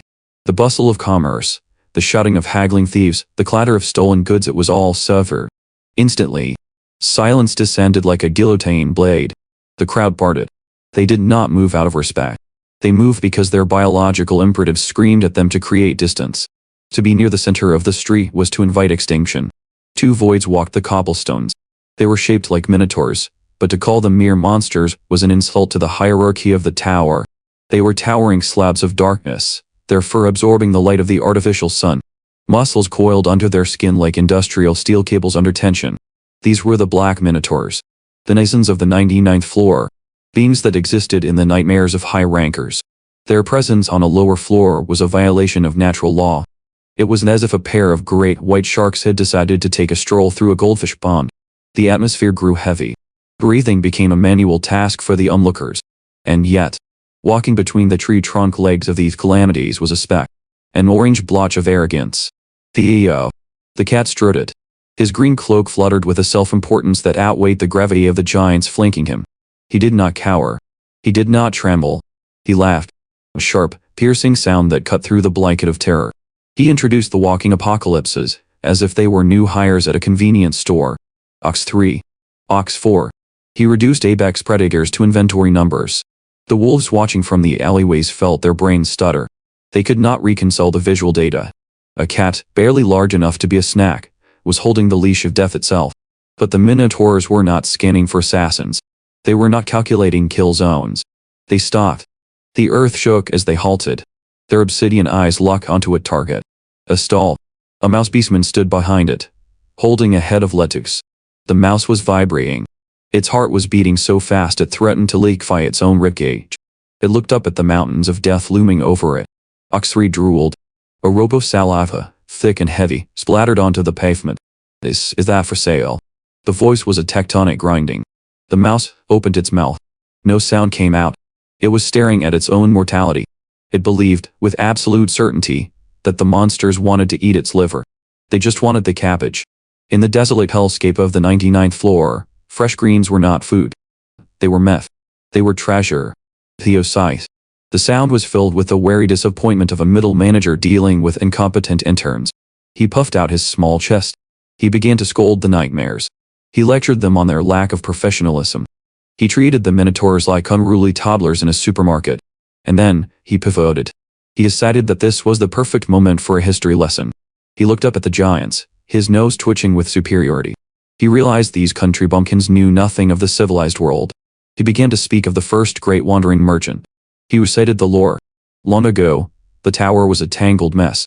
A chaotic root system where paths twisted into dead ends and monster nests. The walk from one floor to another was to gamble with your life. It was the merchants who brought order. They pruned the branches. They carved the roads. They collaborated with the mercenaries and the magic tower to stabilize reality itself. Theo spoke of the merchant passage. The safe zone. The road paved with gold and treaties. He pointed a claw at the air. He explained the concept of the paid passage. A shortcut through the fabric of space. A privilege for the wealthy. A way to bypass the suffering of the common track and warp directly to the 38th floor. The minotaurs listened. Their ears twitched. They were captivated by the cat's knowledge, forgetting the lettuce for a brief second. Theo basked in it. He felt tall. He felt wise. He decided they would eat at his favorite fish restaurant before taking the war. He turned his back to the sky, confident in his safety. He was wrong. Desperation does not care about history lessons. Hunger does not respect safe zones. High above, on the architectural overhangs, a shadow detached itself from the stone. Elkai. The silver wolf chieftain. He did not see a merchant passage. He did not see the black minotaurs. He saw the orange cat. He saw the key to his tribe's survival. He saw the only creature who knew where the mana-rich crops came from. Ilka did not think. He launched. Gravity took hold. He became a missile of gray fur and starving resolve. He fell with the weight of his entire lineage on his shoulders. Boom. The impact cracked the cobblestones. Dust billowed outward in a choking ring. Ilka rose from the crater. His eyes were bloodshot. His ribs were visible through his pelt. He roared. It was not a roar of dominance. It was the scream of a father watching his children fade. Where are the crops? He lunged. He ignored the giants. He aimed his claws directly at Theo. He needed answers. He needed the location. He needed to steal the future back for his pack. But physics in the tower is cruel. X4 moved. A creature that size should not be able to accelerate instantly. It defied inertia. One moment, the Minotaur was standing still. The next, he was a wall. Elka's claws did not meet soft orange fur. They met a bicep that felt like a bank vault door. Thud. The sound was wet and heavy. Elka stopped.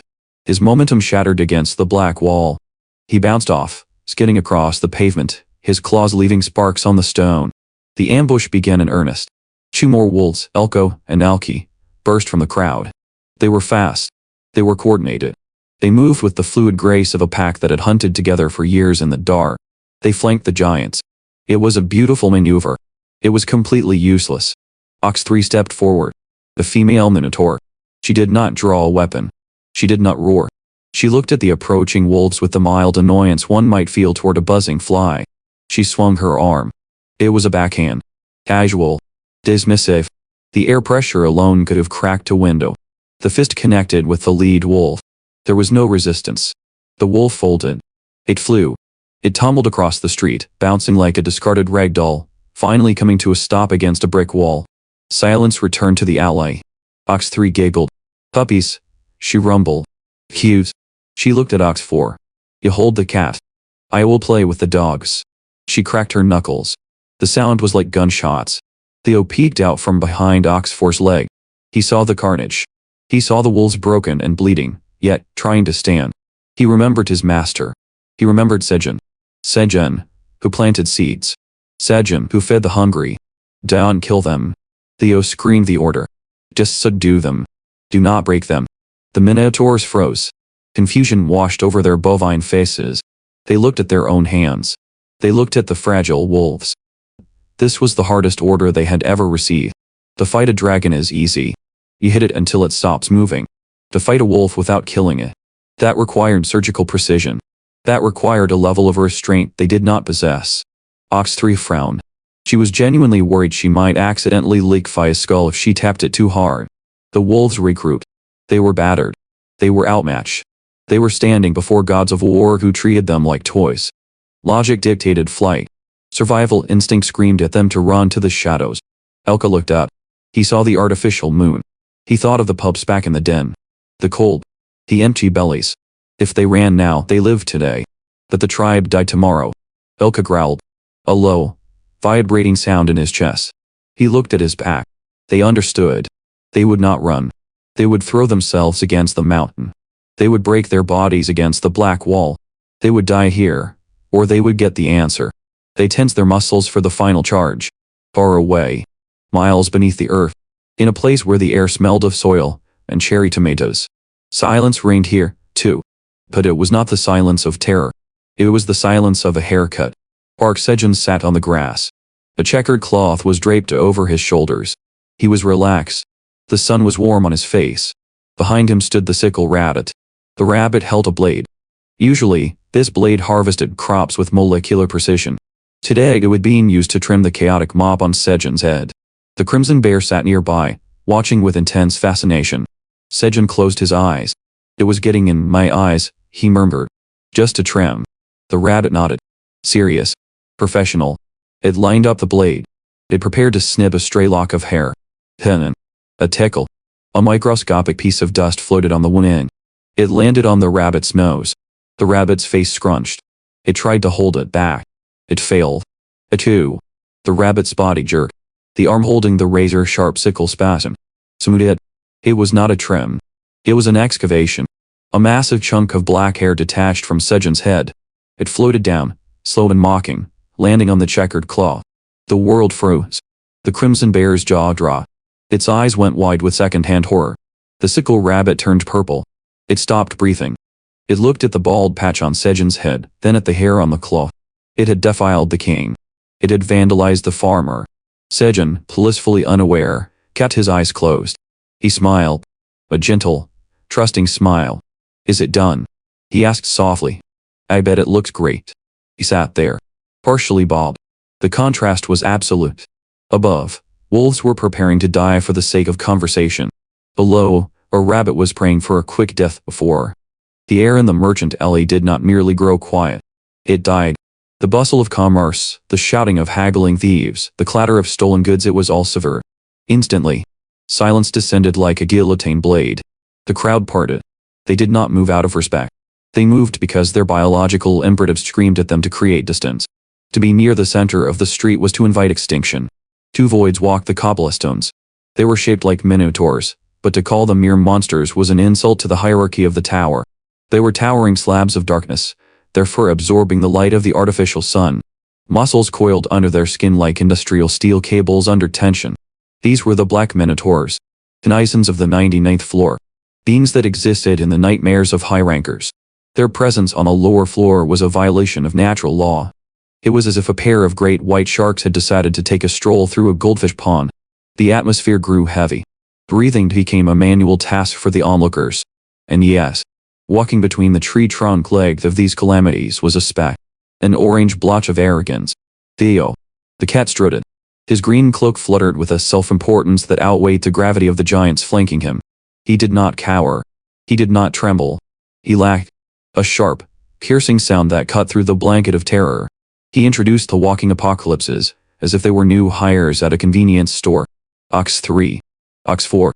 He reduced apex predators to inventory numbers. The wolves watching from the alleyways felt their brains stutter. They could not reconcile the visual data. A cat, barely large enough to be a snack, was holding the leash of death itself. But the minotaurs were not scanning for assassins.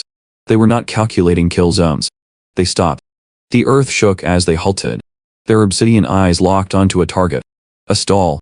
A mouse beastman stood behind it, holding a head of lettuce. The mouse was vibrating. Its heart was beating so fast it threatened to liquefy its own ribcage. It looked up at the mountains of death looming over it. Ox 3 drooled. A rope of saliva, thick and heavy, splattered onto the pavement. Is that for sale?" The voice was a tectonic grinding.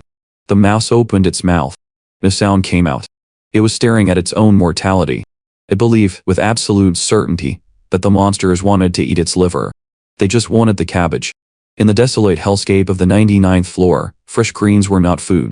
They were meth. They were treasure. Theo sighed. The sound was filled with the wary disappointment of a middle manager dealing with incompetent interns.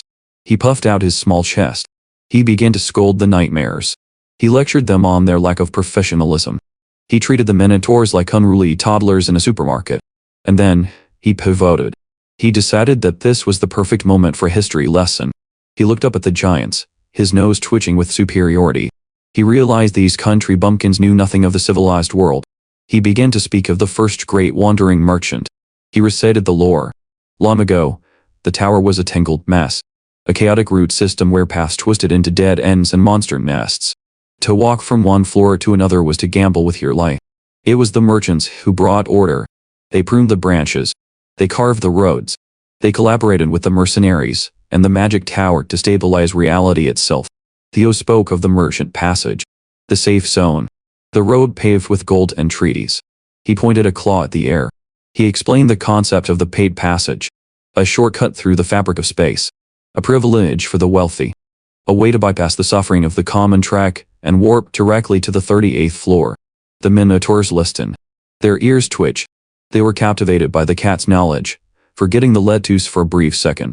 Theo basked in it. He felt tall. He felt wise. He decided they would eat at his favorite fish restaurant before taking the warp. He turned his back to the sky, confident in his safety. He was wrong. Desperation does not care about history lessons. Hunger does not respect safe zones. High above, on the architectural overhangs, a shadow detached itself from the stone. LK. The silver wolf chieftain. He did not see a merchant passage. He did not see the black minotaurs. He saw the orange cat. He saw the key to his tribe's survival. He saw the only creature who knew where the mana-rich crops came from. Elka did not think. He launched. Gravity took hold. He became a missile of gray fur and starving resolve. He fell with the weight of his entire lineage on his shoulders. Boom. The impact cracked the cobblestones. Dust billowed outward in a choking ring. Elka rose from the crater. His eyes were bloodshot. His ribs were visible through his pelt. He roared. It was not a roar of dominance. It was the scream of a father watching his children fade. Where are the crops? He lunged. He ignored the giants. He aimed his claws directly at Theo. He needed answers. He needed the location. He needed to steal the future back for his pack. The physics in the tower is cruel. Ox 4 moved. A creature that size should not be able to accelerate instantly. It defied inertia.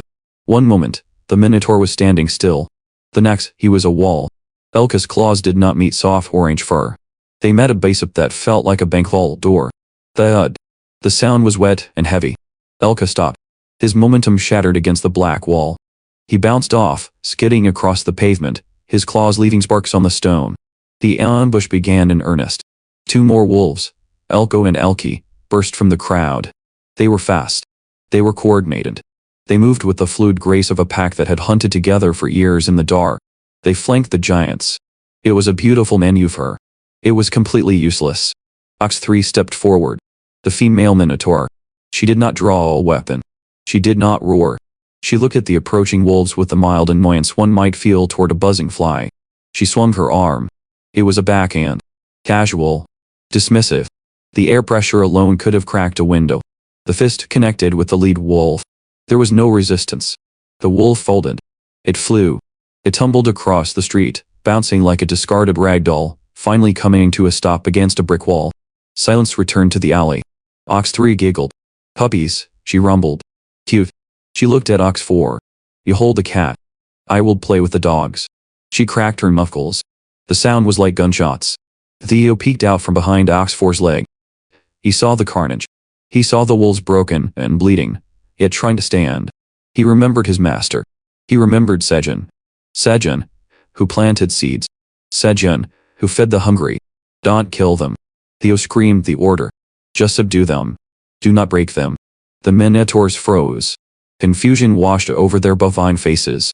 They looked at their own hands. They looked at the fragile wolves. This was the hardest order they had ever received.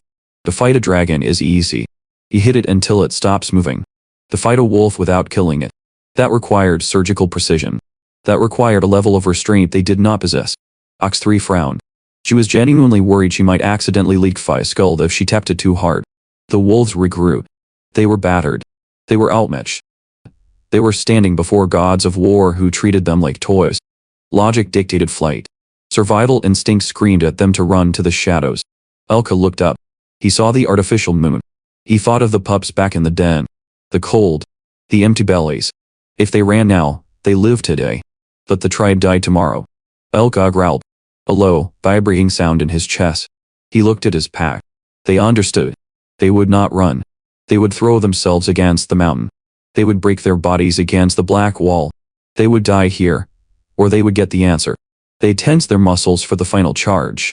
Far away. Miles beneath the earth. In a place where the air smelled of soil and cherry tomatoes. Silence reigned here, too. But it was not the silence of terror. It was the silence of a haircut. Park Sejun sat on the grass. A checkered cloth was draped over his shoulders. He was relaxed. The sun was warm on his face. Behind him stood the sickle rabbit. The rabbit held a blade. Usually, this blade harvested crops with molecular precision. Today, it was being used to trim the chaotic mop on Sejun's head. The crimson bear sat nearby, watching with intense fascination. Sejun closed his eyes. It was getting in my eyes, he murmured. Just to trim. The rabbit nodded. Serious. Professional. It lined up the blade. It prepared to snip a stray lock of hair.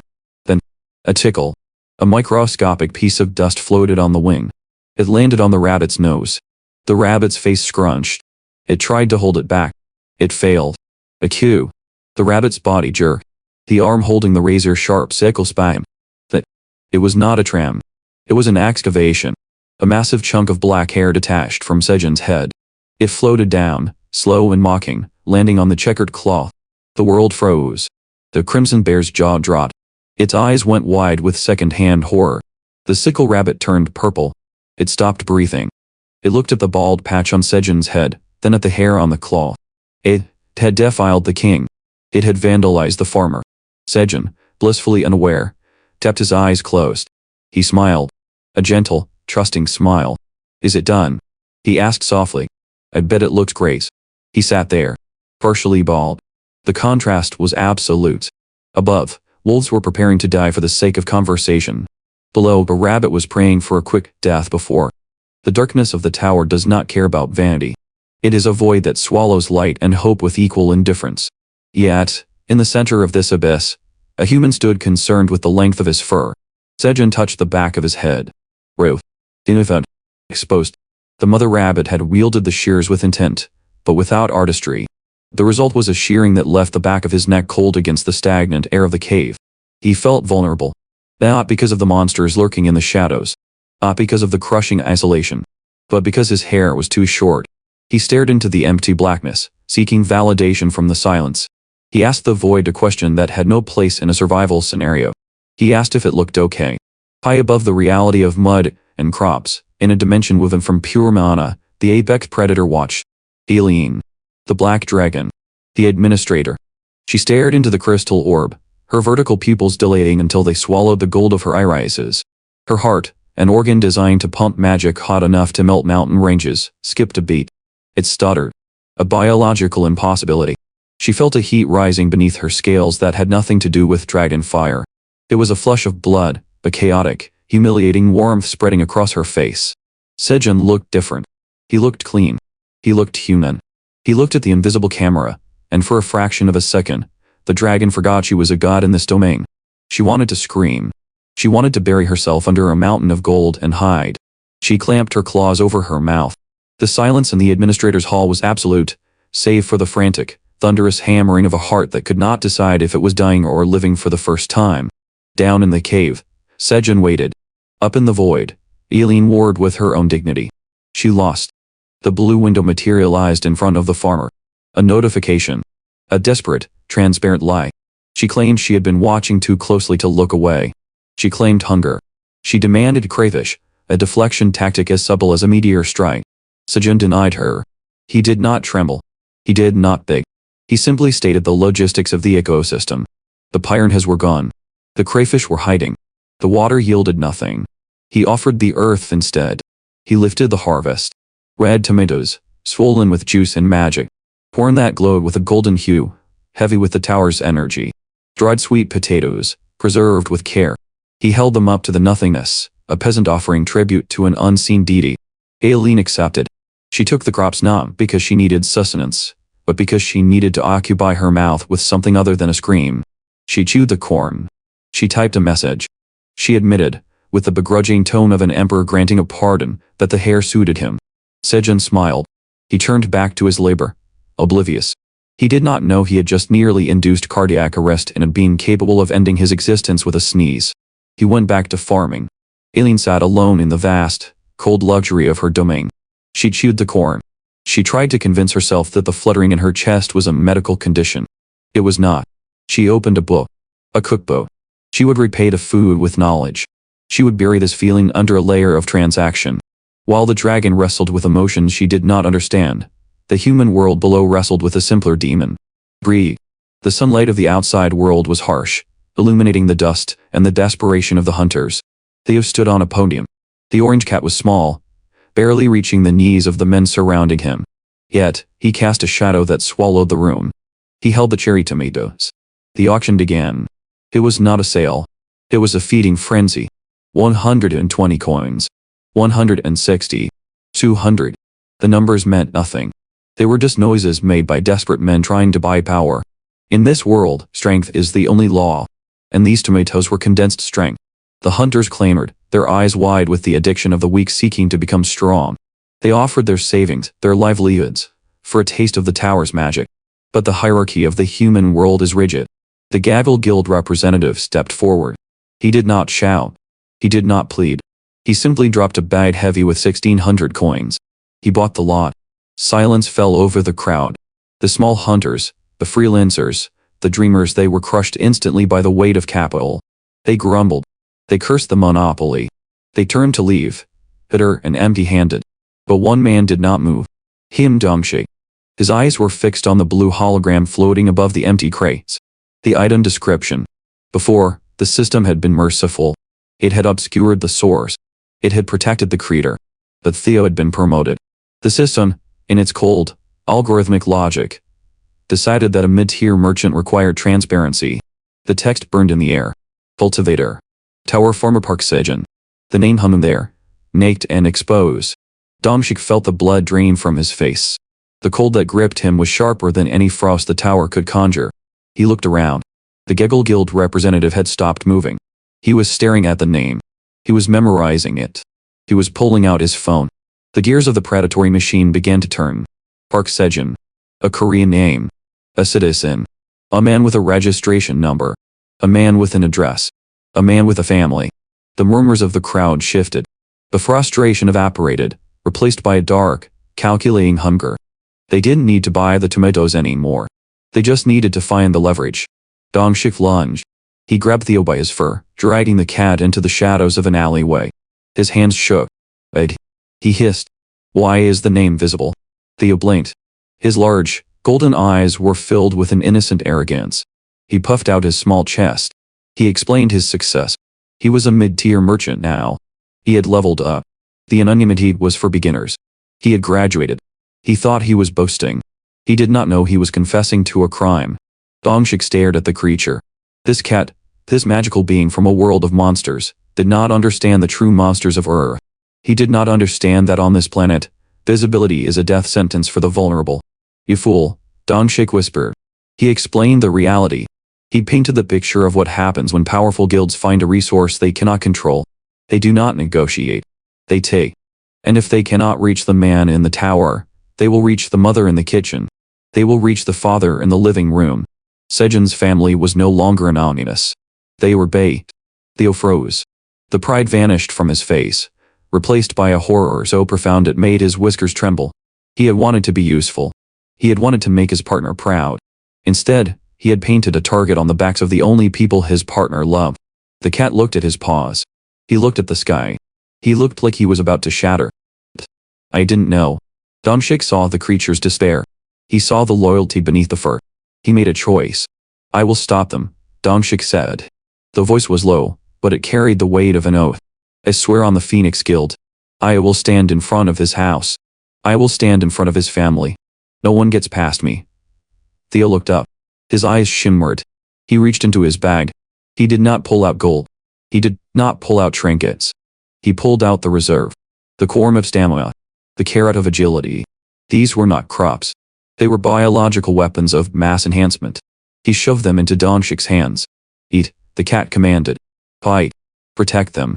Dongshik looked at the vegetables. He could feel the power radiating from them. If the guilds knew these existed, if they knew the true potency of what Sejun was growing, the city would burn. He nodded. He turned and ran. He had a war to prepare for. Theo did not wait. He turned back toward the gate. He ran. His small legs pumped furiously, his claws digging into the pavement. He had to get back. He had to warn Sejun. He had to fix the mistake that his vanity had created. Deep in the 38th floor, the air smelled of blood and musk. The minotaurs sat in the clearing. They were mountains of muscle, wrapped in thick fur, topped with horns that could skewer a wyvern. They were chewing cud. At their feet, the gray wolves lay bound and broken. The wolves were predators, efficient killers, but against the minotaurs, they were nothing more than unruly pets. The wolves snarled. They still had their pride. Then, a blur of orange fur burst into the clearing. Theo. He did not slow down. He did not ask for permission. Ox 3. Ox 4. The voice was high-pitched, desperate, and commanding. "Move out. We are leaving." The wolves looked at the cat. They sneered. A feline giving orders to minotaurs. It was a joke. The minotaurs did not laugh. They stood up. The ground shook. They spat out the grass. They grabbed their massive axes. They grabbed the bound wolves and hoisted them over their shoulders like sacks of grain. Absolute obedience. Theo did not even look at them. He was already moving toward the stairs. The hierarchy was clear. The cat was the voice of the master. The minotaurs were the fist. They ascended. They climbed the floors with a speed that defied their ball. They were a freight train of violence moving up the tower. But Theo was a merchant. And a merchant's soul is a strange thing. Even in the grip of terror, even while sprinting to save his partner's family from potential kidnapping and torture, his eyes scanned the roadside.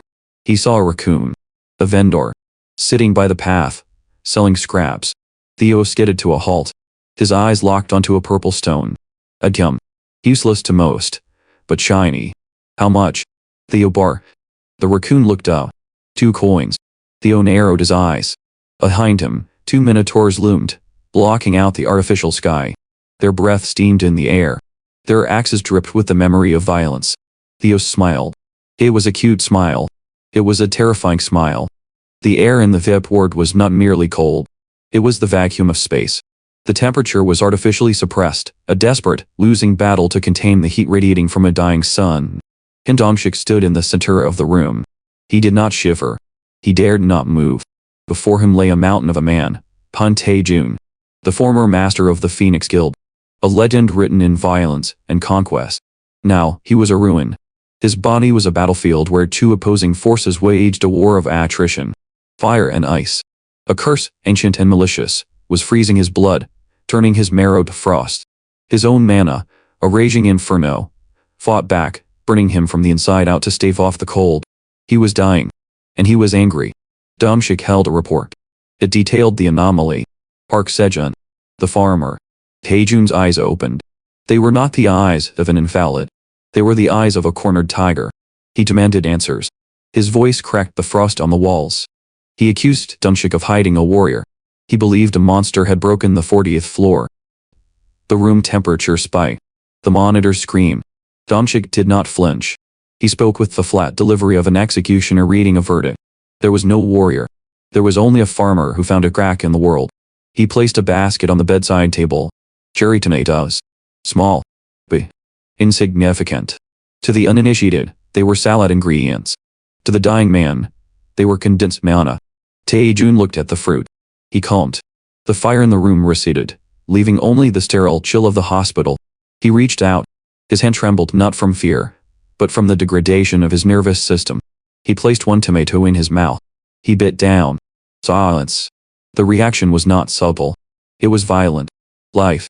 Pure, unadulterated vitality exploded into his mouth. It washed over his decaying organs. It pushed back the frost. It fueled the fire without burning the flesh. For a brief second, the pain stopped. The giant breathed. He looked at the basket. He did not see food. He saw leverage. He saw power. He saw the future of the global economy sitting in a wicker basket. The predator within him woke up. If this farmer was Korean, he was an asset. If foreign guilds discovered him, he would be stolen. Or killed. Taejun made a decision. It was not a decision born of kindness. It was a tactical maneuver. To control the asset, one must control the heart. They needed the farmer's family. The scene shifted. A small, cramped apartment. The air smelled of old dust and sudden, confusing wealth. Plastic buckets lined the floor. They were cheap, blue buckets, the kind used for mopping floors or washing cars. But they were filled with gold. Not the metal. Something far more valuable in the current era. Corn. Carrots. Tomatoes. Crops that shimmered with an inner light. Sejun's family stared at the buckets. They did not understand. They saw vegetables. Kim Dongshik stood in their living room. His security team filled the hallway, silent, armed, imposing. He explained the reality. Their son was not just making money. He was destabilizing the tower's economy. He was a target. Therefore, they were targets. The logic was absolute. The neighborhood was compromised. They had to move. The association had prepared a fortress. Hanam-don. A district of walls and silence. A place where the elite hid from the common filth. Sejun's younger brother blinked. The gravity of the death threat evaporated. He heard the name of the district. His mind did not go to safety. It went to celebrities. He asked about neighbors. He asked about idols. It was a display of profound ignorance. Dongshik looked at the boy. He felt a flicker of contempt. He admitted he lived nearby. He admitted his daughter was in a girl group. The brother's knees hit the floor. It was immediate. He grabbed Dongshik's hand. He called him father-in-law. He prostrated himself before the man who held his life in his hands, not out of fear, but out of lust for connection to fame. It was absurd. It was pathetic. Dongshik did not pull away. He simply observed the insect behavior. But the parents did not laugh. The mother looked at the glowing corn. She did not see well. She saw the cost. Farming is pain. It is broken backs and blistered hands. She looked at the strange, magical crops. She wondered what her son was eating while he grew food for kings. She wondered if he was cold. She wondered if he was alone. He was not alone. But he was not safe. Deep in the void. The 99th floor. The great black dragon, Aileen, stood in her kitchen. To call it a kitchen was generous. It was a laboratory of doom. She held a cookbook. She read the words, but she did not understand the spirit. She was a creature of annihilation attempting to nurture. It was a violation of natural law. She threw in mushrooms. They glowed with radioactive malice. She added seasonings. They hissed when they touched the pot. She was making soup. Or rather, she was brewing a catastrophe. Sejun stood in the dirt. The air was humid, heavy with the scent of earth and growth. Green onions stood tall before him. They were ready. He reached down. He pulled. The soil gave way. A blue window flash. Detoxifying green onion. Braid. Plus. The description was clinical. Neutralizes poisons. Boosts liver function. A miracle cure for the alcoholic masses of the modern world. A salaryman's dream. For Sejun, it was a condiment. He took a bite. Crunch. It tasted like an onion. Sharp. Pungent. It was good. But it was not a meal. His stomach growled. The sound echoed in the empty cave. He needed meat. He walked to the underground lake. The water was black and still. It used to be a killing floor. Fire and has. Crayfish. Monsters of the deep. Now, it was a graveyard. He cast his line. He waited. Nothing. He cut his finger. He let blood drip into the water. Bait. Nothing. No ripples. No frenzy. He had eaten them all. He and the rabbits had stripped the ecosystem bare. He was the apex predator of a small pond.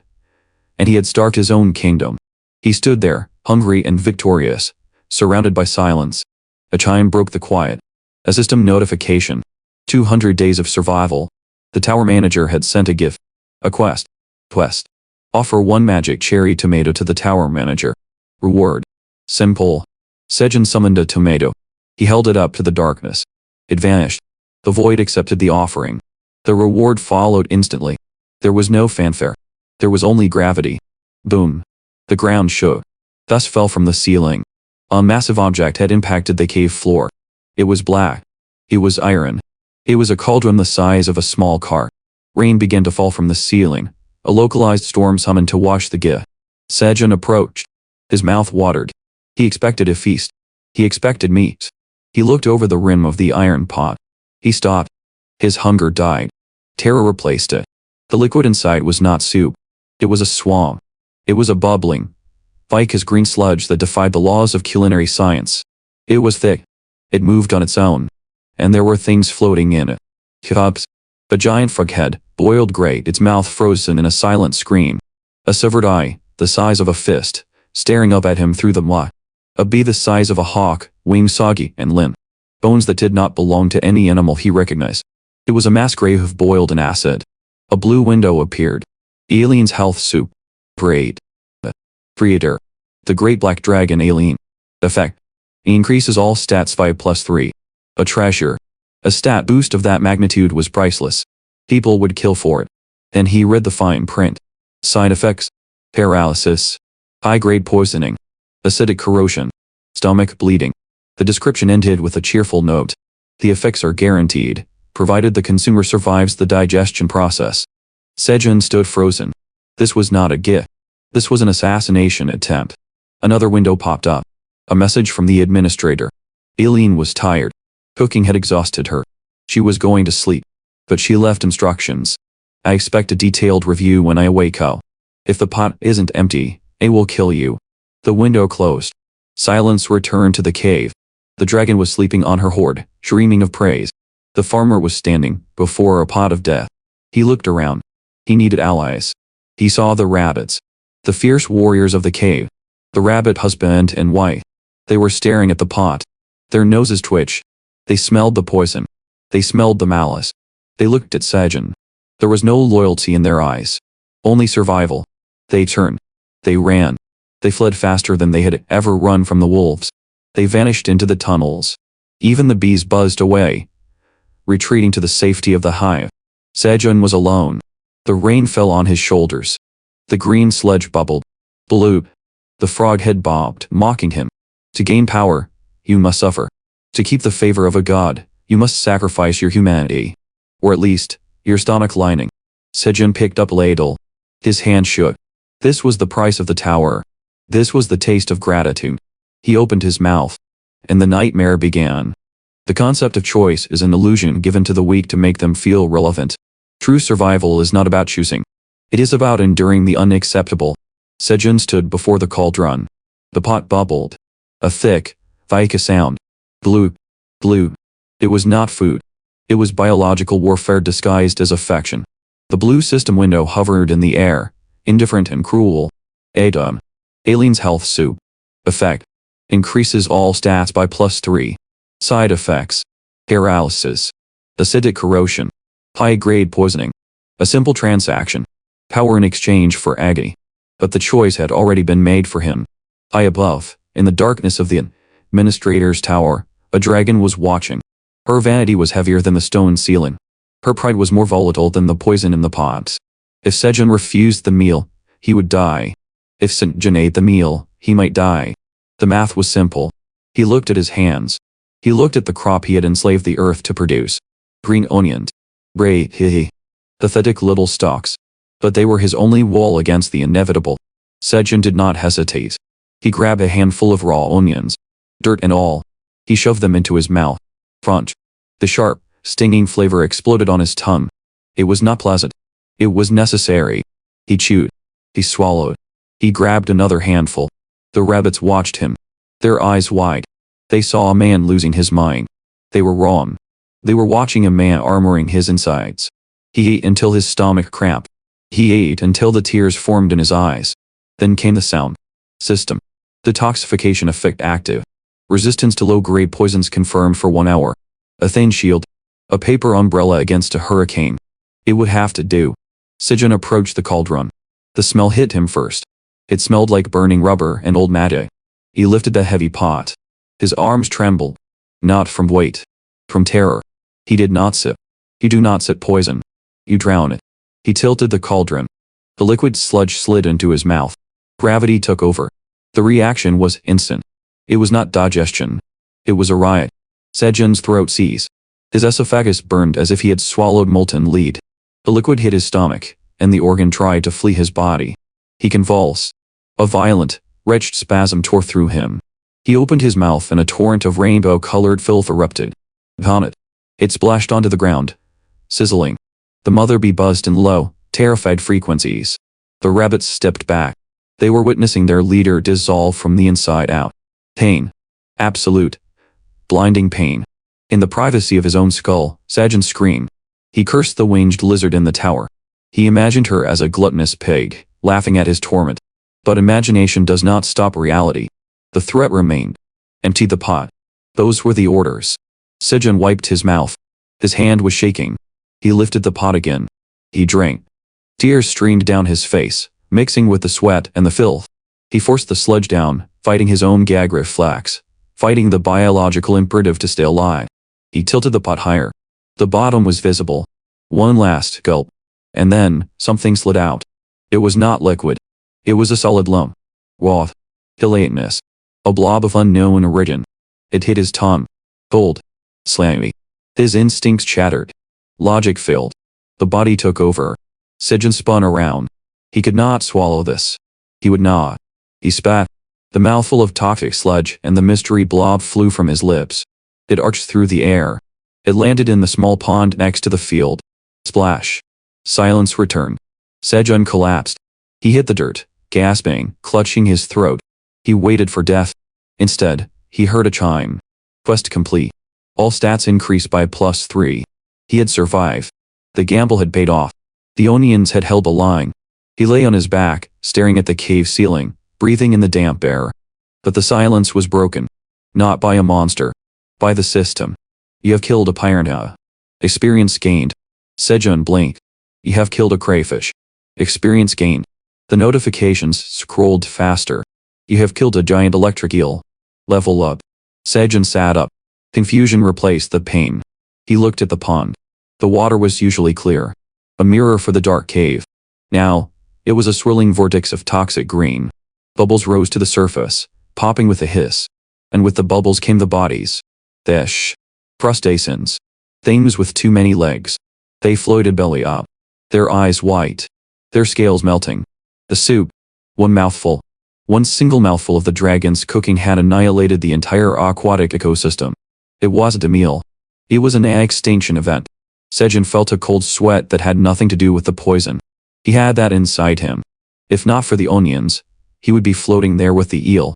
He looked at the giant electric eel. It was massive. A predator of the deep. Worth 5,000 experience points. It had died without a fight. It had died because Sejun spat in its general direction. The realization hit him. The pond was not just a hole. It was a tunnel. The eel had come from somewhere deeper. The black rabbit hopped forward. Curious. Fearless. Stupid. It moved toward the water, eyeing the dark tunnel at the bottom. Sejun moved. He didn't speak. He didn't warn. He simply grabbed the rabbit by the scruff of its neck. He hauled it back. The hole was a choke point. A death trap. If the rabbit went down there, it wouldn't find adventure. It would find the things that the eel ran away from. Sejun was no longer just a farmer. He was the warden of this small, fragile circle of lie. He forbade entry. They would wait. They would let the poison dilute. They would survive on canned water. They would not die to curiosity. Far away. Below the safety of the tower. In the heavy, oppressive silence of the lower floors. A different kind of monster was moving. The Minotaur King sat on a throne carved from bedrock. He was a monolith of muscle and scarred fur. A mountain that breathes. He waited. But patience is a resource, and his was empty. Ox 3 was gone. Ox 4 was gone. Scouts did not vanish. They died. The king's mind worked slowly, but with the crushing weight of a glacier. Had they strayed into the Red Fur Wolves' territory? Possible. Had they been swarmed by the poisonous bees? Unlikely. Or had they found it? The entities that leave no bodies. The shadows that eat bone. The king stood up. The stone floor cracked under his hoof. His shadow stretched across the cavern, swallowing the light of the torches. He would not wait for reports. He barked a command. The sound was like two boulders smashing together. Ox 1 would gather the herd. 100 strong. They would hold the waypoint. But for the missing scouts, the king would go himself. He grabbed his axe. A double-headed slab of black iron. The ruler of the floor was moving. And he was moving toward the farm. Back in the onion fields, ignorance was bliss. Sejun stood before his harvest. The pile of green onions was massive. A mound of green and white gold. The baby bear, Quinn, was rolling in it. The massive cub treated the food like a bed, grunting in pure, unadulterated joy. Sejun smiled. He felt the change in his blood. The +3 to all stats. It sounded small on paper. In reality, it was a transformation. His muscles felt denser. His vision sharper. The fatigue that usually haunted his bones was gone. He raised a hand. Skill. Wishing for a good harvest. He activated it. The golden light spilled from his palms. It hit the field. The reaction was violent. The onions didn't grow. They erupted. The stalks thickened. They stretched. They groaned as they absorbed the mana. The soup had nearly killed him, but the power it granted was undeniable. He was farming at a speed that defied nature. Then, the blue window flickered. A message. Tower Administrator Aileen. Did you finish the soup? The smile vanished from Sejun's face. The predator was checking on its prey. Sejun's survival instincts shifted gears. He could not fight a dragon. He could not run from a dragon. He had to manage the dragon. He could not tell her the truth. Your soup killed a pawn. Your soup is a war crime. That was a death sentence. He typed. His fingers moved with the precision of a bomb disposal unit. I ate it all. I leveled up. Tower Administrator Aileen. How was it? Was it good? The trap. Sejun hesitated. One wrong word. One hesitation. He lied. He lied with the desperation of a man with a knife to his throat. It was delicious. A taste worth dying for. The reply was instant. Tower Administrator Aileen. Really? They'll make another pot right now. Panic. Cold. Absolute panic seized Sejun. He waved his hands at the empty air, as if he could physically stop the text box. He typed furiously. He spun a narrative. A web of manipulation. You've worked too hard. He framed it as concern. Your energy is too precious. A great administrator shouldn't waste mana on cooking. He pivoted. I prefer talking to you. If you cook, you can talk. Let me cook. I want you to relax. It was a masterclass. He offered to take over the labor, framing it as a tribute to her greatness. In the dark administrator's room, the great black dragon sat on her hoard. She read the message. Her scales flushed a deep, embarrassed crimson. She covered her face with her massive claws. He cared. This tiny, insignificant human cared about her fatigue. The ground did not shake. It shivered. A vibration traveled through the soil, moving up through the roots of the crops, through the soles of the farmer's boots, and settling deep in the marrow of his bones. This was not an earthquake. Nature does not move with such rhythmic, heady intent. Sejun stood amidst the green onions. The stalks were fragile. Green. Alive. They swayed slightly, not from wind, but from the displacement of air caused by something colossal arriving in a place it did not belong. The scale was wrong. The biology of the lower floors could not support a creature of this magnitude. It was a violation of the tower's physics. A shadow fell over the garden. It did not just block the light. It swallowed it. Sejun looked up. His neck craned back, further and further, until the vertebrae clicked in protest. The system interface flickered into existence. Usually, the blue boxes were helpful. Informative. Now, they were reading a death sentence. Minotaur King. Boss of the 99th floor. The words hung in the air, mocking the tranquility of the farm. This was not a wandering mob. This was not a stray wolf or a hungry goblin. This was the keeper of the end. The guardian of the final waypoint. The entity that stood between humanity and the sky had decided, for reasons beyond comprehension, to take the elevator down to the basement. Silence descended. Absolute. Suffocating. The wind died because it was afraid to move. Even the insects in the soil ceased their burrowing. Survival instinct is universal. When the apex arrives, everything else pretends to be dead. High above, in the sanctuary of the administrators, Aileen panicked. She was the manager. This was her domain. She slammed her hands against her console, her authority flaring like a desperate beacon. She commanded the entity to leave. She ordered a forced dismissal. She invoked the laws of the tower. The tower did not care. The system spat back a cold, red error. Authority insufficient. Her administrative rights were a candle trying to burn down a glacier. The Minotaur King existed outside her permission. The failsafes had shattered. Sejun stood frozen. He was a farmer. He grew crops. He cooked soup. He was not built for this. The creature raised a weapon. A double-headed axe. The blade was not made of steel. It was made of scars and ancient iron, wide enough to sever the horizon. It rose slowly. The accumulation of potential energy was nauseating. Then, gravity took over. The axe fell. The air screamed as it was split apart. Sejun did not run. There is no running from the sky falling. He squeezed his eyes shut. He huddled close to the rabbits. He pulled a mother bear near. A futile gesture. Flesh and fur against a weapon that breaks mountains. He waited for the dark. He waited for the pain. He waited for the sensation of being unmade. The earth shuddered. The impact force rattled his teeth. Dust billowed out, coating his skin in a layer of grit. But he was still breathing. He waited for the roar of bloodlust. It never came. Instead, a sound cut through the dust. Crunch. But. Friss. Rhythmic. Crunch. Crunch. Sejun opened one eye. The darkness had not taken him. The axe was buried in the dirt, inches from his terrified posture, but the Minotaur's hand was not reaching for a weapon. The hand, the size of a small vehicle, was tearing at the earth. It ripped a cluster of green onions from the soil. Dirt showered down like rain. The Minotaur King, the terror of the 99th floor, tossed the vegetables into a maw filled with teeth designed to grind bone. He chewed. A low rumble started in the beast's chest. It wasn't a growl. It was a purr.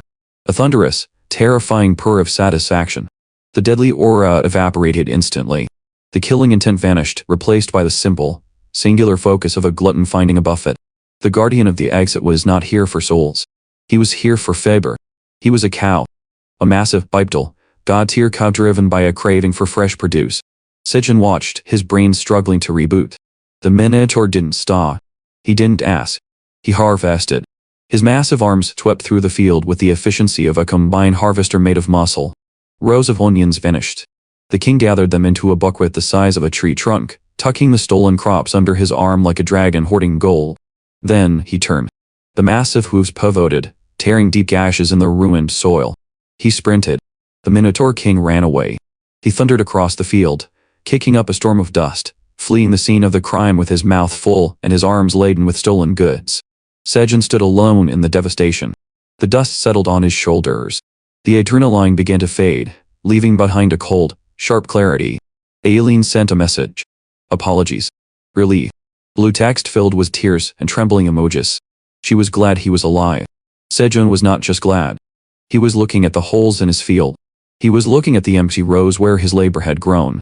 The Minotaur King had dined and dashed. A shift occurred in Sejun's eyes. The fear died. The calculation began. He knew the lore. Minotaurs were a warrior race. They obsessed over honor. They prided themselves on fair exchange. The king had taken goods. He had provided no payments. In the brutal economy of the tower, this was not an attack. This was a transaction left open. Sejun was no longer a victim. He was a creditor. The boss of the 99th floor now had a negative balance on Sejun's ledger, and Sejun intended to collect. With interest. Compound interest.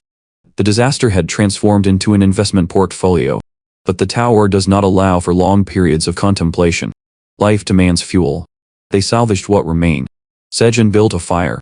The rhythm of cooking restored a semblance of order to the chaos. Corn roasted over the flames. Tomatoes blistered in the heat. The smell of food acted as a tether, pulling the traumatized animals back to reality. The rabbits bickered over kernels. The mother bear ate with a delicate, practiced grace. But Sejun's eyes drifted to the cub. Fang. The small bear was eating. He was always eating. His appetite was a bottomless pit, a void that consumed calories and matter. Yet, he wasn't growing. Sejun frowned. A discrepancy. In the tower, things that eat grow. Things that kill level up. Stagnation is unnatural. Stagnation is a warning sign. He filed the observation away in the back of his mind, a small note pinned to a wall of paranoia. The silence of the meal was broken. Voices. Familiar. Arrogant. Theo returned. The merchant cat marched into the clearing. He did not walk. He paraded. He sat perched on the shoulder of a Minotaur subordinate, looking down at the world with the unearned confidence of a deity. Ox 3 and Ox 4 acted as his chariot. But they were also pack mules. They carried baggage. Baggage that breathed. Slung over the massive shoulders of the Minotaurs were bodies. Wolves.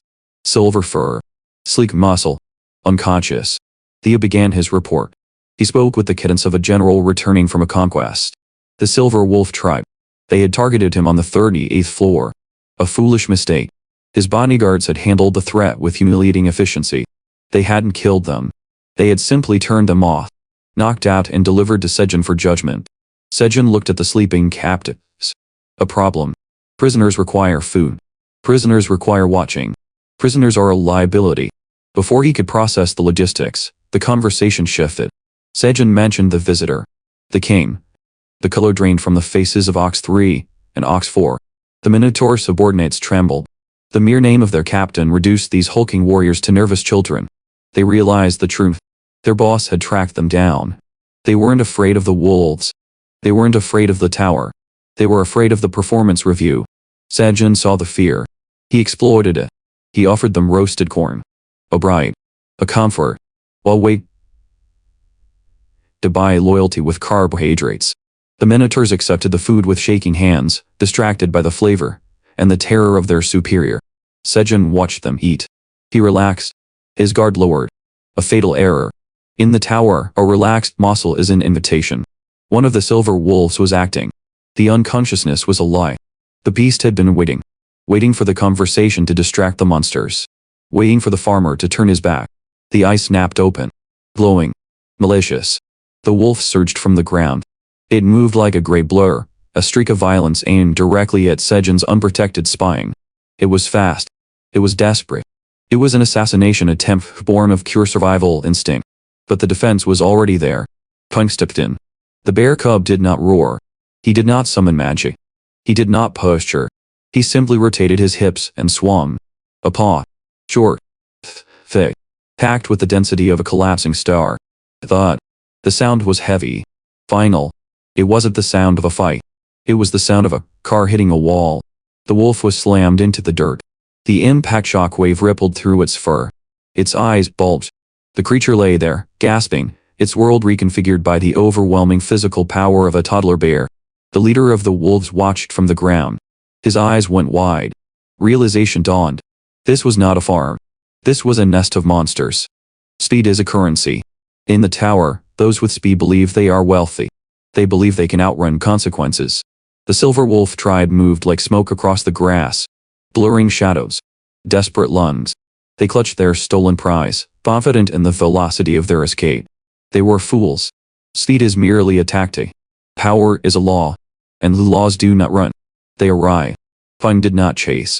The crimson bear cub simply deleted the distance between himself and his prey. He did not use magic. He did not rely on technique. He used mass. He used gravity. He landed. The sound was not loud. It was heavy. It was the sound of a mountain deciding to sit down. The vibration traveled through the soil, up the legs of the fleeing wolf, and rattled its very skeleton. Momentum died instantly. The wolf froze. Its paws skidded on the dirt, betraying its instinct to flee. It looked up. It saw the red fur. It saw the eyes of a creature that did not view it as an opponent. It viewed it as a calorie. This was not a battle. It was a menu selection. Elka, the leader of the wolves, possessed a functioning brain. He did the calculus of survival in a fraction of a second. Fight. Death. Run. Death. He chose the third option. Submission. Absolute, pathetic submission. There was no negotiation. Elka dropped to his belly. He offered up the stolen treasure with trembling claws. The object that had caused this violence. The prize worth risking their lives for. A straw hat. To the universe, it was garbage. Woven dried grass. Fragile. Worthless. To Sejun, it was the crown jewels. The farmer stepped forward. He did not look at the wolves. He did not look at the massive minotaurs flanking him like statues of biological destruction. He looked only at the hat. His hands moved with the frantic, obsessive care of a mother checking a newborn for defects. He inspected the weave. He checked the brim. It was intact. Sejun exhaled. The air left his lungs, and the tension left the field. He placed the straw circle back on his head. Order. The world made sense again. The Minotaur King had taken his crops, but these scavengers had failed to take his dignity. But peace is a human concept. Huang did not understand peace. Huang understood hunger. The bear roared. It was a wet, guttural sound. It vibrated in the chests of the wolves. The bear communicated a simple desire to its master. Can I eat them? They look soft. They look like food. The wolves huddled together. Their fur stood on end.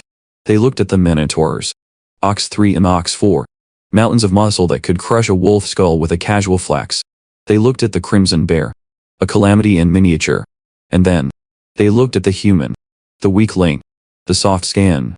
The lack of ma. And yet, the monsters waited. They waited for the human's permission. The logic of the tower is brutal. The strong do not obey the weak. It is a physical impossibility. Therefore, if the monsters obey the human is not weak. The human is hiding. The human is the apex. Theo, the yellow cat, strutted forward. He wore the arrogance of a creature that knows it is protected by a god. He opened his mouth. He spoke a single word. Chairman. The air grew cold. The word hung in the silence like a guillotine blade. Chairman. Among the monsters of the tower, this title is not administrative. It is mythological. It belongs to the ruler of the 99th floor. The great black dragon. The wolves exchanged glances of pure, distilled horror. The puzzle pieces snapped together. The impossible strength of the subordinates. The casual demeanor in the face of danger. The strange farm existing where nothing should grow. This was not a farmer. This was a dragon wearing a human skin suit. This was a primordial entity amusing itself by playing in the dirt. And they had stolen his hat. They had not committed a crime. They had committed suicide. High above. Beyond the sky. Aileen, the tower manager, watched through her crystal sphere. She saw the terror. She saw the misunderstanding. She burst into laughter. It was a delightful farce. A comedy of errors written in the sweat of terrified wolves. She decided to produce the next act. She tapped the glass. Ding. A blue window materialized before Sejun. Quest. The majesty of the black dragon. The tower manager is bored. She desires a performance. Task. Show the silver wolf tribe the overwhelming dominance of the great black dragon. Reward. Aileen's amusement. Penalty. Aileen's disappointment. Sejun stared at the text. He realized two things instantly. First, he had to lie. Second, the manager was indeed a dragon. He had suspected she was a winged pig. He was wrong. Dragons have a specific sense of humor. Cruel. Theatrical. Sejun sighed. If the world wanted a monster, he would give them a monster. He adjusted his posture. He did not grow larger. He simply became colder. He crossed his arms. He tilted his head back, looking down his nose at the shivering wolves. He channeled every ounce of arrogance he could dredge up from his soul. You dare. His voice was flat. You covet my possessions. You threaten my subordinate. The performance was flawless. Because it wasn't a performance to the wolves. It was confirmation. The wolves pressed their snouts into the dirt. They prostrated themselves so low they were practically burying themselves. Forgive his great black dragon. We did not know. Sejun pushed. A predator does not stop when the prey bleeds. A predator bites harder. Sins have a price. He looked at them with dead eyes. 10,000 tower coins. Each. The figure was arbitrary. It was punitive. It was a number designed to hurt. But the reaction was not what he expected. The wolves did not scramble for pouches. They did not beg for time. They collapsed. Their spirits broke completely. They simply lay there, waiting for the end. Theo, sensing an opportunity for profit, hissed. If you have no coin, you will pay with your bodies. The implication was dark. Sejun clarified. I do not want your corpses. I want your sweat. Elka looked up. Tears streamed from his canine eyes. He confessed. The truth spilled out of him like blood from a wound. The Silver Wolf tribe was destitute. The 85th floor was dead. A drought had turned their home into a dust bowl. They were not mercenaries out of greed. They were mercenaries out of starvation. They had taken a job from the great landowner grid to find the hat. Not for riches, but for food. If they failed here, their pups would starve. Sejun listened. His expression softened. The mask of the black dragon slipped, just for a moment. Survival is a universal language. Hunger is the only true religion in the tower. He understood the gnawing void in the belly. He made a counteroffer. I will not kill you. The wolves froze. I will not demand coins you do not possess. They blinked. I will absorb your debt. You will work. You will plow. You will guard. Then in exchange. Sejun paused. I will feed you. The silence that followed was heavy. The wolves were stunned. They had expected execution. They had expected slavery. Instead, they were offered a job with benefits. To the starving, a full belly is a greater miracle than any magic spell. To the desperate, a steady meal is divinity. Elka accepted immediately. He pledged his loyalty. Not out of fear of the dragon, but out of gratitude to the provider. The terrifying black dragon was a benevolent lord. They would serve Theo. They would dig the earth. They would die for this farm. Because this farm had food. Sejun looked at his new workforce. He had started the day as a victim. He ended it as a CO. He introduced them to the Minotaurs. He established the chain of command. Theo, puffed up with self-importance, began lecturing the wolves on the nuance of respect. Sejun stepped back. The crisis was averted. The farm was safer. When Theo traveled to trade, the wolves would be his shield. It was a logical expansion of assets. But the stomach does not care about logic. Theo tugged at Sejun's pants. The cat did not want ideology. The cat did not want safety. The cat wanted fish. Chairman. I am empty. Sejun sighed. The crown is heavy, but the burden of feeding the family is heavier. He walked toward the cave. The entrance to the underground water source. He hoped for a simple victory. A few fish. A celebration of survival. He reached the water's edge. He looked down. The pond was still. Glassy. Empty. No ripples. No shadows. Beside him, the black rabbit stood with a wooden hammer, ears drooping. Disappointment is contagious. Theo wailed. Fraud. Scam. Sejun knelt. The poison that had once choked this water was gone. It was clear. Too clear. Stereo. If there were no fish here, they would have to go deeper. From a desperate man with a bag of green onions to the sovereign of a legendary hidden farm, Sejun has proven that even the tower's highest walls can't stop a dedicated gardener. Thank you for following the journey of the tower farmer here on Mythic Manhwa Recaps. If you enjoyed this series, please consider liking and subscribing, and let us know your favorite moment from the farm in the comments below.